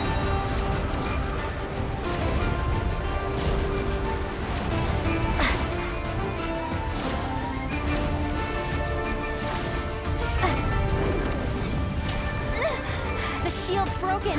I can't keep this up. Don't push your luck. Death is within my grasp. Can't hide the truth. Water jet! It all adds up.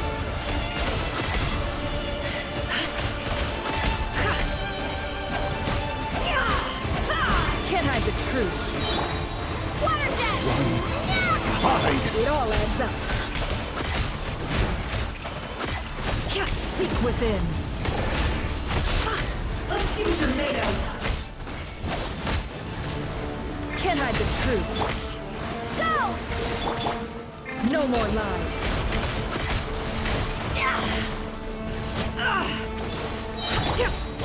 Bombs away! Go! The deception ends here. It all adds up. Let's see what you're made of. No more lies. Destroyed. Reborn. Water jet!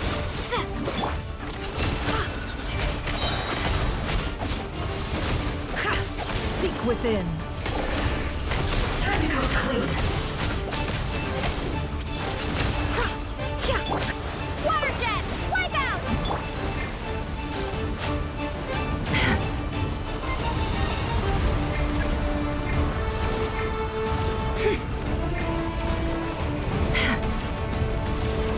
Curses. There's no other way.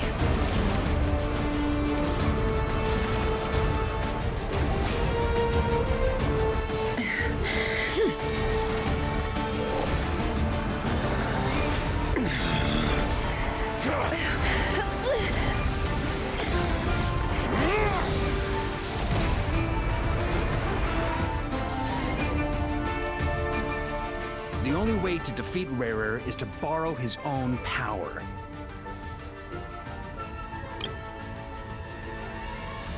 That means Columbina will have to disappear while you two bear the brunt of his attacks. You have to hold on. Find a way to keep him focused on killing the two of you.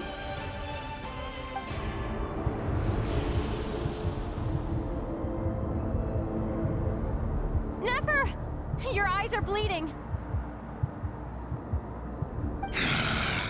Soon you will be powerless to resist. And then, I will reduce you to dust. But that dust will plague your memories.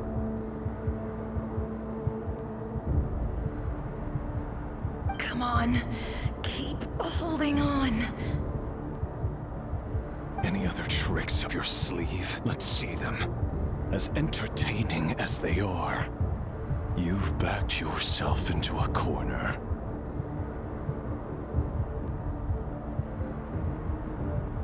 You don't fool me. I see your fear clear as day. I have to stoke his rage. Make him unleash everything. You fear what you could never defeat. You fear the thought of never being able to save your beloved. You cannot win the fight against fate, Rerir. Is that what you think?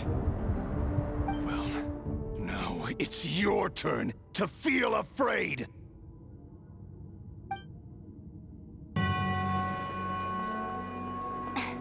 You fear the sound of your own name?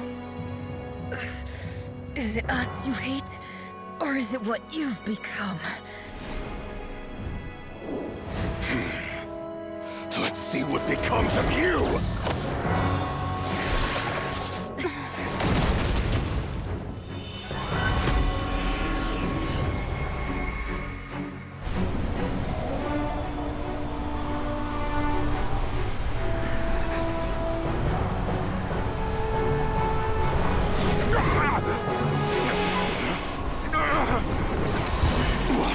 Happening? That power. I've seen it before.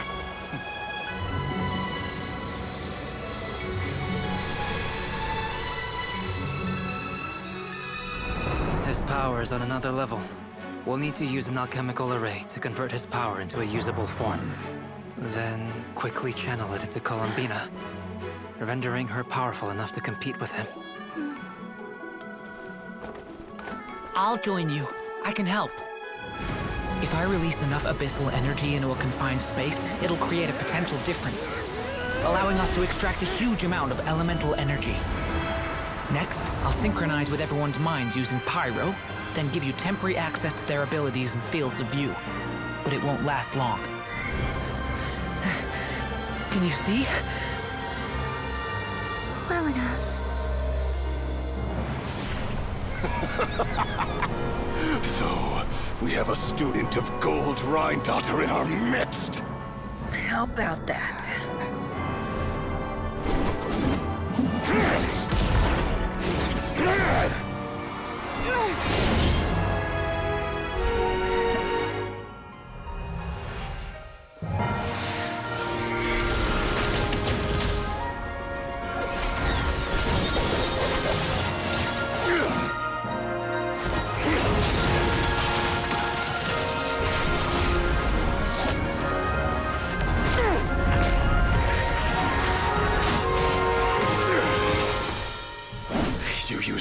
Power against me?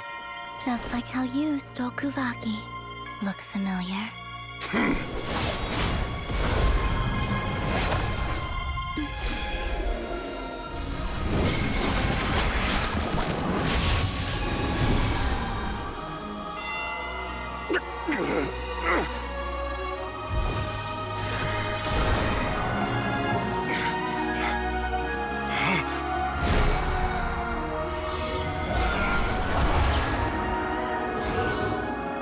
Don't you realize? You don't have the power to hold that gate open! I don't, but someone else does.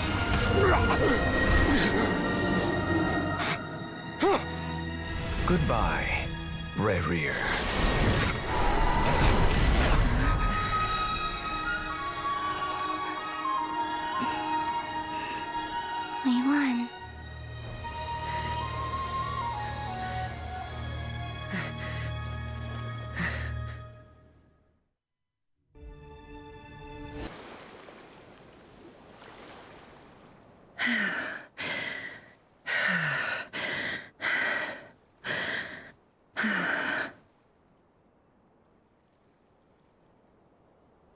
Neffer, how are your eyes?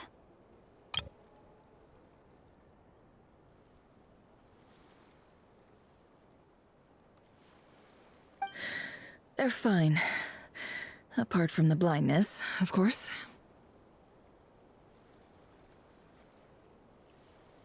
It's not too late. Let me handle it.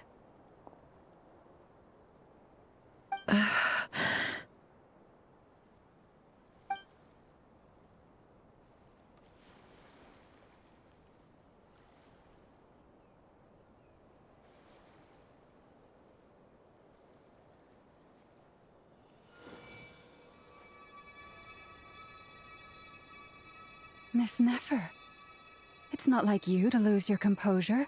That was the most reckless thing I've ever seen you do. Reckless how? The situation was critical. Our lives were at stake. We had to do something. Even so.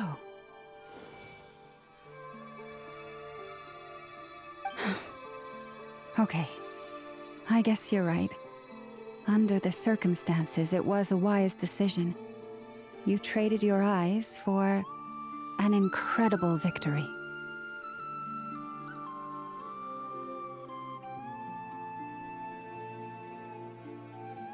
In business terms, I suppose that's a huge return on investment.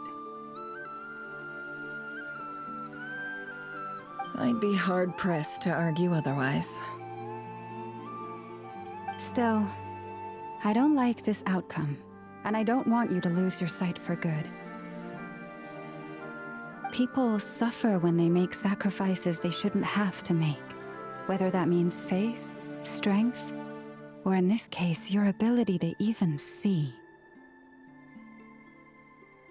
I had hoped you could win without sacrificing so much as a single hair on your head.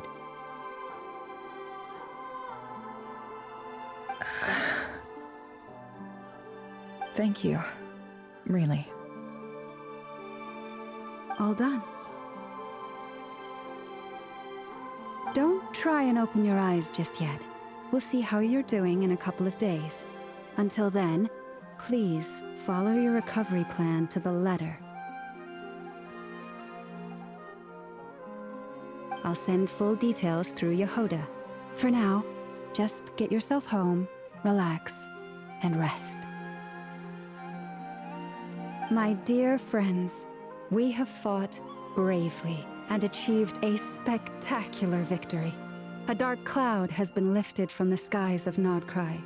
All in this land will be grateful for what you have done. The moon will remember this day. Thank you both.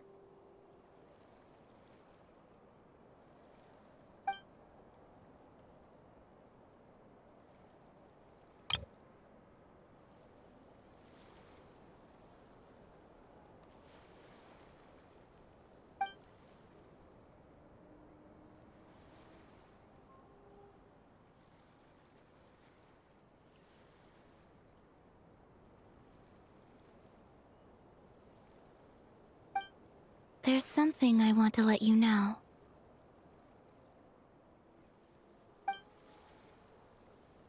What is it? When Durin connected everyone's minds so I could access their powers, I also felt everything they felt.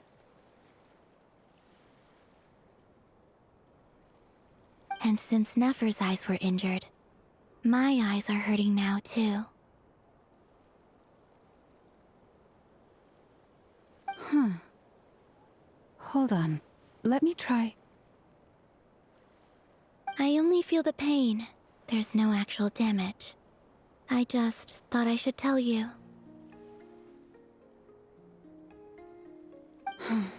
You're right. There's no damage. That's a relief.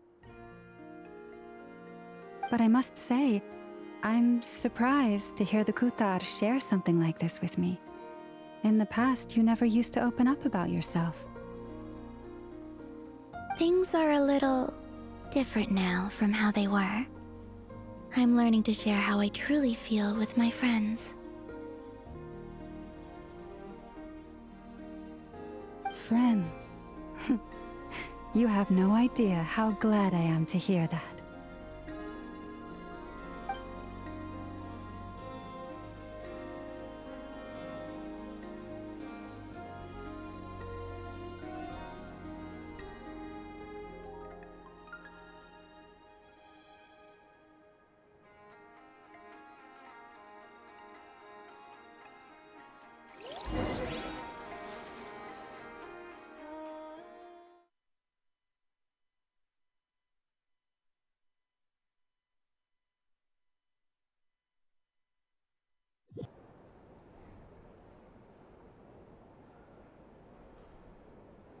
Yay! You're awake!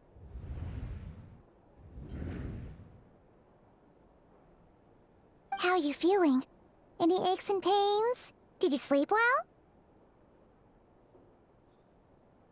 I'm doing all right, Paimon.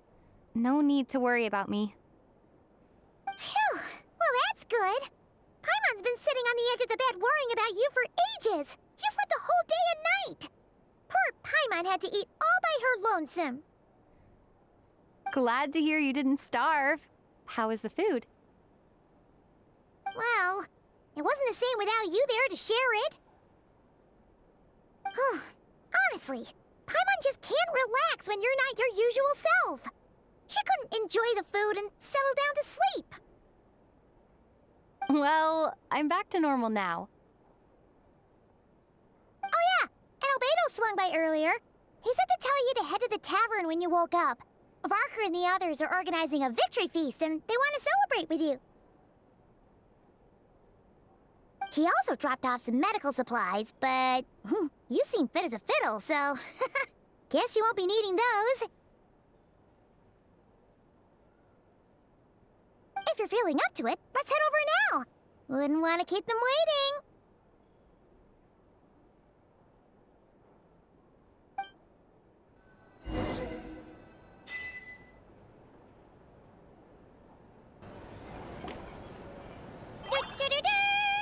We're here! Oh, Traveler and Paimon! Perfect timing! We were literally just saying how there's no way we're holding this victory feast without you any longer, and we would have postponed it till tomorrow. How are you feeling today? Much better, thanks. Don't worry about me. Relieved to hear it. If that changes, just let me know. Happy to check you over at any time. Yep, we're here for you. Anything you need, just let us know. Oh wait, where's Neffer? How are her eyes doing? Nefer's right over there. I'm sure she'd love to catch up with you.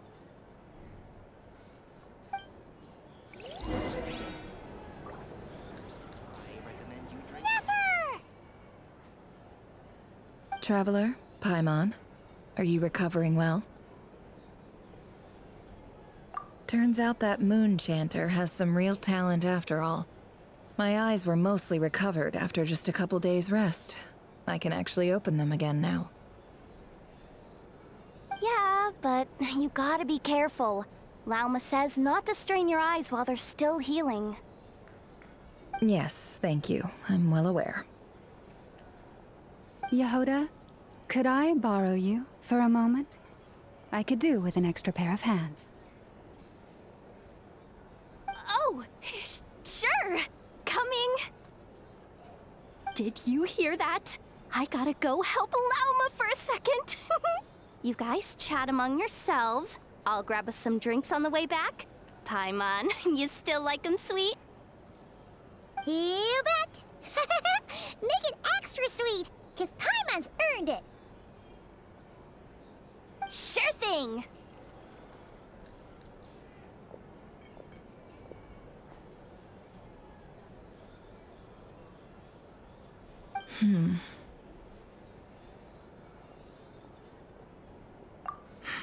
The Raker of Solnari. Kind of a snake, don't you think?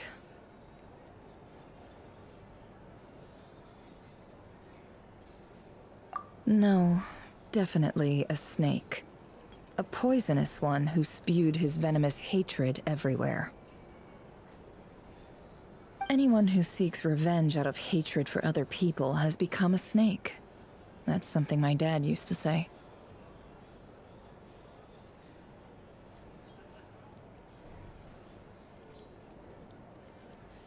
Perhaps.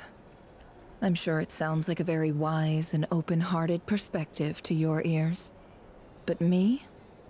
I think hatred is a perfectly justifiable emotion. What else is left when everything you depended on in life gets stripped away? Something's gotta fuel that drive to keep on living. If you're worried about me, you can nip that in the bud. I'm not someone who gets stuck in the past. It's just... I suddenly feel like I was wrong to call my father a liar. He was just a fool.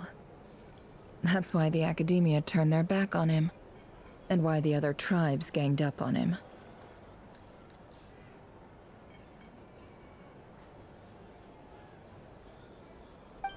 Oh, Father. How much better things could have been if you were a skilled liar. Look at the Ibis King. Thoth is a fiendishly cunning liar. And yet, strangely, he feels more like a father to me than my real dad ever was.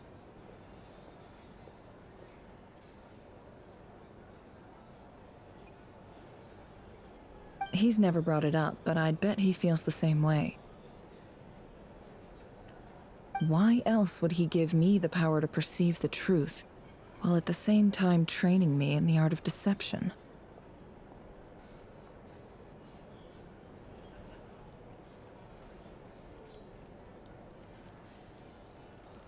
Well, King Deshret banished him to Aru, which is essentially a prison, and posed 3 questions to him.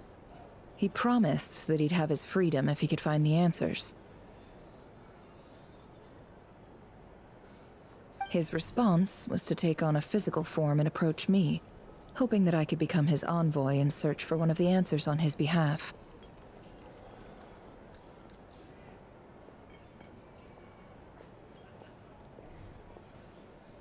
Did he really think I'd fall for that? He's stuck there. He can't make me return what he gave to me.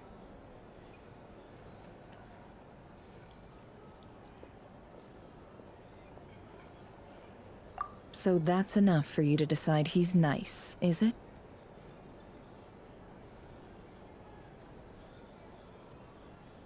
He's a prisoner, and he was scared. So he decided to perform some good deeds to win people's approval.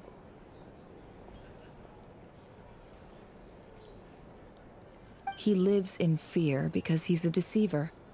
How is Rerir any different? You can't work as a spy your whole life and expect a happy ending. It's preposterous. Yet I can't say I don't understand it. Liars live in the darkness of their own making, but it's still human nature to want to go on living.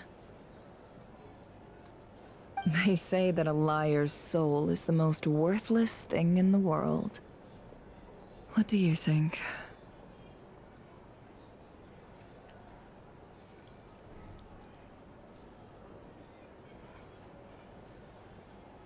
Oh, really?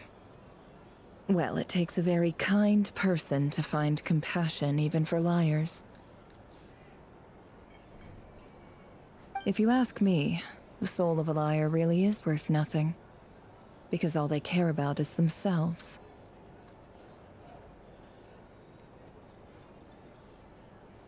For example, when something good falls into my lap, I don't go sharing the news around. Stops other people trying to steal it from me.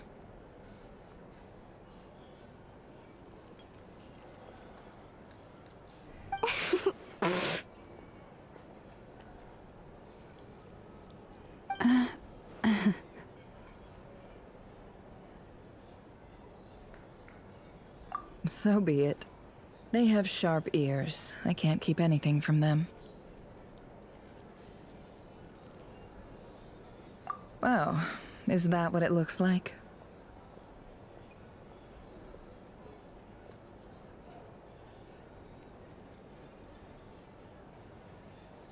Well, you all know my past now, and I can't simply eliminate everyone who knows too much. So I guess I just have to put up with you. For the foreseeable future, at least. When you find yourself in a situation you can't control, the safest play is to keep calm and start monitoring everyone involved like a hawk.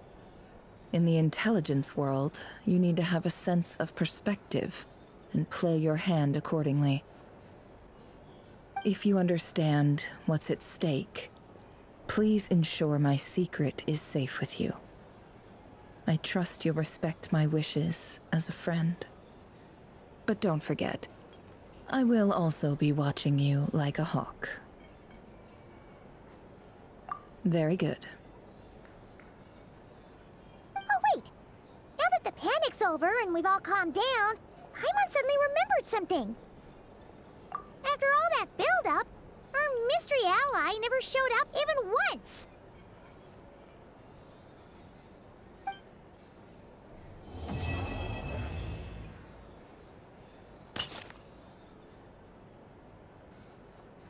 Huh? Am I imagining things?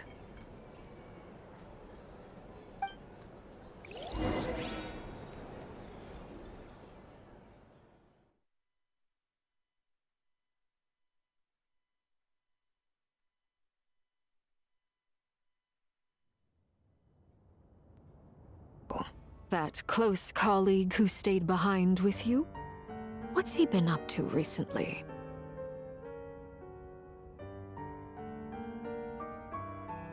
Don't know, don't care. I get more normal human interaction from hanging out with Bosco II than him.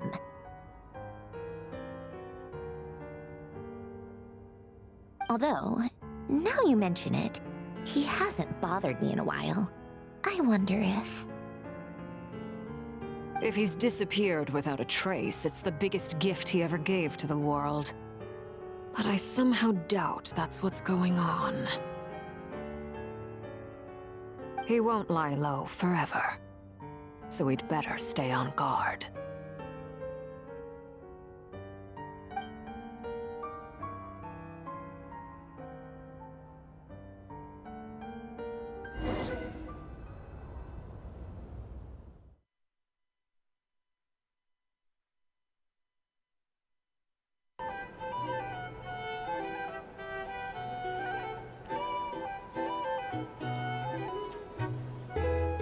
How have you been holding up?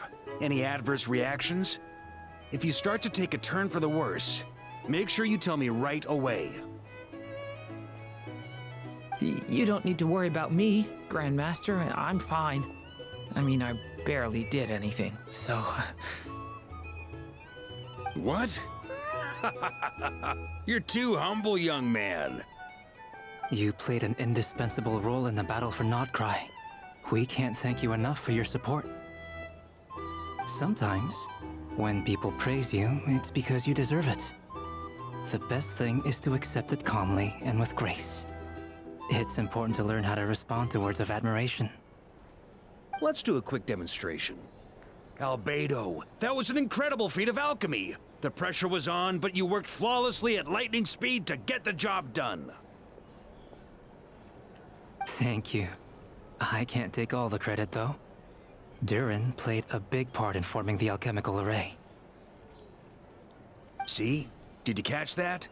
A masterclass in how to take a compliment.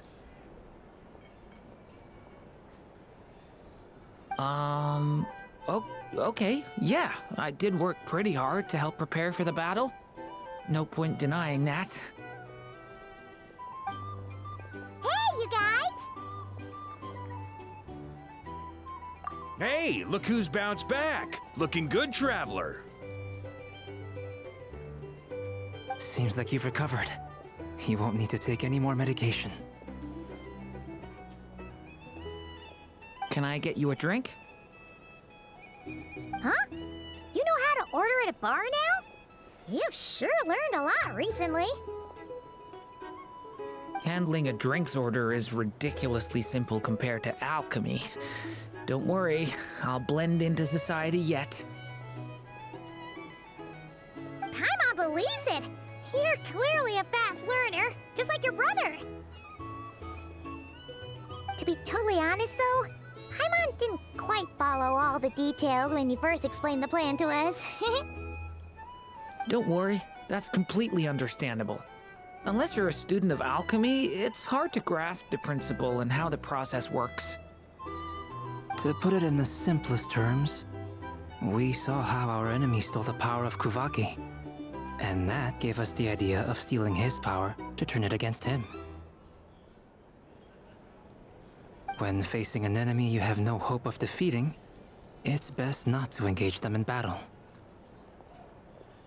So, instead of looking for a way to overpower him, we decided to help Columbina get strong enough to at least stand up to him in a fight.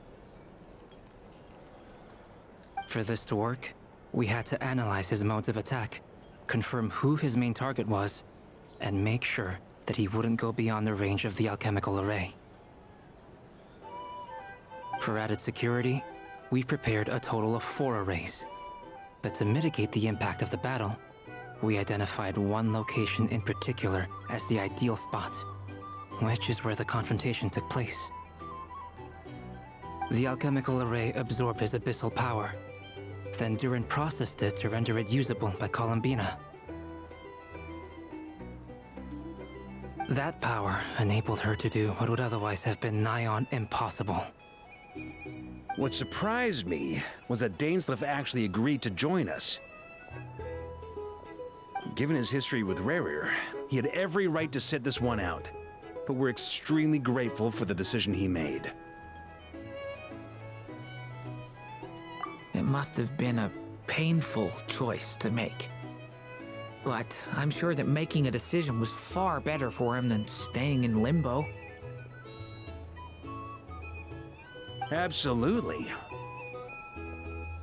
He was torn between 2 paths, but in the end, he made his choice and stuck to it resolutely. He doesn't strike me as the sort of person who'd stay trapped in limbo for long. Anyway, however you cut it, everyone gave a stellar performance. And now, it's time to kick back and celebrate.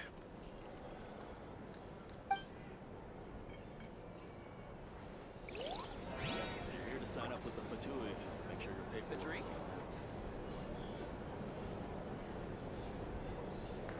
Ah, Lord Sangama Bay. How lovely to see you. I must thank you for the device you provided. It was an enormous help. Would I be right in thinking that it was developed by the Academia? Why come and ask me when you clearly know already? I mostly came to thank you. That's more like it. A little gratitude goes a long way with Lord Sangama Bay. Play your cards right, and you might even stand a chance of becoming my long-term supplier. The chance to work with such a kind and charitable investor as yourself would be a great honor for the Curatorium. Huh? Charitable? Who said anything about charity? First I'm hearing about it. Let's see. The first plot of land you purchased in Nodcry, your desert interests, and... Stop! What do you think you're doing? Exposing my investment history!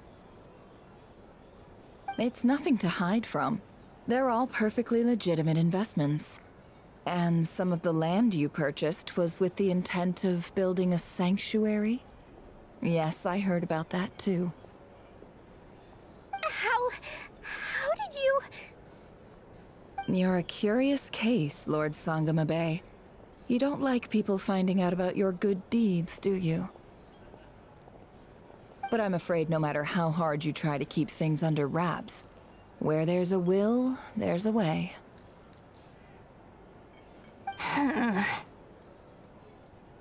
You did it for Sumeru, didn't you?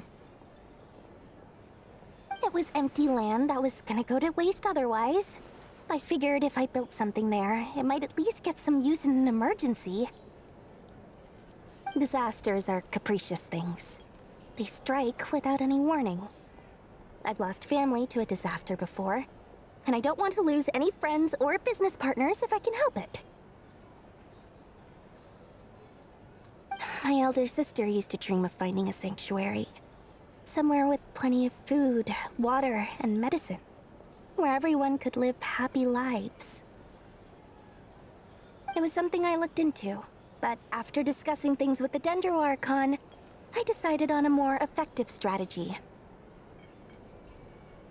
The tech people handled the tech, and Moneybags provided the Mora. It just made the most sense. It's a pity that so few people know the truth about you. Everyone says that you view everything in terms of Mora, and all you care about is growing your own wealth. So, what's the problem with that? Everyone wants to be rich. It's human nature. So yes, I love Mora, and it's nothing to be ashamed of. But surely you have dreams of your own, beyond just making Mora. You don't get it, do you? My dream is to invest in other people's dreams. And, you know, make a nice little slice for myself along the way. Just thinking about it makes me happy. That sweet, sweet sound of Mora. Thank you. For the device? And the pendant. Oh, that. I was just returning a favor. Don't worry about it. Seems like we've both been away from home for a very long time. Yeah. So long that I barely remember what my family even looked like. That would be your mother, father, and sister? Yeah, though it's been years since my sister passed away. It's not like I want to forget them, obviously, but memory can be even more ruthless than the most calculating business person. Beyond a certain point, if something isn't helping you, it just gets rid of it. My sister can't help me now. Slowly but surely, her face is fading from my mind's eye. It's become a vague impression. Not everything will fade. When loved ones pass away, the beautiful memories are the ones that last the longest. Yeah, that's true. If you ask me, that's the one silver lining in all of it. Well, that, plus, I'm sure that life is much better now than it was back then. Oh, absolutely. I have tons of Mora, a big beautiful house, business is booming, and I'm as happy as can be. You've got a lot going for you too. Boss of the Curatorium of Secrets? I'm sure there's plenty of Mora to be made in that line of work. I appreciate the vote of confidence.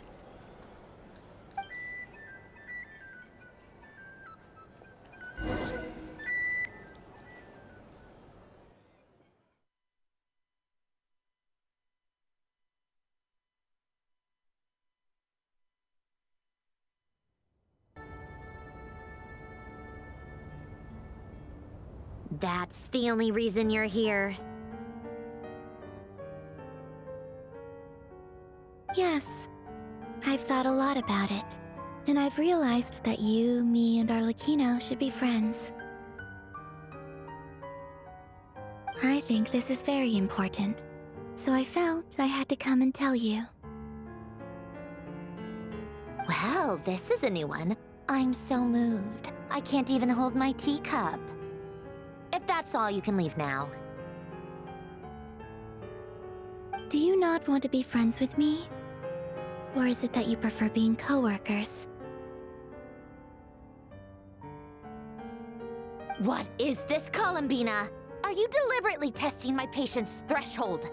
Right now, my politeness module is active. But if you say another word, I swear I'll shut it down. If your politeness module was active, wouldn't you say the word please at some point? Polonia, please see Lady Columbina to the door. Will you still invite me to your next tea party? What? Yes, I think you will. Bye-bye, dear Sandrone.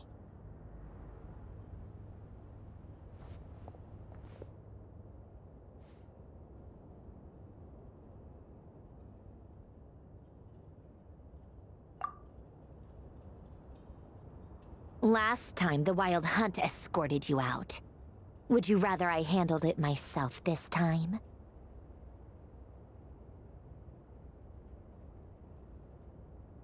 We just wanted to, see how you were doing now that it's all over. Why? Out of concern for my safety?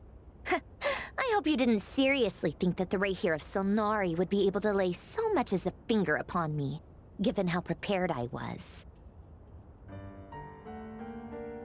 Mostly because you kind of helped us out, so we just wanted to check you were okay. Looks like all your robots are fixed, huh?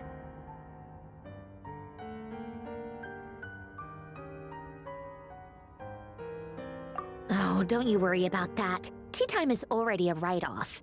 The visitor before you managed to kill my appetite.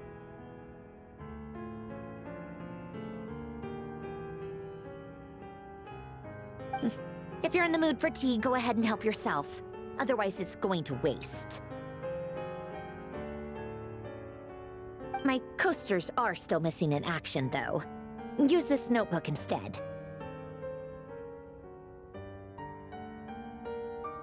Whoa! Pretty hefty notebook. Look at all those calculations. You can ignore those. They're just dumb scribblings. I doodle and write in my free time. Sometimes I remember the distant, dreamlike past. Sometimes I imagine the far-flung future. And other times, I grit my teeth and note down all the crazy nonsense going on in the present. Some people do the crosswords in the newspaper. This is my equivalent of that. Trying to predict the future is like daydreaming, and writing about the present just makes me furious. The past is my favorite. If nothing else, it's already set in stone, so I don't have to rack my brains trying to figure it all out. Huh. Although, having said that, the only vaguely interesting memory in my past is probably that guy they call Lord Artificer. Who else? Pretty much all the mecha in Fontaine are his personal handiwork.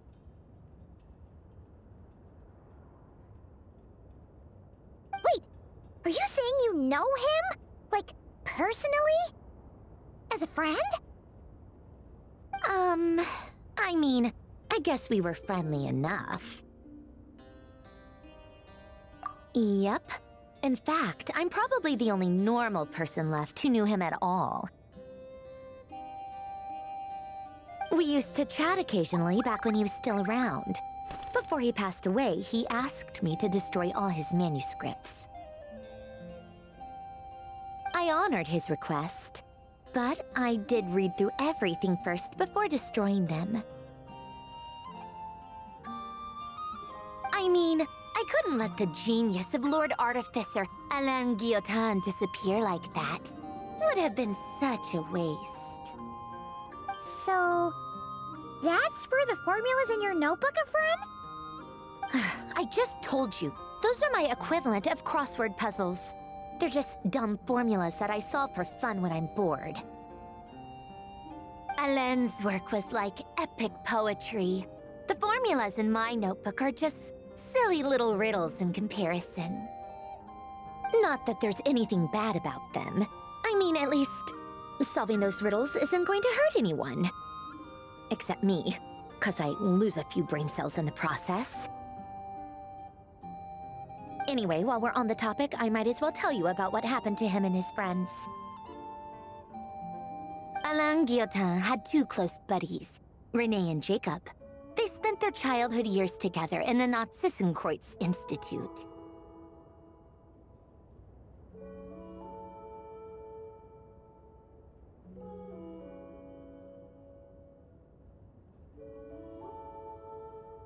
They were all quite competitive, so there was some rivalry between them, but it was a friendly rivalry. But beneath the friendship and the rivalry ran something deeper, a sense of nostalgia for the past.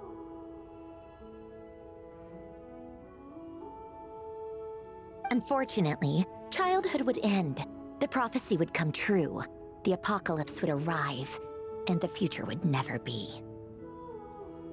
A mad dream that would normally only capture the minds of lunatics began to take root in their hearts. A dream of saving the world. And if Renee and Alain had been people of lesser wits, that dream would probably have ended up as something for them to joke about in their older years. But alas, they were some of the sharpest minds around. They nurtured that dream with the full power of their intellect, and it grew into something that ate away at their souls. The first of them to fall under its spell was Renee. Against Alain's wishes, he persisted in experimenting on a mutual friend of theirs to try and save their life. Alain did not approve and parted ways with Renee. It's complicated. Alain wanted to believe that Renee only did what he did for the sake of their friendship. But when he told me about what happened, I could tell he still had some suspicions about Renee's motives. Perhaps the seed that would grow into a nightmare had already sprouted in Renee's mind. Even then. The next time they met, Renee's soul had been completely engulfed by the dream of salvation. His futile attempt to change the tide of fate only resulted in a wave that swallowed up the world, even before the apocalypse came.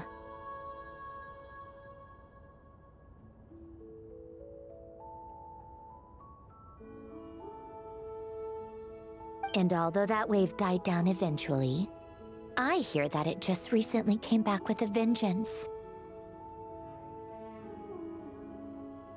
As I understand, Renee wanted to live out his dream of salvation once more. But I'm told that the attempted resurgence finally died out for good. At long last, Renee awoke from his deluded dream. Though of course by then it was far too late. What do you think of Renee? Do you admire his transcendent genius? His view that any price was worth paying to achieve the lofty goal of saving the world? Or do you despise him? Dismiss him as an evil madman who wrought havoc on the lives of everyone around him as he pursued his delusional dream? Same difference, really. Just a matter of perspective.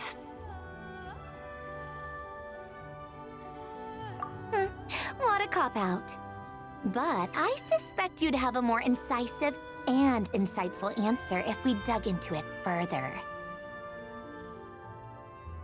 I don't like fanatics who give up their whole lives for their ideology. Nor do I like fools who let their delusions take control.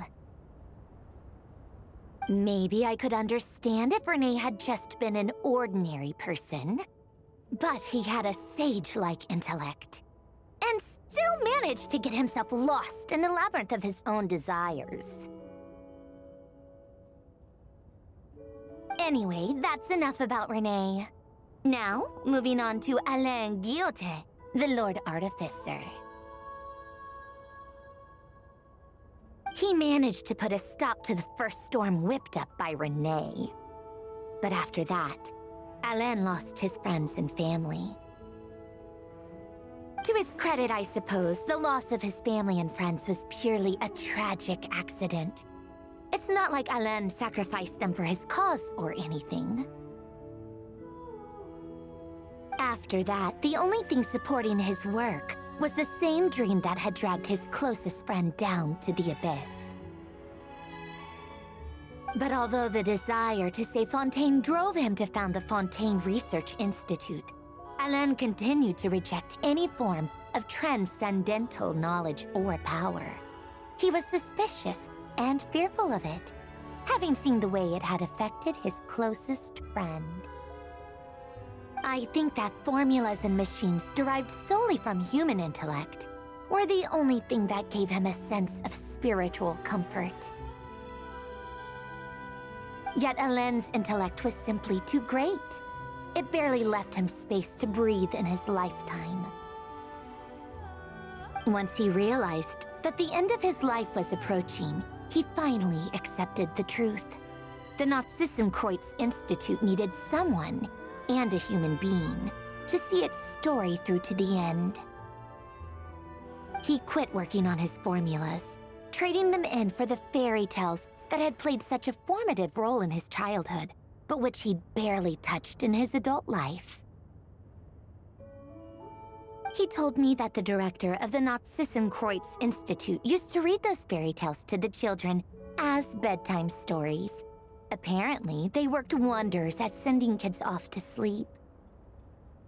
I think that all he wanted at that time in his life was to be able to sleep deeply without being plagued by depression. By that point, nothing else really mattered. At the very end, he laid down to rest in the ruins of the former Nazissenkreuz Institute orphanage, while the Fontaine Research Institute he had founded continued tirelessly with its work. Many years after that, tensions over competing dreams would once again cause a rift, this time between members of the Fontaine Research Institute. But the actions of those fools had nothing at all to do with Alen. And that is the story of two people from the Nazissenkreuz Institute who both wanted to save the world. One went all in on his fantasy of salvation without ever looking back, and ended up calmly sinking to the bottom of the deepest sea. The other sought desperately to burn bright in his life, even though he wasn't sure where he was going. I do sometimes wonder, why is it that people like them have such grand hopes of saving the world? Even the grandest tree starts as a tiny seed. So perhaps, for each of them, their mission to save the world began with a very simple desire: to save themselves.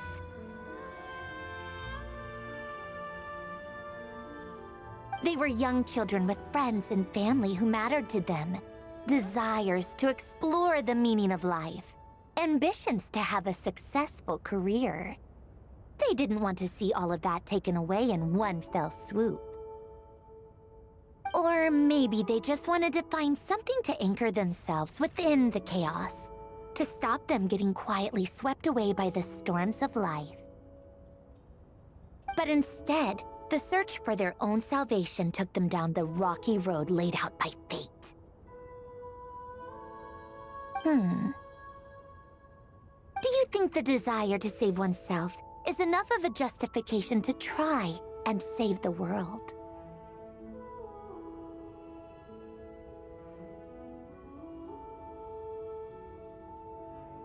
You don't know?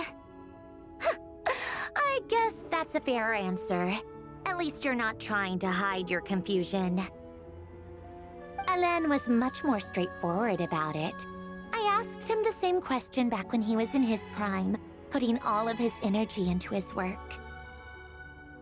Yes, it's enough. That was all he said before getting right back to his work.